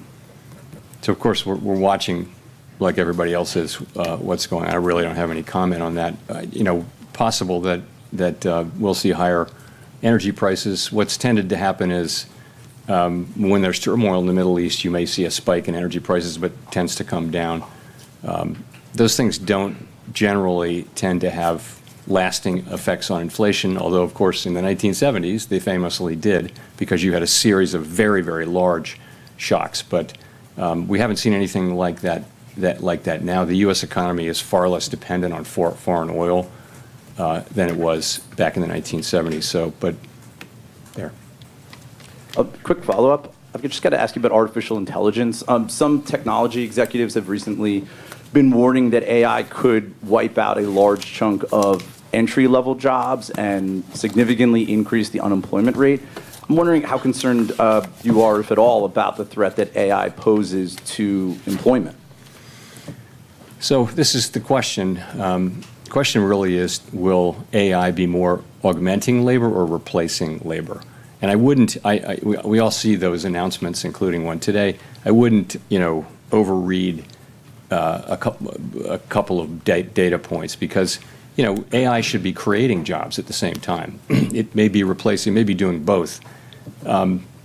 Anyone who's done any work with AI will have been a little bit stunned at how capable it is. And it's just a different thing. So I think this is something that certainly has transformational potential.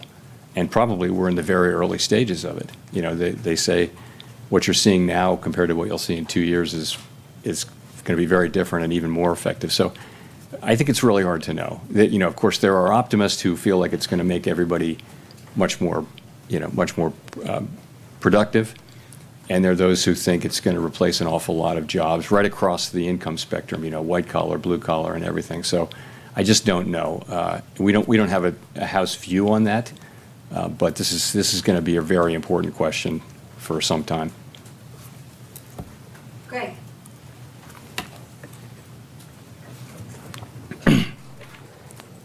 Thank you. Greg Rapp from MarketWatch. I was wondering if you could step back a little bit, Chair Powell.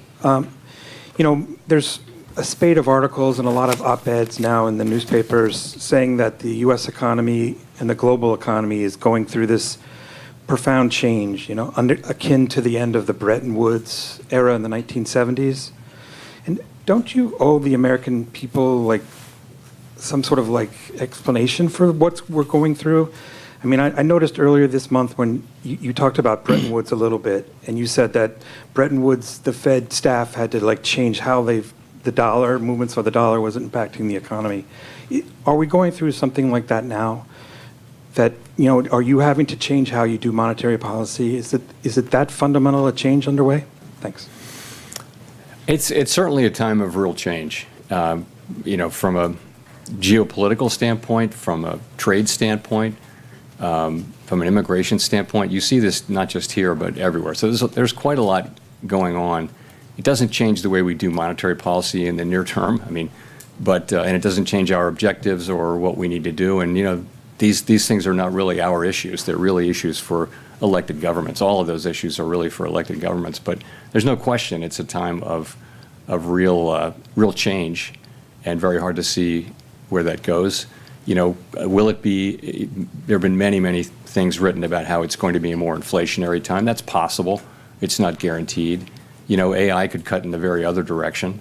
AI could make people much more productive and push in the other direction. I don't know, though. So, but you're right. But honestly, our focus is a much more practical one, and that is how do we keep inflation low and employment high in the near term. That's really what we're about. Mark Hamrick.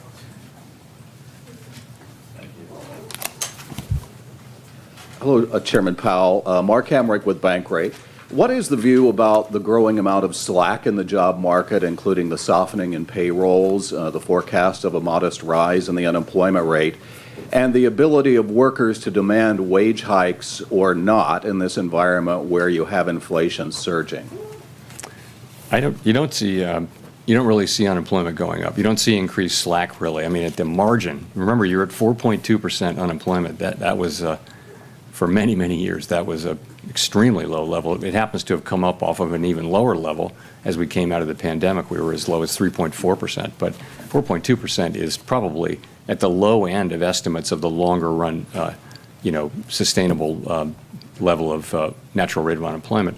So I guess I wouldn't agree with that. And also, in terms of wages, you know, real wages after inflation have been moving up sort of more than was consistent with 2% inflation. They're still moving up at a healthy clip, and I think much more consistent with 2% inflation given a reasonable assessment of trend productivity.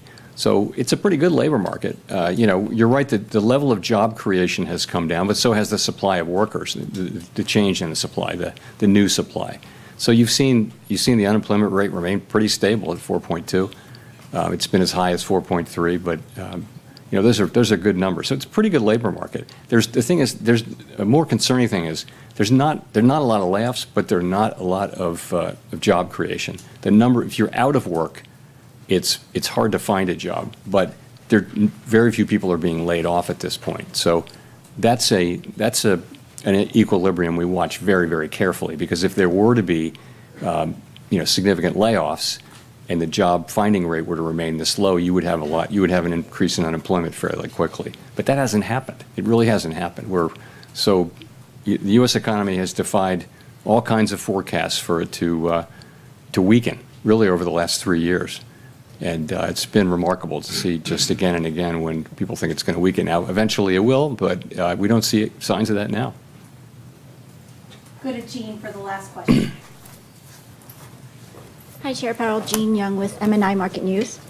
There's been a lot of talk about cuts. I wanted to ask you, why do you think there are no forecasts for rates to rise or even to stay where they are next year, given that the projection for inflation is to rise to 3%, and there's a lot of there's some skepticism over whether those price hikes will be a one-time event? So there are a number of people on the committee who wrote down no cuts this year, but some cuts next year. So, I think, people are writing down their most likely path, right? They're not saying there's zero possibility of other things. Really, it's think of it as the least unlikely path in a situation like this where uncertainty is very high. I think, again, people write down their rate paths, and they do not have like a really high conviction that this is exactly what's going to happen over the next 2 years. No one feels that way about their rate path. They feel like, what am I going to write down? I mean, what would you write down? It's not easy to do that with confidence. So I would just say it that way. We don't rule things in or out. Certainly a hike is not the base case at all. It's not something people are writing down. But in the meantime, we do the best we can with these forecasts, and I think they're representative of the different forecasts and different reaction functions that people on the committee have. So thank you very much. Thanks.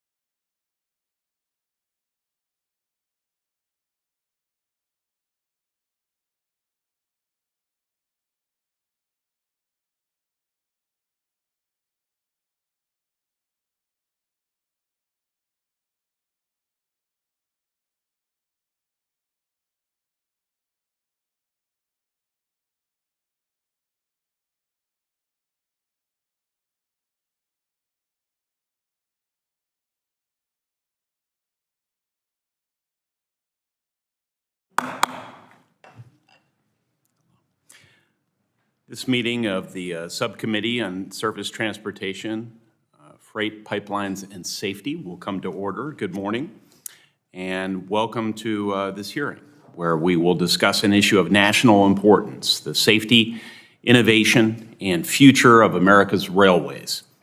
As Congress looks toward the next surface transportation reauthorization, this hearing is a timely opportunity to examine the current state of our freight and passenger rail networks. Our rail networks are important to both our economy and our national security as they move energy, goods, and people across the country. So I'm excited today to consider policy and regulatory reforms that support a modern national rail policy, specifically ways to modernize our rail ecosystem with a focus on improving safety, boosting efficiency, fostering innovation, and ensuring this ecosystem can meet the demands of the present and the future. I'd like to thank our witnesses for being here today and extend a special thanks to Mr. Gilbertson of Anacostia Rail Holdings Company for representing the state of Indiana through the Chicago South Shore and South Bend Railroad and the Louisville and Indiana Railroad. As I mentioned, rail is the backbone of our transportation system and our economy. It connects communities, moves freight efficiently, and supports thousands of jobs. From small towns to major cities, rail keeps America moving. Our freight rail ecosystem is certainly among the most efficient in the world, but is not averse to an aging infrastructure and growing demand. So we should be pragmatic and examine how to make improvements. To meet the demands of the future, we must invest in adequate infrastructure, understand where bottlenecking hurts our supply chains and delays the transport of goods and consumers, and support the skilled workforce that powers our railroads. We must also examine how advancements in technology can address challenges we currently see. Technology is already making a difference.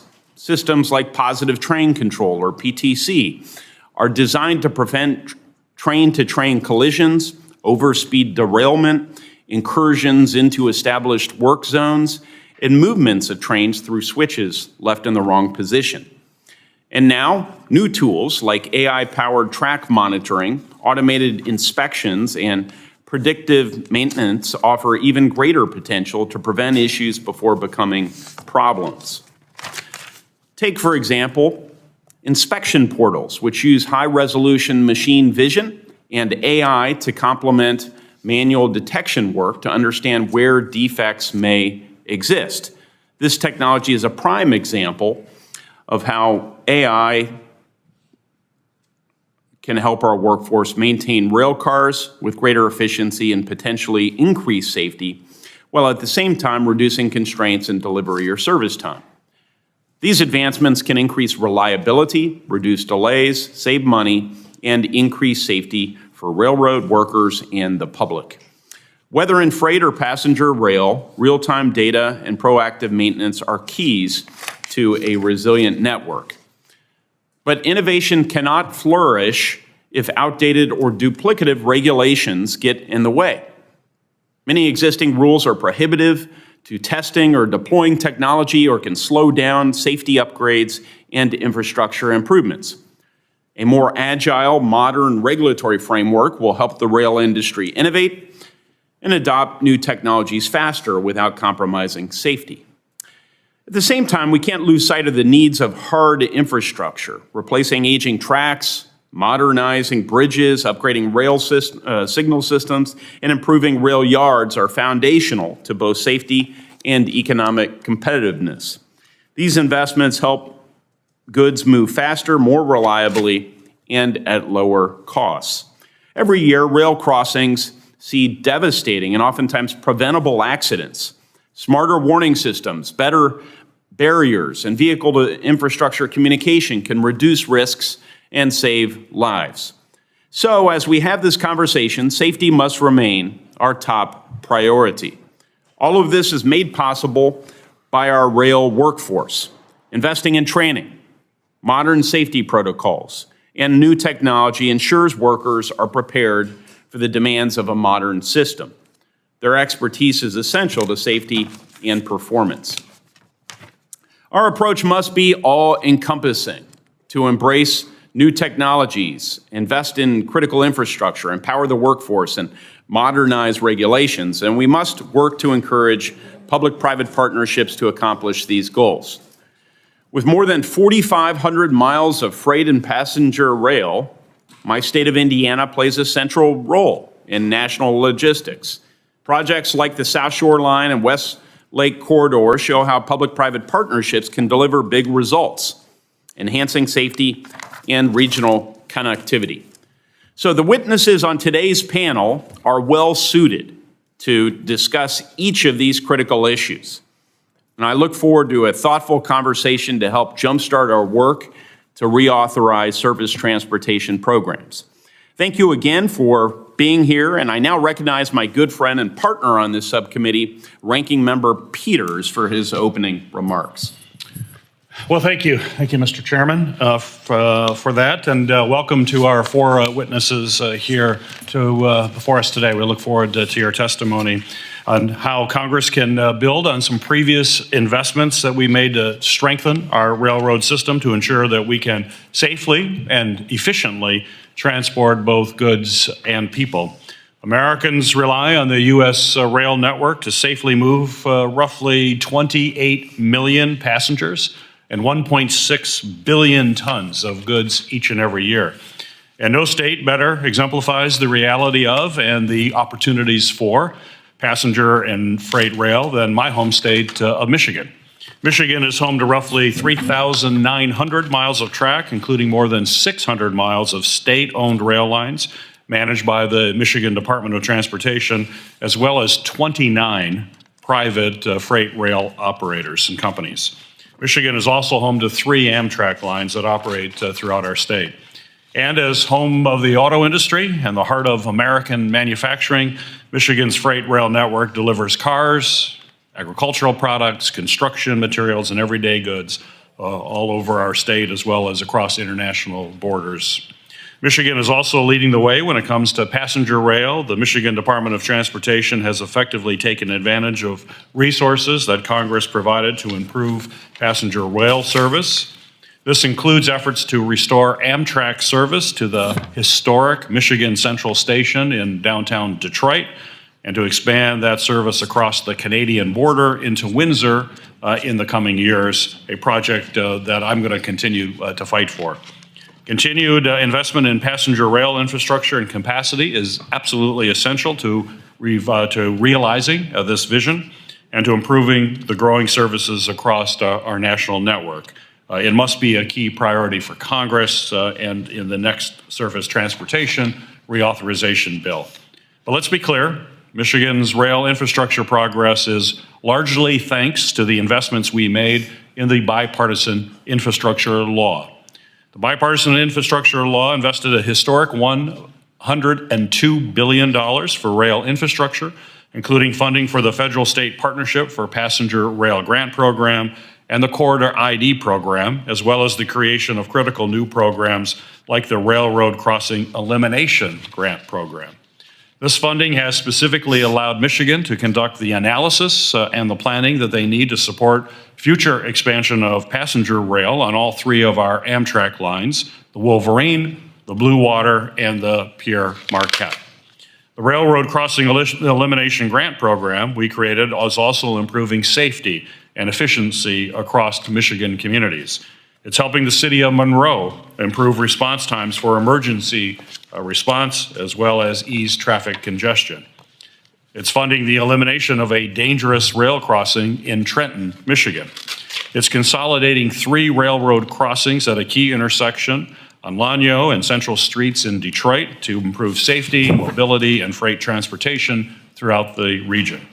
And it's giving Manistee and Kalamazoo the runway they need to plan for the removal of harmful crossings that are causing issues for their residents. Michigan is certainly not alone. Communities across the country have benefited from increased resources to strengthen their rail infrastructure, but this work is far from over. Programs like Corridor ID and Railroad Crossing Elimination Grants can only reach their full potential if we follow up with continued investment to ensure projects that are already underway are not abandoned midway. I look forward to hearing from our witnesses today about the impact this investment is having on the ground and the importance of maintaining these programs for the rail network. And finally, we know that a fundamental part of strengthening our rail system is taking necessary steps to make it safer. We've seen that when railroad safety is compromised, entire communities suffer. We all witnessed that with the East Palestine train derailment in 2023, but there are many more close calls that don't make the news. And our communities are calling for action to prevent tragedy from impacting their residents. One such case is in Romulus, a city in southeast Michigan that has seen multiple train derailments over the past 5 years. We received testimony for the record from Romulus Mayor Robert McCrate, and I would like to enter that into the record without objection, Mr. Chairman. Without objection. The testimony sheds light on his community's firsthand experience with derailments where first responder safety was put in jeopardy because they were not properly informed of hazmat cargo in the derailed cars. He's calling for congressional action. And that's why last Congress I supported the Railway Safety Act, which addressed key concerns like first responder communication and preparation, wayside detection improvements, inspection standards, and two-crew requirements, and much more. Last Congress, we also laid groundwork for bipartisan action to address concerns that emerged from East Palestine crash. And it's my hope that this committee will be able to act in the same bipartisan manner once again. I'd like to take a moment to thank the Shiawassee Economic Development Partnership, the County of Manistee, and the other Michigan stakeholders reaching out to my office to share their perspective on the needs for their rail system.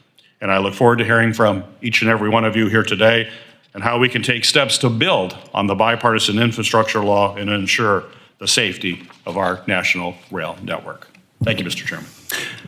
I know our full committee chairman, Senator Cruz, wants to make every effort to be here. I believe he will be here later. But in the meanwhile, I will recognize Ranking Member Cantwell for an opening statement. Thank you, Chairman Young, and thank you to you and Senator Peters for having this important hearing today, and to our witnesses. I'm glad that we're having such an important hearing at such an important time.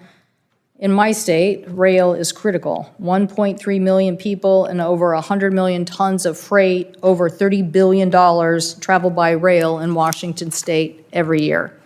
So as Congress begins to consider a surface transportation reauthorization, we need to do three things: increase rail investment, including rail crossing investment to move products quickly and safely. I like in your testimony, Mr. Anthony, how you say that safety starts with the Commerce Committee. I think your subhead is rail safety starts and ends with the Commerce Committee. Thank you for that. That's very important. And also, you had a subhead, rail safety impacts small cities disproportionately in clear trend lines of hazardous incidents. So again, shows you what is at stake when it comes to safety. Our poor smaller towns just don't have the ability to respond, and East Palestine showed that. Strengthening safety requirements to prevent derailments, which have more than doubled in the state of Washington in the last decade. We've obviously had increase in traffic, but we've also had increase in derailment, and continue robust funding for passenger rail programs and Amtrak. I do like Mr. Gilbert, in your testimony, calling out the short haul system. Obviously, we need to continue to have improvements. These are the backbones of moving a lot of product, a lot of agricultural product to get to ports as well. So ports in the state of Washington export over $19 billion worth of agricultural products every year. $19 billion. Of this, $11 billion worth of those products, such as soybean, wheat, corn, come from other states. So we're basically doing the work of getting this Midwest product to international destinations. That includes delivering product from Minnesota, Iowa, Nebraska, North Dakota, South Dakota, Kansas, and Missouri, and I gotta believe Indiana, although it's not on here, but I gotta believe, Mr. Chairman, that there's something that we deliver. Due to our rail network, farmers in the Midwest and Ohio River Valley markets can get their products to Washington ports onto the international markets in just 3 to 5 days. That is why we want to make sure that we don't see the congestion or the canceling. Thanks to the bipartisan infrastructure law, we made critical investments in this supply chain. We increased rail capacity at the Port of Kalama, one of the largest grain exporters on the West Coast, which will increase efficiency by 20 to 30%. And we are rehabilitating the Washington State grain train, which carries 20 to 25% of Washington's wheat each year, allowing the line to move heavier cars at twice the speed. And the next bill must increase the investment in freight if we're going to keep U.S. products moving. Just this past week, we had a tragic reminder, though, about why rail safety is so important. In my hometown of Edmonds, Washington, a person was killed on the tracks, and I offer my condolences to the family and loved ones of that individual.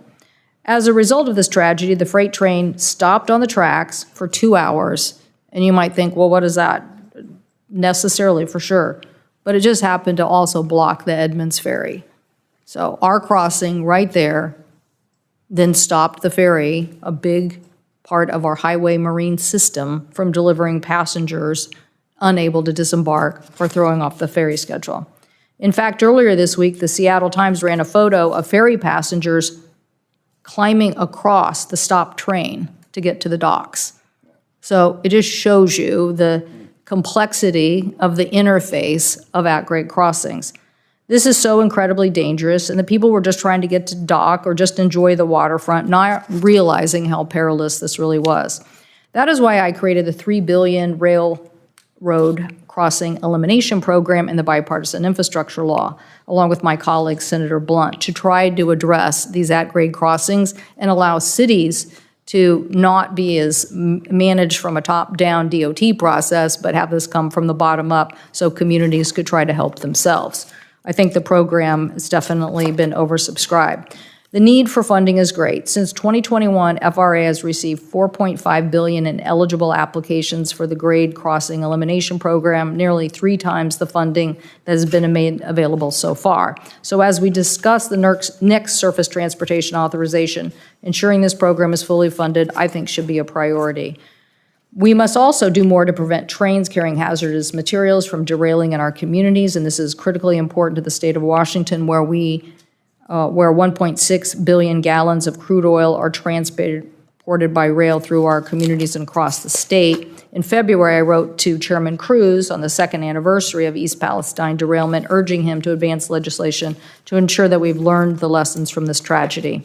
The Rail Safety Act, which was authored by now Vice President Vance and passed out of the committee last Congress with bipartisan support, included important provisions that could have prevented the tragic disaster in East Palestine and will improve the safety of crude oil trains in the state of Washington.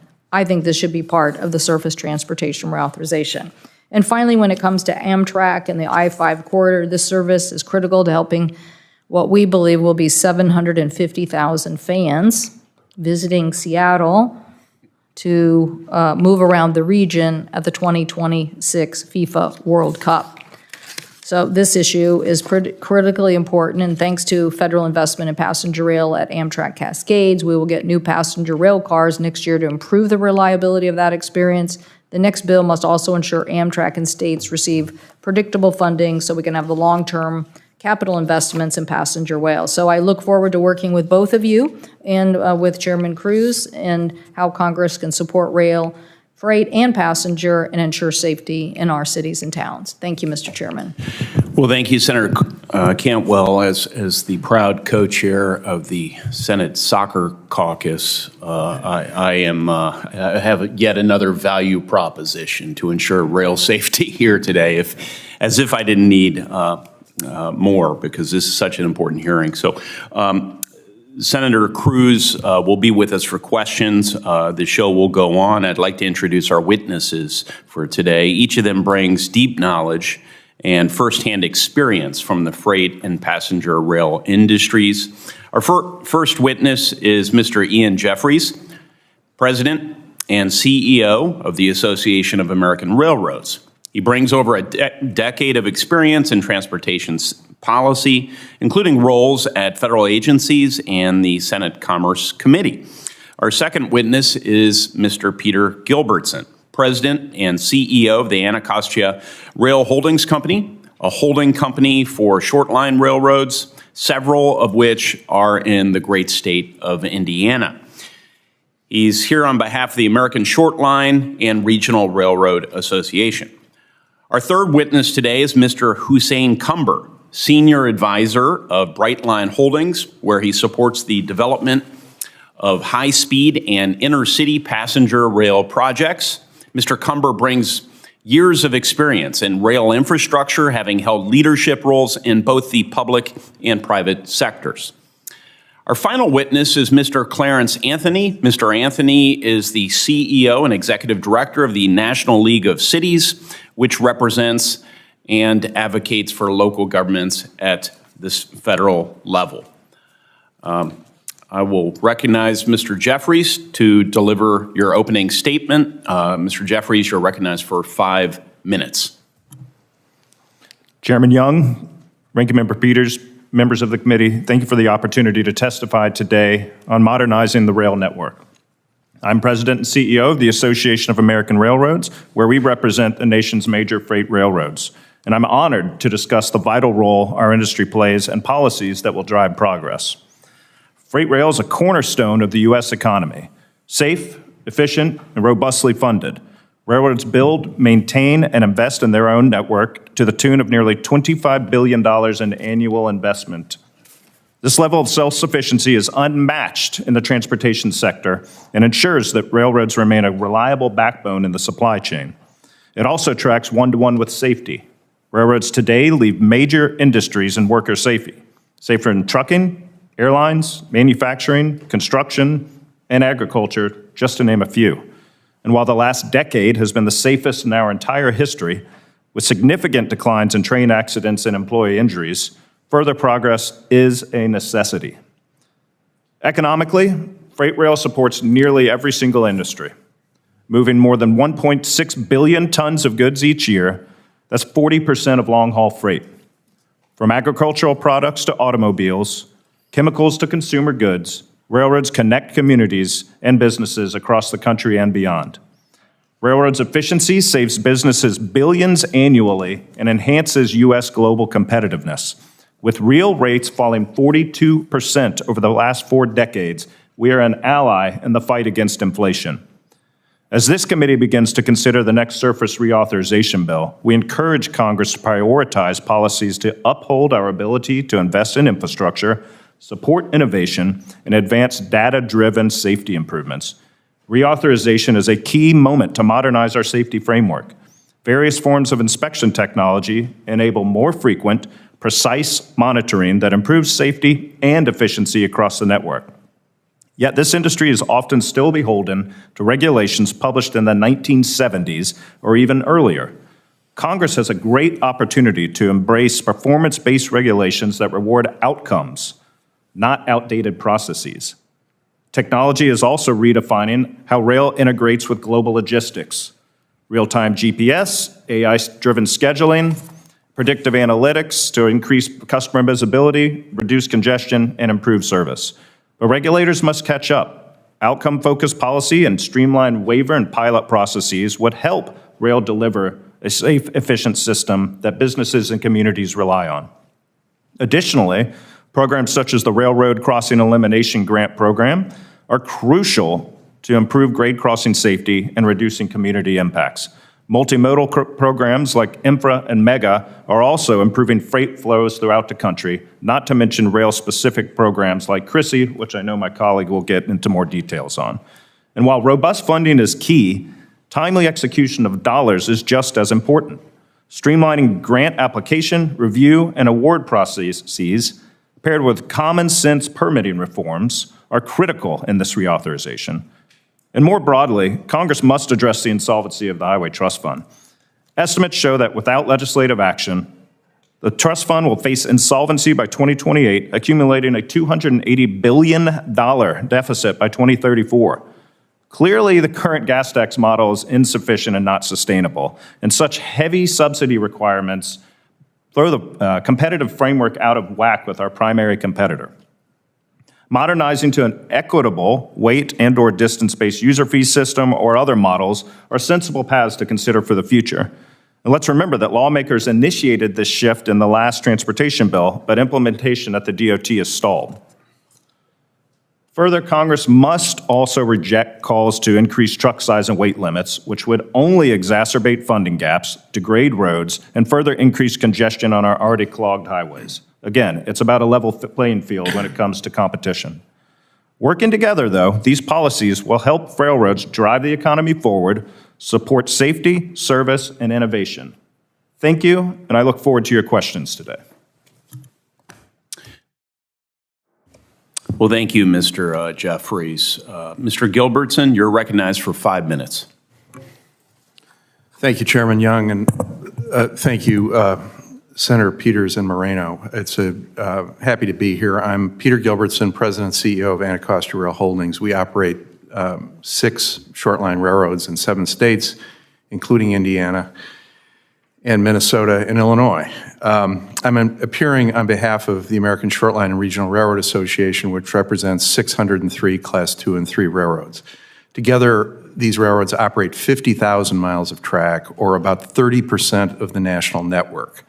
They operate in 49 states, and the one that we don't operate in is Hawaii. We'd be interested in operating in there if there's any opportunity. We are the industry's growth engine. Short lines are entrepreneurial small businesses. The typical short line employs about 30 people, operates about 80 miles, and earns about $8 million in annual revenue. Our significance, though, is not our size, but who and where we serve. We serve rural America, we serve ports, we serve defense facilities, we serve underserved areas. We're the first and last mile in many cases. In this role, we face some unique challenges: aging infrastructure, limited revenue, complex regulatory requirements, constrained access to capital. My written testimony covers 3 areas that address these challenges: continued and robust, predictable federal infrastructure financing, regulatory reform that is data and risk-driven and not prescriptive, and then finally support for innovation and new technologies through streamlined testing, waivers, and investment. Most short lines operate over track that was headed for abandonment before their time, and because of that, they understandably received little or no capital investment, so there's a lot of deferred maintenance in the network we operate. We have to invest, on average, about 30% of our annual revenue in maintaining and rehabilitating our infrastructure, which makes short lines one of the most capital-intensive industries in the country. The CRISI program of the US DOT, FRA, is the only federal program that allows direct access to capital for short line infrastructure improvements. It has been very successful. Of the 240 CRISI awards made to date, over $2.7 billion has gone to projects benefiting short lines. In the 23-24 round, short lines received 81 out of 122 awards. These were matched by private investment, non-federal investment, from 20 to 80% of the total project cost. So this leverages funds into the infrastructure of the United States beyond just the federal investment. We encourage you to extend the program in the next surface transportation reauthorization, and my testimony makes several recommendations to improve the program. 2 are particularly important. One is advanced appropriations, because it permits us to plan. Second, while we commend the FRA staff for processing these things, there's been delays between the announcement of the grant and the actual funding of the program. And the process actually includes a grant agreement as part of the application. So we think there's opportunities to substantially shorten that period. Safety is the next thing I want to touch on. It's a fundamental value to us. Our employees and the communities we serve are crucial to us, and it's a fundamental value. But we believe FRA could take some specific actions to reduce the regulatory burden. My colleague has addressed some of these things, but I'll give an example. The FRA signal and employee dispatcher certification regulations had cost-benefit ratios of 8-to-1 and 3-to-1, respectively. In other words, the cost exceeded benefits, and this was by FRA's own calculations. This is the kind of thing that we think we can have a more creative approach to our safety objectives. Finally, we have an old industry here. It's 150 years old, and we must embrace innovation. There are significant opportunities to improve what we're doing in technology, and I'll give you one example that I think is germane both to CRISI, but also some of the technology that's occurring. One of our railroads, the Louisville in Indiana, between Indianapolis and Louisville, Kentucky, has been developing, with the assistance of CRISI and our own funds, an app that permits us to talk to first responders and show first responders, if there's a grade crossing incident, exactly where it's occurring, so that there isn't confusion about responding quickly. Once we complete that, and we're very close to that, we will share that with other railroads in the United States. This is an example of, and obviously we're not developing the app, we're working with others to develop it, but it's the kind of entrepreneurship I think you see in short lines. There's a problem, let's step up and try to fix it. And the federal funds have been crucial to that. So I thank you for the opportunity to speak, and look forward to any questions. Thank you, Mr. Gilbertson. Mr. Cumber, you're now recognized for 5 minutes. Thank you, Chairman Young, Ranking Member Peters, Senator Moreno, and other members of the subcommittee. As senior advisor of Brightline Holdings and one of the people who developed the vision for this company, I'm honored to be here to highlight the achievements of Brightline Florida and Brightline West, discuss the future of passenger rail service, identify challenges facing the development of additional passenger rail systems in America, and share some potential solutions. Brightline Florida is the only private passenger rail system in the country constructed in the last 100 years. Building upon important lessons from Florida, we are now developing Brightline West, which will connect Southern California and Las Vegas. Brightline Florida started as an idea in 2011. As we looked at successful passenger rail systems globally, it became clear that a 250 to 300 mile corridor was the ideal length. This distance connects city pairs that what we call are too far to drive, but too close to fly. To date, we have invested more than $6 billion of private capital in Brightline, Florida.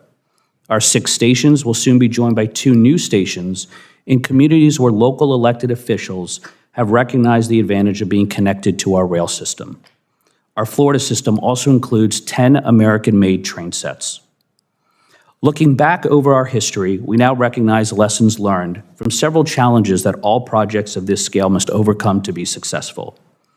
First, privately developed intercity passenger rail projects would benefit from being directly eligible for US DOT and Federal Railroad Administration discretionary grants. The industry also would benefit from a more streamlined discretionary grant process. 2, cost-effective access to right-of-way is essential. Third, completion of environmental approvals in a timely manner. And 4th, access to low-cost debt is required to build greenfield, first-of-its-kind projects. The Senate Commerce Committee has recognized that all modes of transportation need to be supported through discretionary grant programs. Effective grant oversight requires direct engagement with the entity implementing a project. The CRISI grant program is the only one that allows private companies to apply for federal funding as a prime recipient. Under other FRA and USDOT grant programs, private companies can still receive funds, but must do so through a public intermediary. In this scenario, the public entity passes through the funds and reporting obligations. This unnecessary additional layer can compromise the effectiveness of USDOT monitoring, reporting, and audit procedures. Many public entities will simply refuse to sit between USDOT and a private company implementing a major greenfield project like high-speed rail. At minimum, the Fed-State Partnership Program's applicant eligibility language should match that of the CRISI program. In an ideal scenario, all USDOT discretionary grant programs should have their applicant eligibility language harmonized. Additionally, the subcommittee should look at consolidating some or all of the FRA discretionary grant programs into a combined calendar. This consolidation would streamline the entire FRA grant process by eliminating the need to continuously issue notice of funding opportunities, review grant submissions, and negotiate grant agreements continuously throughout the year. The use of existing transportation corridors is fundamental to our business thesis.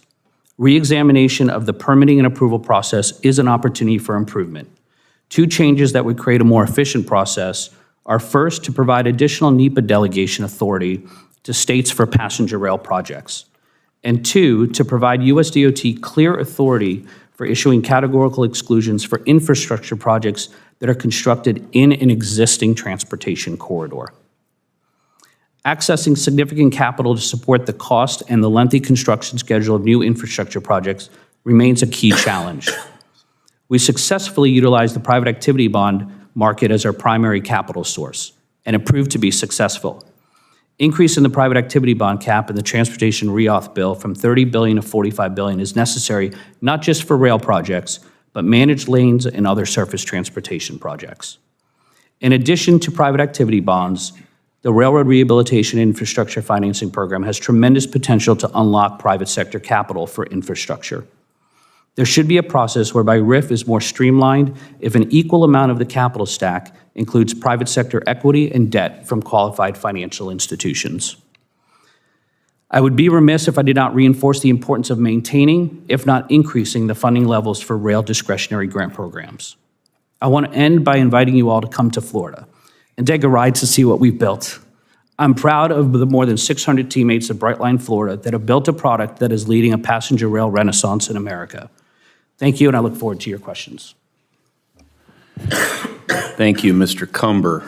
I think you'll have many takers in visiting Florida among those listening. Mr. Anthony, you're recognized for 5 minutes.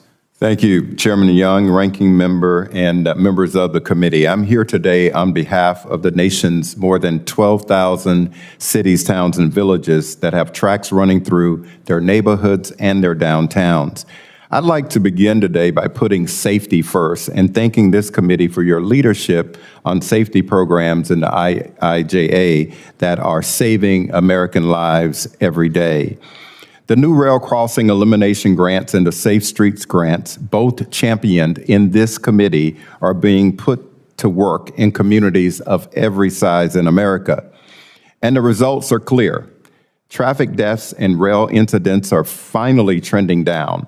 So let's keep up these essential safety efforts in the reauthorization ahead of us.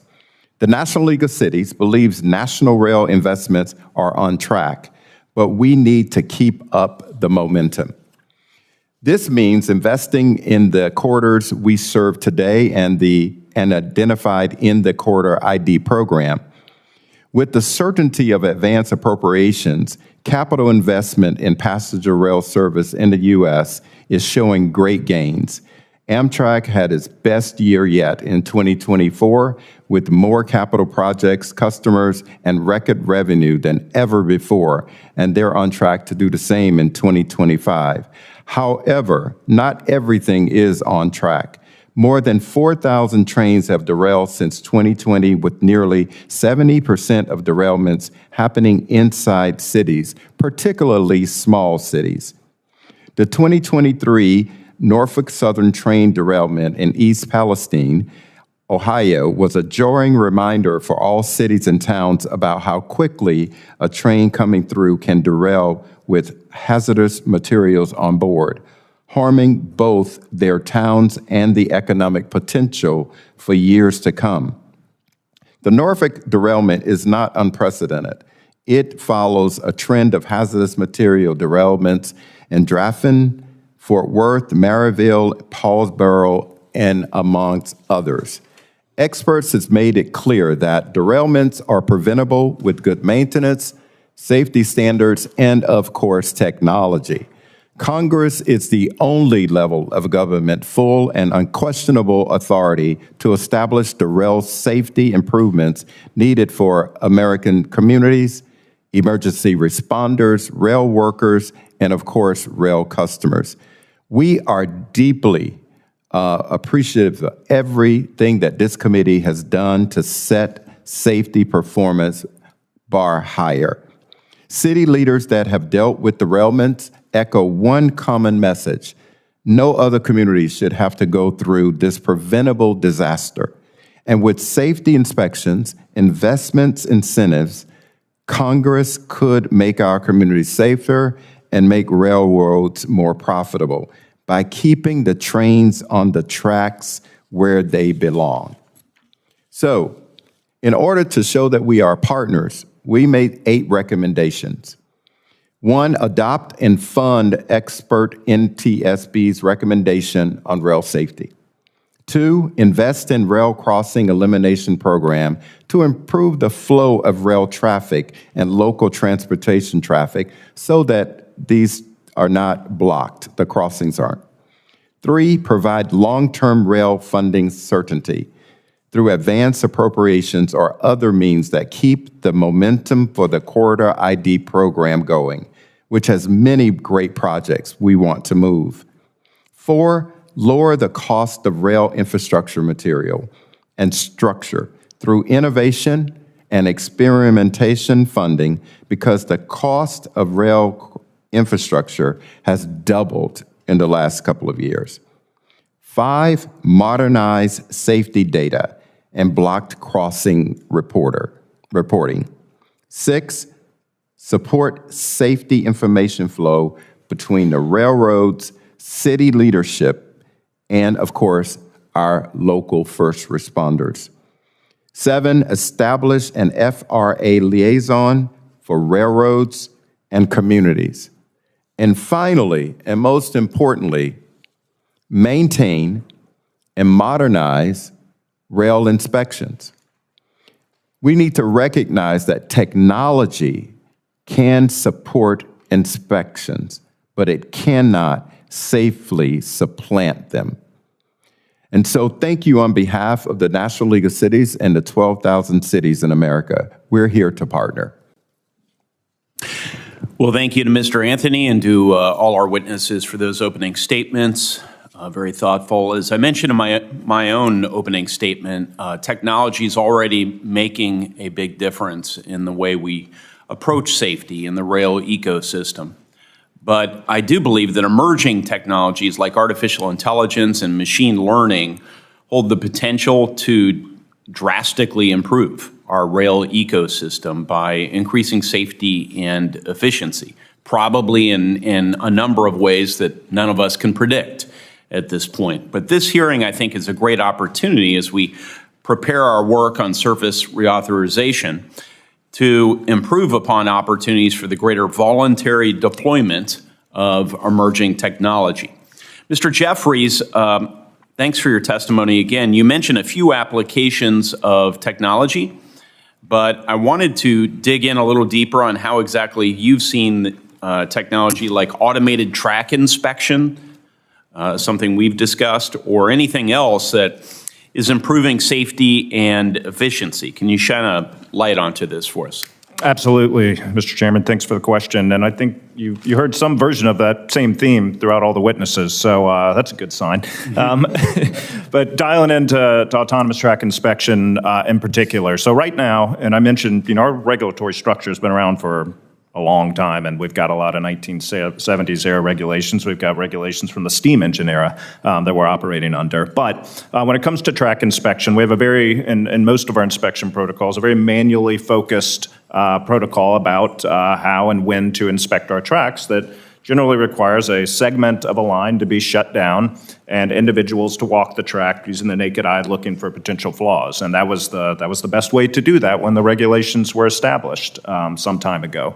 Well, as with every other industry, this industry's continued to evolve and develop new technology and innovate and find new, better ways to do things. And so the principal characteristics of ATI are that, one, you can affix an autonomous track inspection tool to a revenue service train, so you're not taking that line out of service. You are continuously inspecting the line as you're moving through revenue service, so you're covering more ground, you're doing it more frequently, and you're doing it at a higher level of sophistication. In early pilot programs at the FRA, 90% improvement in defect detection occurred using ATI versus the naked eye. That shouldn't be surprising to any of us, but that's the fact. And so our thesis with using ATI as the example is let's continue to build the data sets appropriate to prove out. We think we've proven it out, but let's take sequential steps to further prove out that using ATI in lieu or in addition to a manual inspection will result in a higher level of safety. And as that is proven out by the data, then there should be a smooth, predictable, objective process for rolling that new, better way of doing things into the regulation to meet a regulatory requirement. And we think that's through an outcomes-based approach. So tell me the performance standard you want to meet and allow me to figure out the best way to meet that or exceed that, and we should all get the outcome we're looking for. Thank you.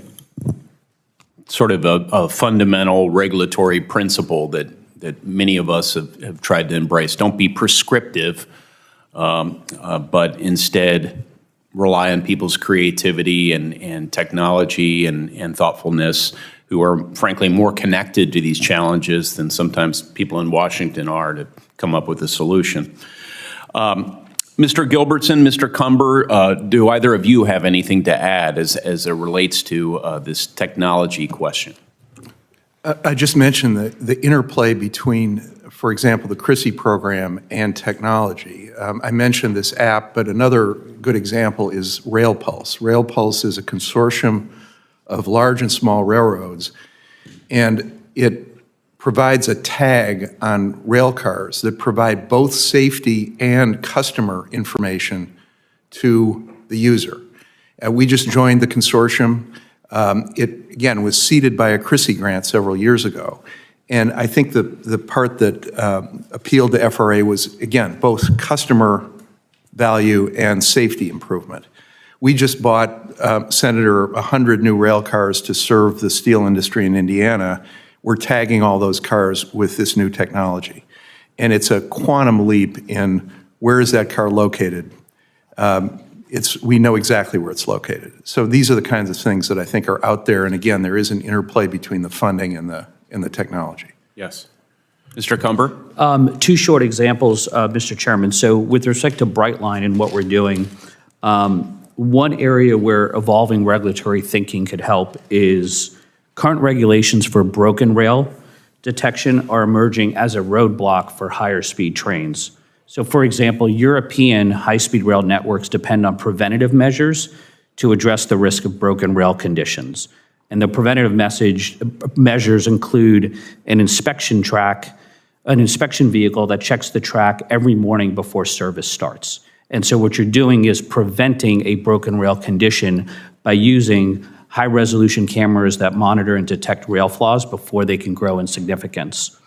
The current U.S. regulations require the installation of track circuits to identify when a broken rail condition has happened.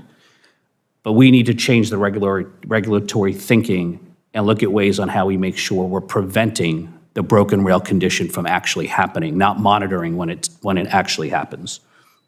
Second, very quickly, is I'm on the board of Parallel Systems, which is the first company that has designed an autonomous battery electric rail vehicle that can travel up to 500 miles. We got the first waiver from the Federal Railroad Administration, started the pilot in Georgia 2 weeks ago. And for more than a year, we struggled to get permission from the FRA to test the vehicle because of antiquated regulations that require self-powered vehicles to have bathrooms and windshields. And so this is where technology is leaped ahead of the regulations in statute. And so you don't think a self-powered vehicle needs a windshield? And so self-powered rail car, right? Yeah. And so, but what's interesting about these cars is they're designed to be able to monitor wheel bearing temperatures 30 times per second. They can stop much quickly than other rail cars. And so you see here the regulation and the legislative regulations having to catch up to technology in this reauth process. Well, thank you. Great examples, and we'll look forward to working with you to try and come up with some better outcomes when you interact with FRA in the future. Mr. Peters. Thank you again for each of your testimony. And one thing that occurred in each of your testimonies is you discussed the importance of the down payment that the bipartisan infrastructure law made in our rail infrastructure. But what I also heard is that the job is clearly not done yet. The bill certainly provided certainty by giving advanced appropriations to key rail programs like CRISI. Mr. Gilbertson, you mentioned that in particular in your testimony, and the rail crossing elimination program. This means that that for the last few years, these programs have not been reliant on yearly appropriations process. And I'm very concerned about the funding cliff that we're approaching with these programs when the BIL expires next year. Without advanced appropriations, the only way to avoid a huge funding cliff is for our rail network, if for their yearly appropriations budget, to plus up rail infrastructure funding by the billions. That will be difficult in our current budgetary environment to do that. So if I could hear briefly from each of you, from each member of this panel, what do you believe are the major consequences if Congress allows rail infrastructure funding to basically run off this cliff? What are the downsides that we need to know about? Mr. Jeffries, you want to start, and we'll work down the panel. Absolutely, thanks. So certainly, you know from talking to us many times, we're very proud of all the private investment we put into the network. At the same time, we do a major project with states, communities, municipalities, partnering with them to do projects that probably otherwise wouldn't be done. And these are projects of national significance, regional significance, increased freight flows, increased safety. And so the primary source for the public entities to tap into is it's the Grade Crossing Elimination Program, it's infra, it's mega. On the short lines primarily, it's CRISI. And so my concern, if you let those programs be dormant or stagnate, is that there's going to be a lot of missed opportunities to partner with public agencies throughout the entire country. You've seen how oversubscribed these programs are to do projects that otherwise may not get done, that will have real benefits to cities and towns across the U.S. and the movement of freight, goods, and people. Very good. Mr. Gilbertson. I would just echo that and say that the advance appropriations are really critical. There's a planning function, particularly for small carriers, where you have a work window that's defined by climate sometimes. I mean, we have 4 months where we can do the work. If you miss that cycle, you miss a year. Similarly, there's often lining up non-federal partners that includes the private entity, but also public entities in some cases. And again, anything that adds to the complexity of that may mean it doesn't happen at all. Very good. Mr. Crumber.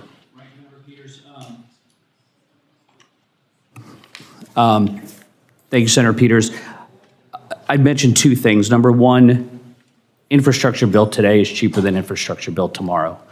And so any delay in being able to fund these programs and get the work done not only causes the delay, but rises the cost for them in the future. Second, with respect to Brightline, both ourselves, the state DOT, the local communities have tapped into these programs for safety programs. And we look at safety from an engineering, education, and an enforcement standpoint. And so law enforcement have been using these grants to warn and blitz grade crossings. We've all talked about the impact of grade crossing safety. They've used these grants to go above and beyond the Federal Railroad Administration regulations for crossing safety improvements. And they've also used these grants from an education standpoint for public service announcements, et cetera. And so my fear is if you pull back on funding, you would also see an increase in safety incidents. All right, we're real concerned. Mr. Anthony, the last word. Yes, absolutely. Absolutely, we need certainty of funding. It helps the local communities and the rail industries to be able to plan. It helps us to be able to look in ways to create the new workforce and what is needed in communities, towns, and villages, especially rural and small communities. It also is important to note that all types of the infrastructure programs that we have has a trust fund or other long-term funding commitments. And if we had that mechanism long-term for rail industry development and community engagement and local leadership involvement, I think we could plan better as a nation. Great. Thank you, Mr. Chairman. Thank you, Mr. Peters. Chairman Cruz, you're recognized. Thank you very much, and thank you to the chairman for hosting this hearing. Thank you to the witnesses for being here. Mr. Jeffries, let me start with you. The Does AAR have any recommendations for this committee to stop freight theft? For example, would requiring DOT and DOJ to better coordinate when they receive information on freight theft help tackle this problem?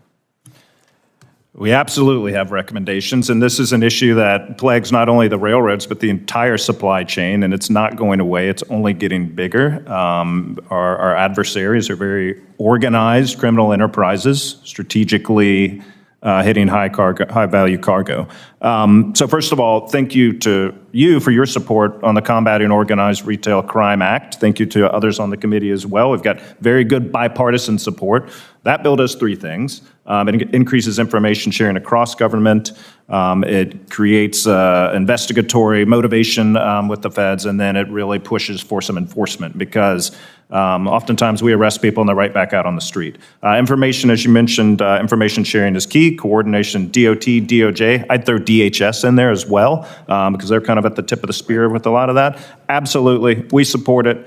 Thank you for your support, and we want to keep working with this committee to address this problem. Excellent, very helpful.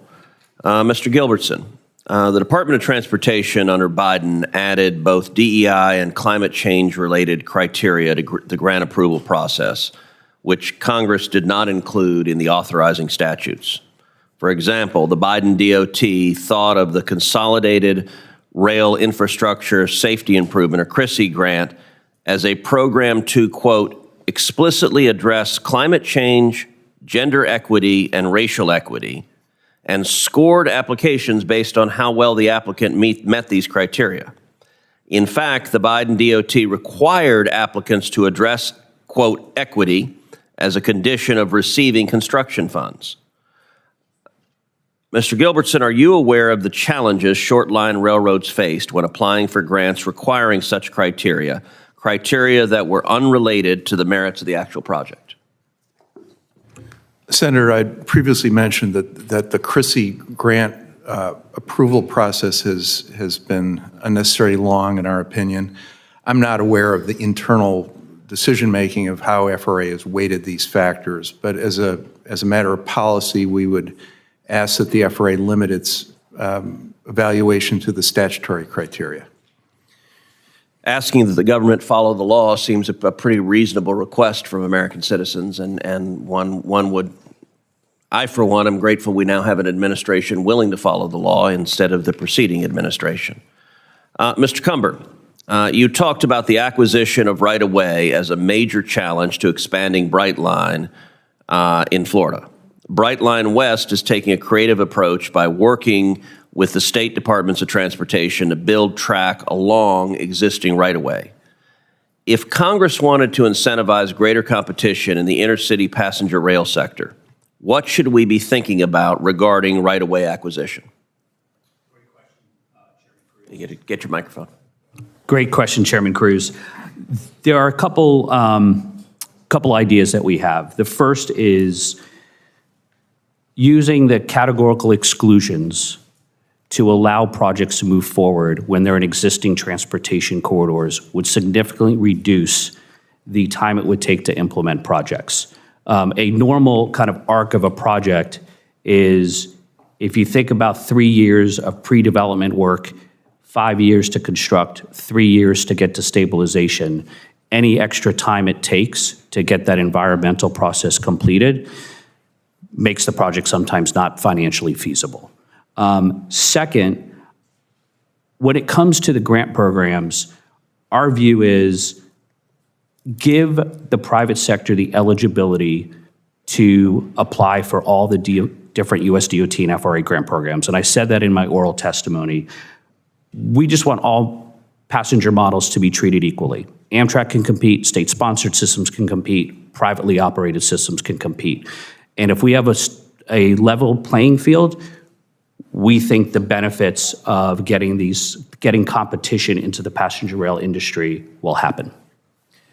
And let me follow up. What could Congress do to help facilitate more private sector participation to promote competition in intercity passenger rail in this country? And Mr. Jeffries, I'm interested in your thoughts on this as well. But Mr. Cumber. So I strongly believe, obviously, competition makes everyone better. And there is a association out there that it's the Association for Innovative Passenger Rail Operations. And what they've been pushing for is when long-distance systems are being contemplated using federal funds, that they would have to be competed as opposed to Amtrak being the default operator. And that's something that I think in the reauthorization process, the committee could consider. Mr. Jeffries? Yeah, I think competition is good on that front. I also think getting all the stakeholders together before you launch on a project is really helpful, because oftentimes it involves a state, a municipality, a private entity, a host railroad perhaps, and getting everybody together before you roll out on new passenger projects results in a better outcome at the end of the day. Thank you. Well, thank you, Senator Cruz. Ranking Member Cantwell, you're now recognized for questions. Thank you, Mr. Chairman. Mr. Gilbertson, these infrastructure investments are critical for competition for our many different agriculture products that we grow and export. As I mentioned in my earlier statement, a lot of it comes from the Midwest to Asia through our ports. Port of Longview and Kalam and Vancouver exported 9 million tons of corn, 8 metric tons of wheat, 7 million metric tons of soybeans, again, $6 billion. So we wanted to get there. How do investments in the rail crossing and short line help improve that competitiveness for farmers? And what happens if we lose the $1 billion of investments that we've made so far? Well, the short lines are critical to that agricultural supply chain. And as you know, the state-of-the-art is a grain car that will hold 100 tons, 286,000-pound car. And some of the short line spinoffs could not handle a car of that weight. So that essentially precluded these railroads from participating in that supply chain. We have an example of our Northern Lines Railway, which is in Minnesota, originates grain shuttle trains that go to the Pacific Northwest ports. And that infrastructure had to be improved to handle those heavier cars. Had we not done that, we would not be a participant in that business to your ports. So if we didn't have the $1 billion, we'd be less competitive. Correct. Okay. I mean, I could be advocating that we should double the number, because I see some nods in the audience, because that's how much the competition is, and that's what we have to do to get product to their destination. And so I'm a big fan of increasing infrastructure investment. That's one of the reasons I'm happy that we're having this hearing, because we know what we've delivered so far. We know that it helped, but yet we're in this environment where we're challenged. Tariffs, cost on infrastructure, all that makes it. So let's at least get the infrastructure investment right. Mr. Anthony, we have one city, Washougal, which is one of the busiest BNSF lines in the nation. Over 30 trains transporting 50% of all rail freight that moves through the state of Washington, basically bottlenecked in this town.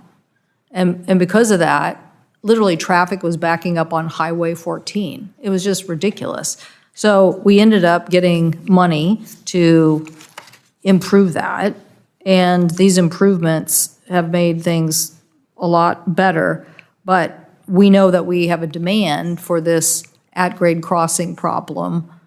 And what do you think we should do to increase?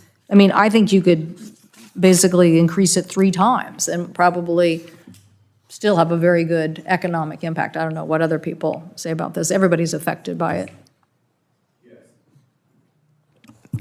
Well, first of all, I guess that's a good problem to have in some ways for some communities, but it has to be planned and coordinated with the local governments within the region. As it relates to the safety concerns that we would have on that is engaging the community to make sure that the first responders and the medical professionals and the families that are trying to take their kids to school, that they don't have 2 to 3, 4 hours blocked intersections, which really has impacted the lives of residents in and out of the region. the stories that we're hearing of residents crawling through trains to get to their jobs, having to go 2 miles to another medical facility because they can't get to the existing one. So all local government is saying is that we want to partner with the rail industry to make sure that the artificial intelligence and other information that they're using to plan includes access and information loaded in that system from local communities. So we want to You say support more money for? 100%. Okay, I just wanted to clarify that because 100%. I need you to say. Yes, we support more money. I mean, I've talked about this issue so long in my state that someone visiting one of my neighbors stopped me on the street and said, do you know what happens in California? I said, no, what? And they said, literally, the trucks can't deliver the product to the port. Right. And they're outside, the train is blocking. Literally, people will get out of their truck and walk to go put their time card in to show that they showed up on time, and then walk all the way back and get back in their truck. So this is, beyond this community problem. This is about us being very competitive. We worry about this because we have Prince Rupert, Vancouver, British Columbia, and somebody can make another choice. So this is about making this investment. So thank you, Mr. Chairman. I just will say for the record, I like your comments on full understanding of what is being moved through the communities. That requirement of communication between city leadership and railroads and first responders is critical. So thank you for that testimony. Thank you, Senator Cantwell. Senator Moreno, you're recognized. Thank you, Mr. Chairman. So, Mr. Jeffries, you talked about modernization. We go back to that. Obviously, it's a theme that we're hearing over and over again in this hearing. And you said the regulations were mostly designed in the 1970s. Is that correct?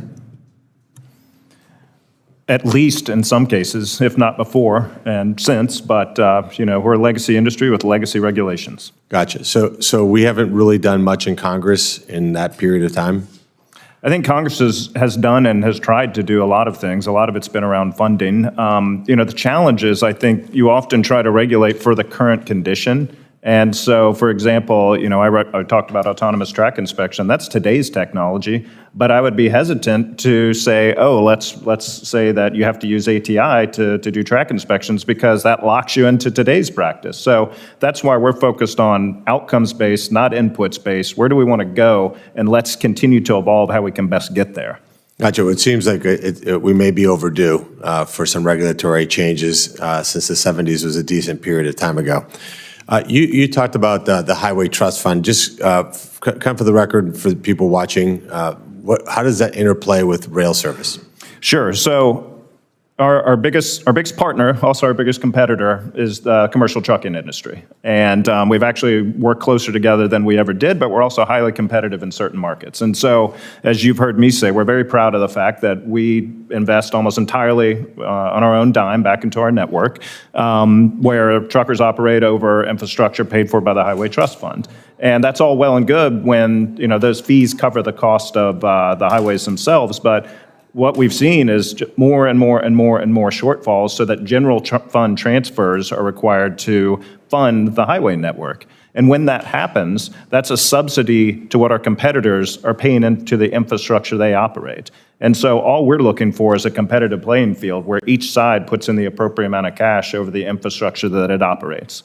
No, that makes a lot of sense. So for example, if the Highway Trust Fund were to run out of money, which it seems like that's something we've been talking about for a long time, that's problematic, obviously, right? Understatement. Absolutely. Right. So if you have vehicles on the road that are not paying gas tax at all, that's a problem. Yes. Right? So if you were to create legislation or federal policy that bans internal combustion engine cars, would that increase the Federal Highway Trust Fund or decrease it? I think that would be problematic, to say the least. That would be problematic. Well, the previous administration wanted to ban ICE cars as of 2035.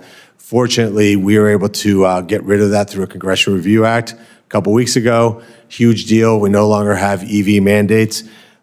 Would it make sense, though, if we could raise money into the fund to say, hey, we're going to charge maybe a $500 one-time fee for battery electric vehicles since they're paying zero gas tax? Would that be not only good for the industry, but just fair for people who are paying a gas tax versus people who aren't? I think whether it's autos or trucks or any other form of transportation using the highways, we think it's appropriate that they pay for the infrastructure wear and tear they cause. Gotcha. Well, I'm hoping that in the big beautiful bill, we can put in a $500 one-time fee for battery electric vehicles, $250 for hybrids. It will raise over $12 billion over the budget window and start addressing some of that shortfall. So I urge my colleagues to consider making that happen.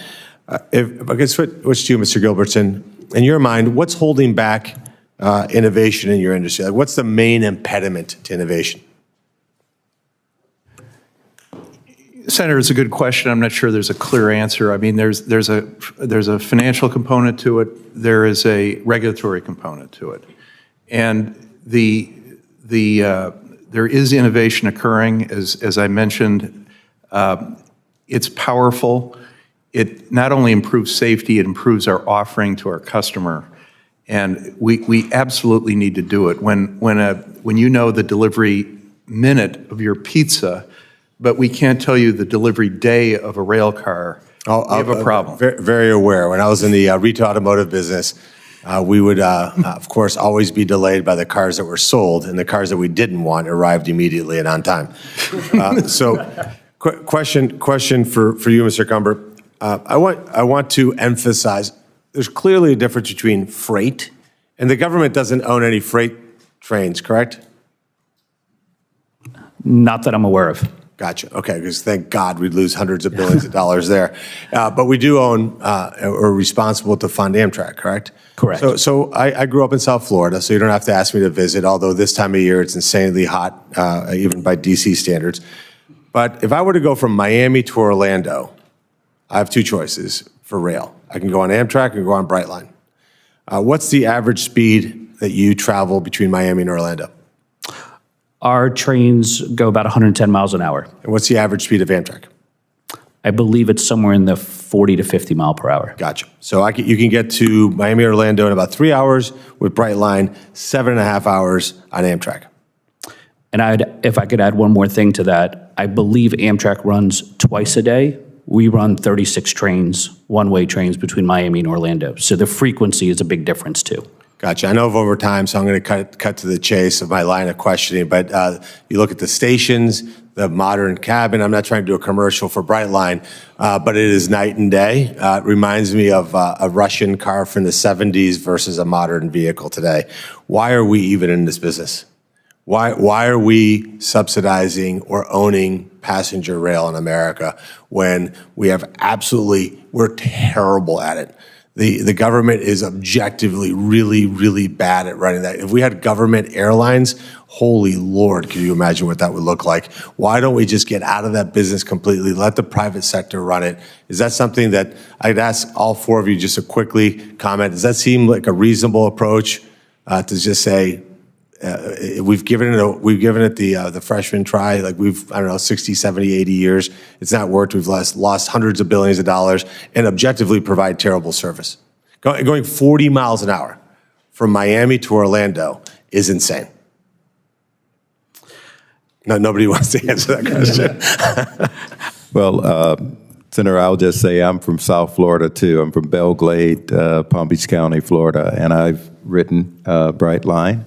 I think a public-private partnership, local leaders are not opposed to that. They just want partners. And I would be very open to our members considering that. I would just add that, it probably depends on the situation, right? Because what the motivation is. Is it a public service or is it a private enterprise? And in certain parts of the country where Mr. Hussein's operating, for example, and I bet he wants to expand to other areas, there's lots of opportunity for private enterprise to thrive. Congress has made the decision that it also wants to provide other services that are going to be inherently money losing. And as long as that's the point of view, then that service needs to be provided as well. So it's probably not a either or, it's probably a situational situation. Yeah, the only thing I'd say is that providing air travel is also a public service, but there's no government-owned airline for good reason. So, Chairman, I'm over my time, but thank you for giving me the opportunity.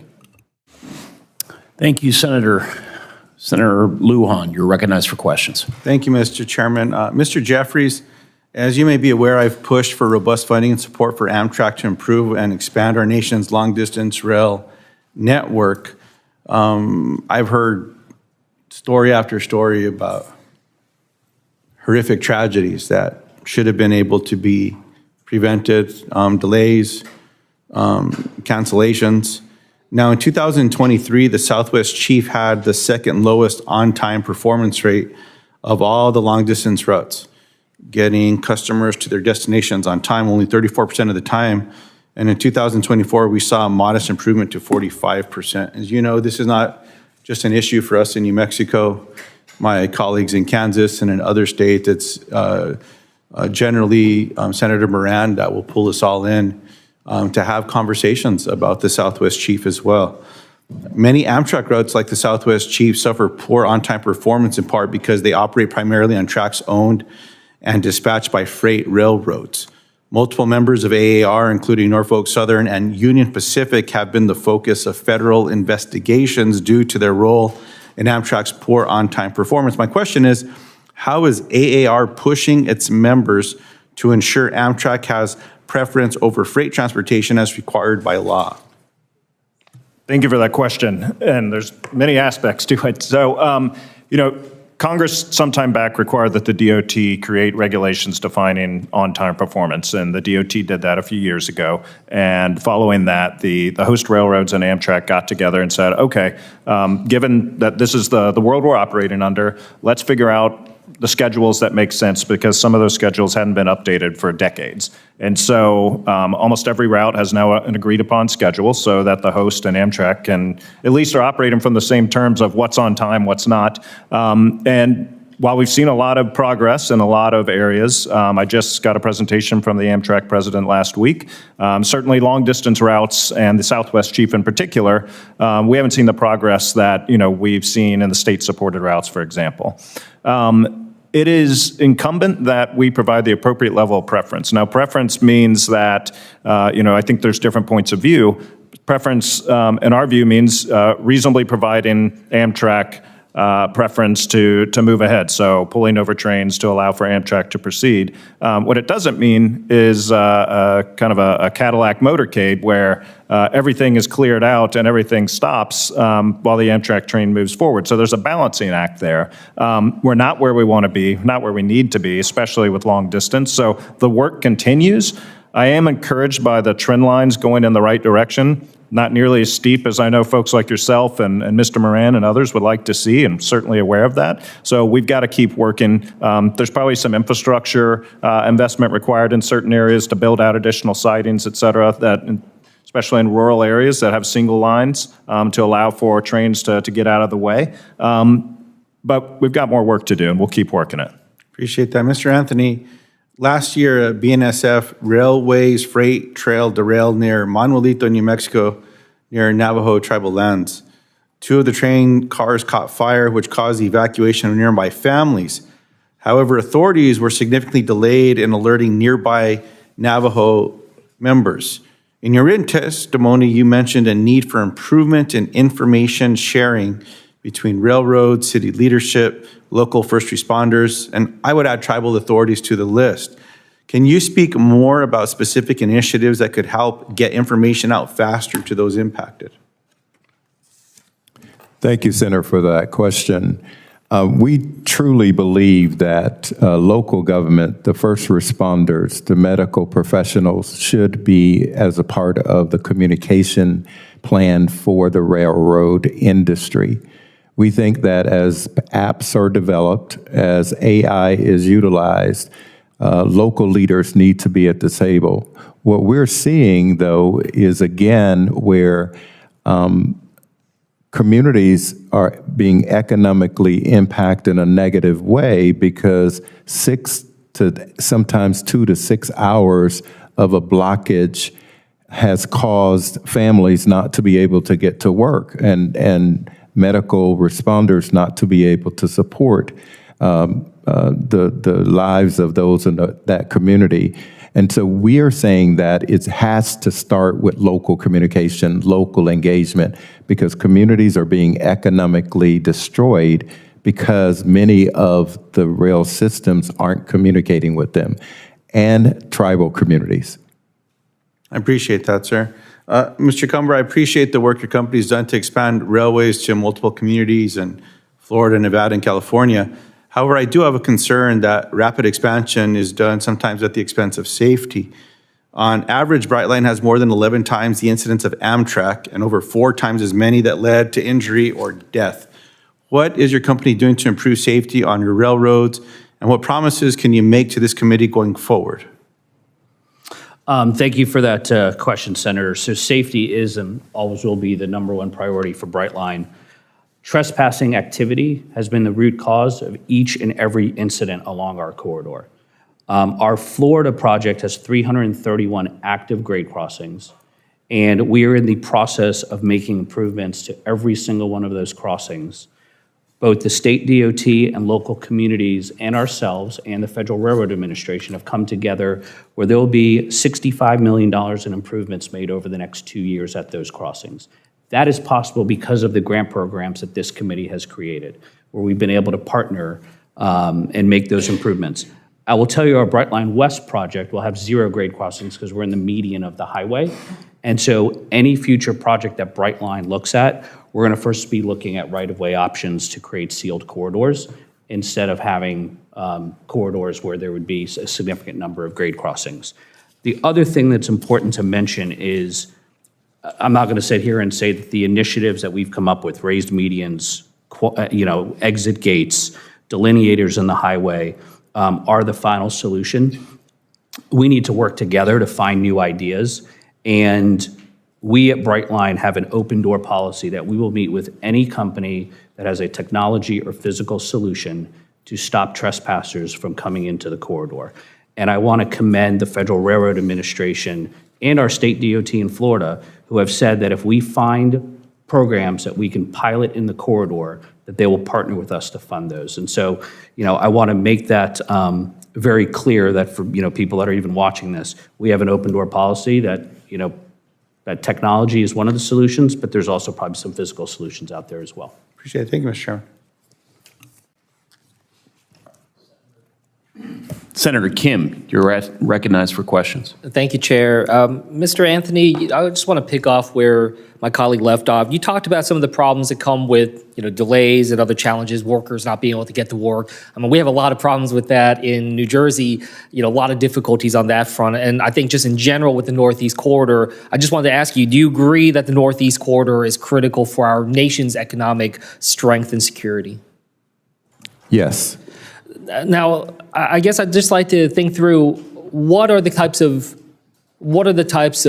steps that we need to do to be able to further ensure that. And one of the things that we tried to do here in Congress was through the bipartisan infrastructure law. And I guess I just wanted to ask you to share how that law supported much needed updates to the Northeast Corridor and why those investments are crucial for our rail system. Well, for local communities to be able to have a rail stop in their community, it means a lot. It means more jobs, more innovation, more money in the communities for investment and reinvestment. Small businesses prosper because of a hub being created and a stop in that community. But it also means, in some ways, that they need to be more engaged in the planning and the stop in the rail stop in their communities. And that's what we're fighting for as local leaders, is just making sure that we do recognize that it's important, but it also has to be planned and developed within our community, and we need that support. And have it thought through with a sense of strategy, right? A sense of coordination and purpose. Do you feel like the bipartisan infrastructure law was successful in trying to start that process for another generation of changes? We do think that, and we've been very supportive with USDOT to make sure that it's implemented effectively in communities. But clearly not. Clearly the work is not done, though, right? Like there's more that we need to continue on to. And in particular, I just wanted to ask, we have tried to engage in advance appropriations through the bipartisan infrastructure law for entities like Amtrak to supercharge our capital investments like state of good repairs. Are those the types of things that you are hoping that we are continuing forward to be able to help support some of these advancements? yes, we need continued funding. When I think through the challenges that we face, for instance, in New Jersey, and we were entering into hurricane season, we've had a lot of disruptions in the past when it comes to transit and whatnot due to the storms, and across this country, we have a lot of different issues that are out there. How important is it for us to think through climate resilience when it comes to what comes next for a strong and effective rail system, Mr. Anthony? I think sustainability, climate resistance has to be considered as a part of any plan for rail investment and rail development. And our local communities are working with the rail industry to be able to bring those types of issues into the conversation. Yeah, Mr. Jeffries, do you agree with that? I mean, when we're trying to think through how to be able to move this forward, I'm trying to think through how are we prioritizing the need for that resilience, especially when we worry about disasters and other types of means. Sure. From the freight perspective, one of the things we're most proud of is following a hurricane, for example. We're often the first mode that's back up and running. But we're investing across the network in particularly sensitive areas. Think about, Louisiana Basin, for example, to raise tracks, literally increase the amount of ballast so tracks are higher off the ground. So when we do experience flooding events, we're allowed to continue to provide service to customers and communities in which we operate. And that's a long-term project. When you're thinking about the NEC, New York in particular, obviously those infrastructure challenges are a completely different animal. But as you make these generational investments to replace Portal Bridge, for example, to build in the new tunnels, that's got to be a consideration, right? You've got to have a more robust product out there that allows the passenger side to continue to operate in rough conditions or get back online more quickly and have that infrastructure hardened, especially the electronic side of it all, so that it doesn't get knocked out for an extended period of time. Yeah, I mean, that has been part of what we were thinking about with the Gateway Project and others, trying to make sure this is resilient given what we said about the critical nature. Mr. Jeffries, are there other types besides raising the rails and others? Are there other types of resilient steps you think we need to be prioritizing as we're thinking about it here in the Senate? I mean, I think about it as operational resilience and infrastructure resilience. So operationally, the better information we have as far as weather events, et cetera, the better we can plan and pre-position assets. We're certainly not the airline industry. It takes more than one night to reposition things, but we can take steps in advance, get our assets out of harm's way so that we can bring them back in shortly after. On the investment side, it is really about, I think, partnering with communities to ensure what their needs are and identifying those high impact projects and making sure you reduce the amount of time or the amount of negative impacts so that we can continue to serve communities, because it's immediately during and after major weather events that communities are in the most need, and often the rail is the best way to get in there, so we want to make sure we can continue to do that. Great, thank you. And with that, I'll yield back. I'll welcome a second round of questions for those members that want to ask them. I have one theme I'd like to pick up on, and that is overly prescriptive rules, outdated rules, things that inhibit innovation and operational capacity. If I were to give you 30 seconds, Mr. Jeffries and Mr. Gilbertson and Cumber, you may have thoughts along these lines as well, but 30 seconds. Are there any specific or outdated rules or regulations you'd just like to underscore the importance of revisiting or potentially even eliminating to facilitate more innovation in the industry? Well, we hit on track. Signal inspections, locomotive inspections, brake inspections, the list goes on. It's basically every aspect of our operations, which is done in a backwards-looking manual way. And there should be nothing controversial about looking forward in a regulatory structure. Again, we're talking about outcomes-based regulations that advance safety in a data-driven way. That should be very straightforward. And so we're looking across the regulatory spectrum. And the way to do this, if you give me 1 second, the way to do this is by effective pilot and waiver programs that are judged clearly and transparently, allowed you to build data sets. Last administration, we weren't even getting programs rejected. We just weren't getting answers, so much so that we had to go to court to get an answer on 6 different requests. And then they were promptly granted. We didn't even have to litigate because it was politically motivated. It was not a safety issue. Obviously Thank you. Unacceptable. Mr. Gilbertson. I would just echo the waiver process is crucial. It permits us to experiment in a narrow, defined, data-defined way. If it works, let's share that information. If it doesn't, we're not changing the system. Yeah, thank you. Mr. Cumber, do you feel like you have anything to add here? Yes, sir. The only thing I'd add is the waiver process that everyone has mentioned. I think there needs to be clear timelines behind it. And right now, when a waiver is requested from FRA, there is no prescribed timeline as to when it needs to be decided. Thank you. Mr. Anthony?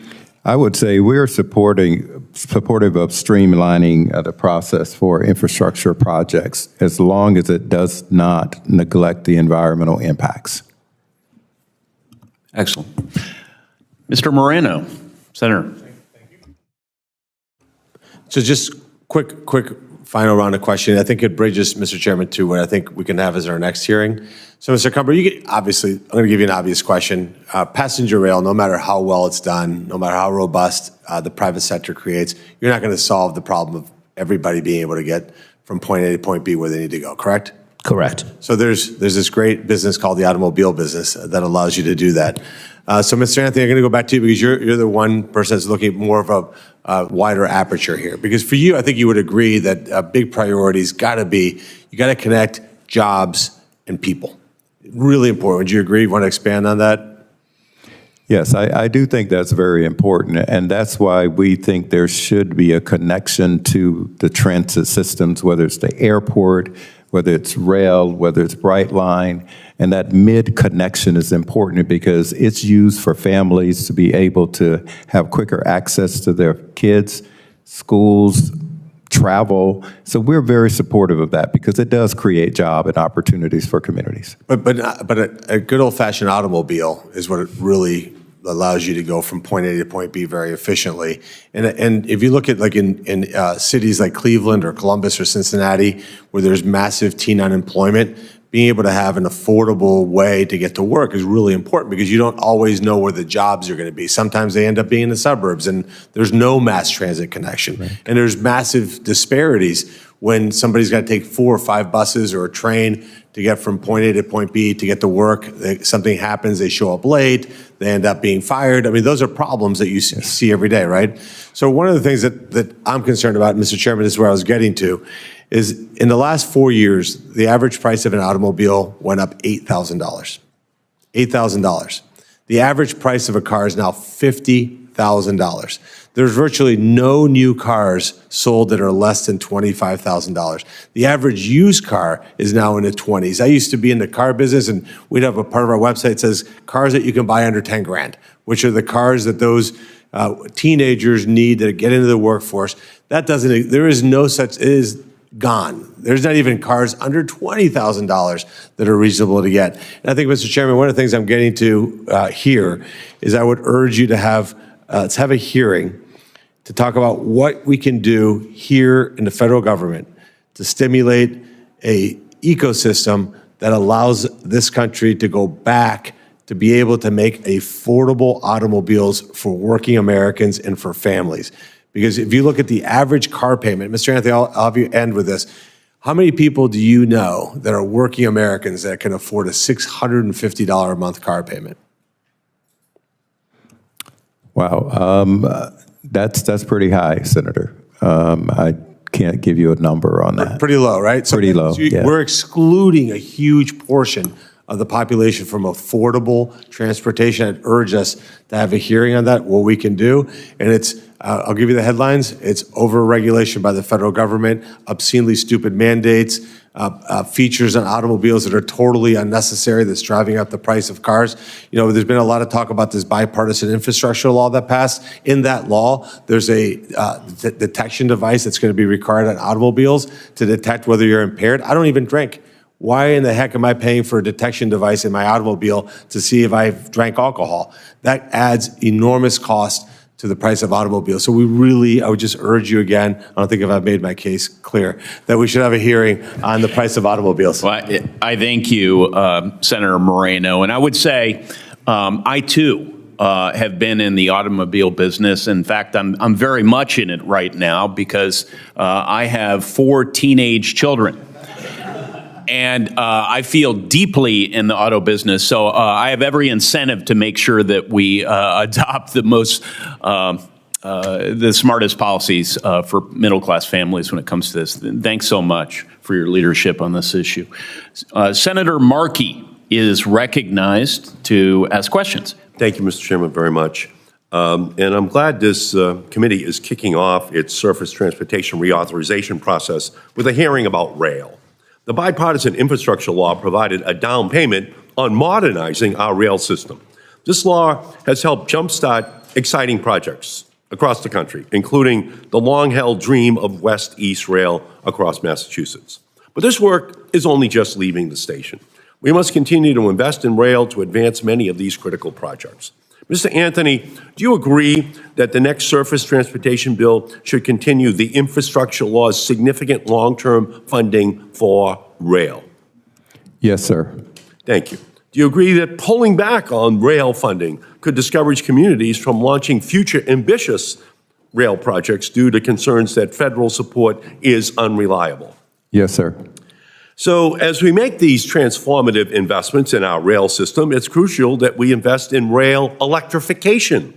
Mr. Cumber, your company is currently building a high-speed electrified rail line between Southern California and Las Vegas.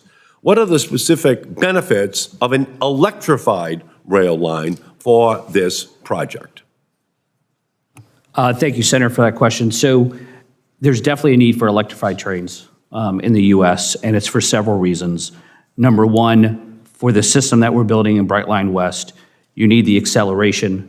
They're lighter weight, so you can get to the 200-mile-per-hour speeds.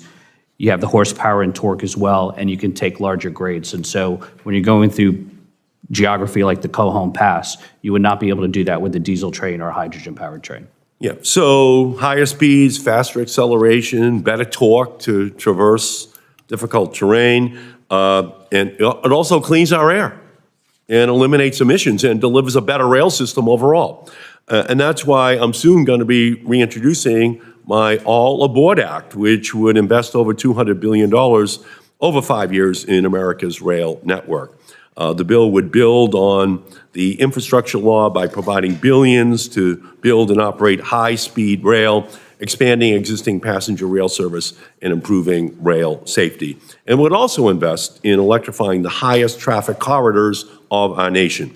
The All Aboard Act sends the message that our investment in rail is picking up speed, not hitting the brakes. And I look forward to working with the committee on this issue during the reauthorization process.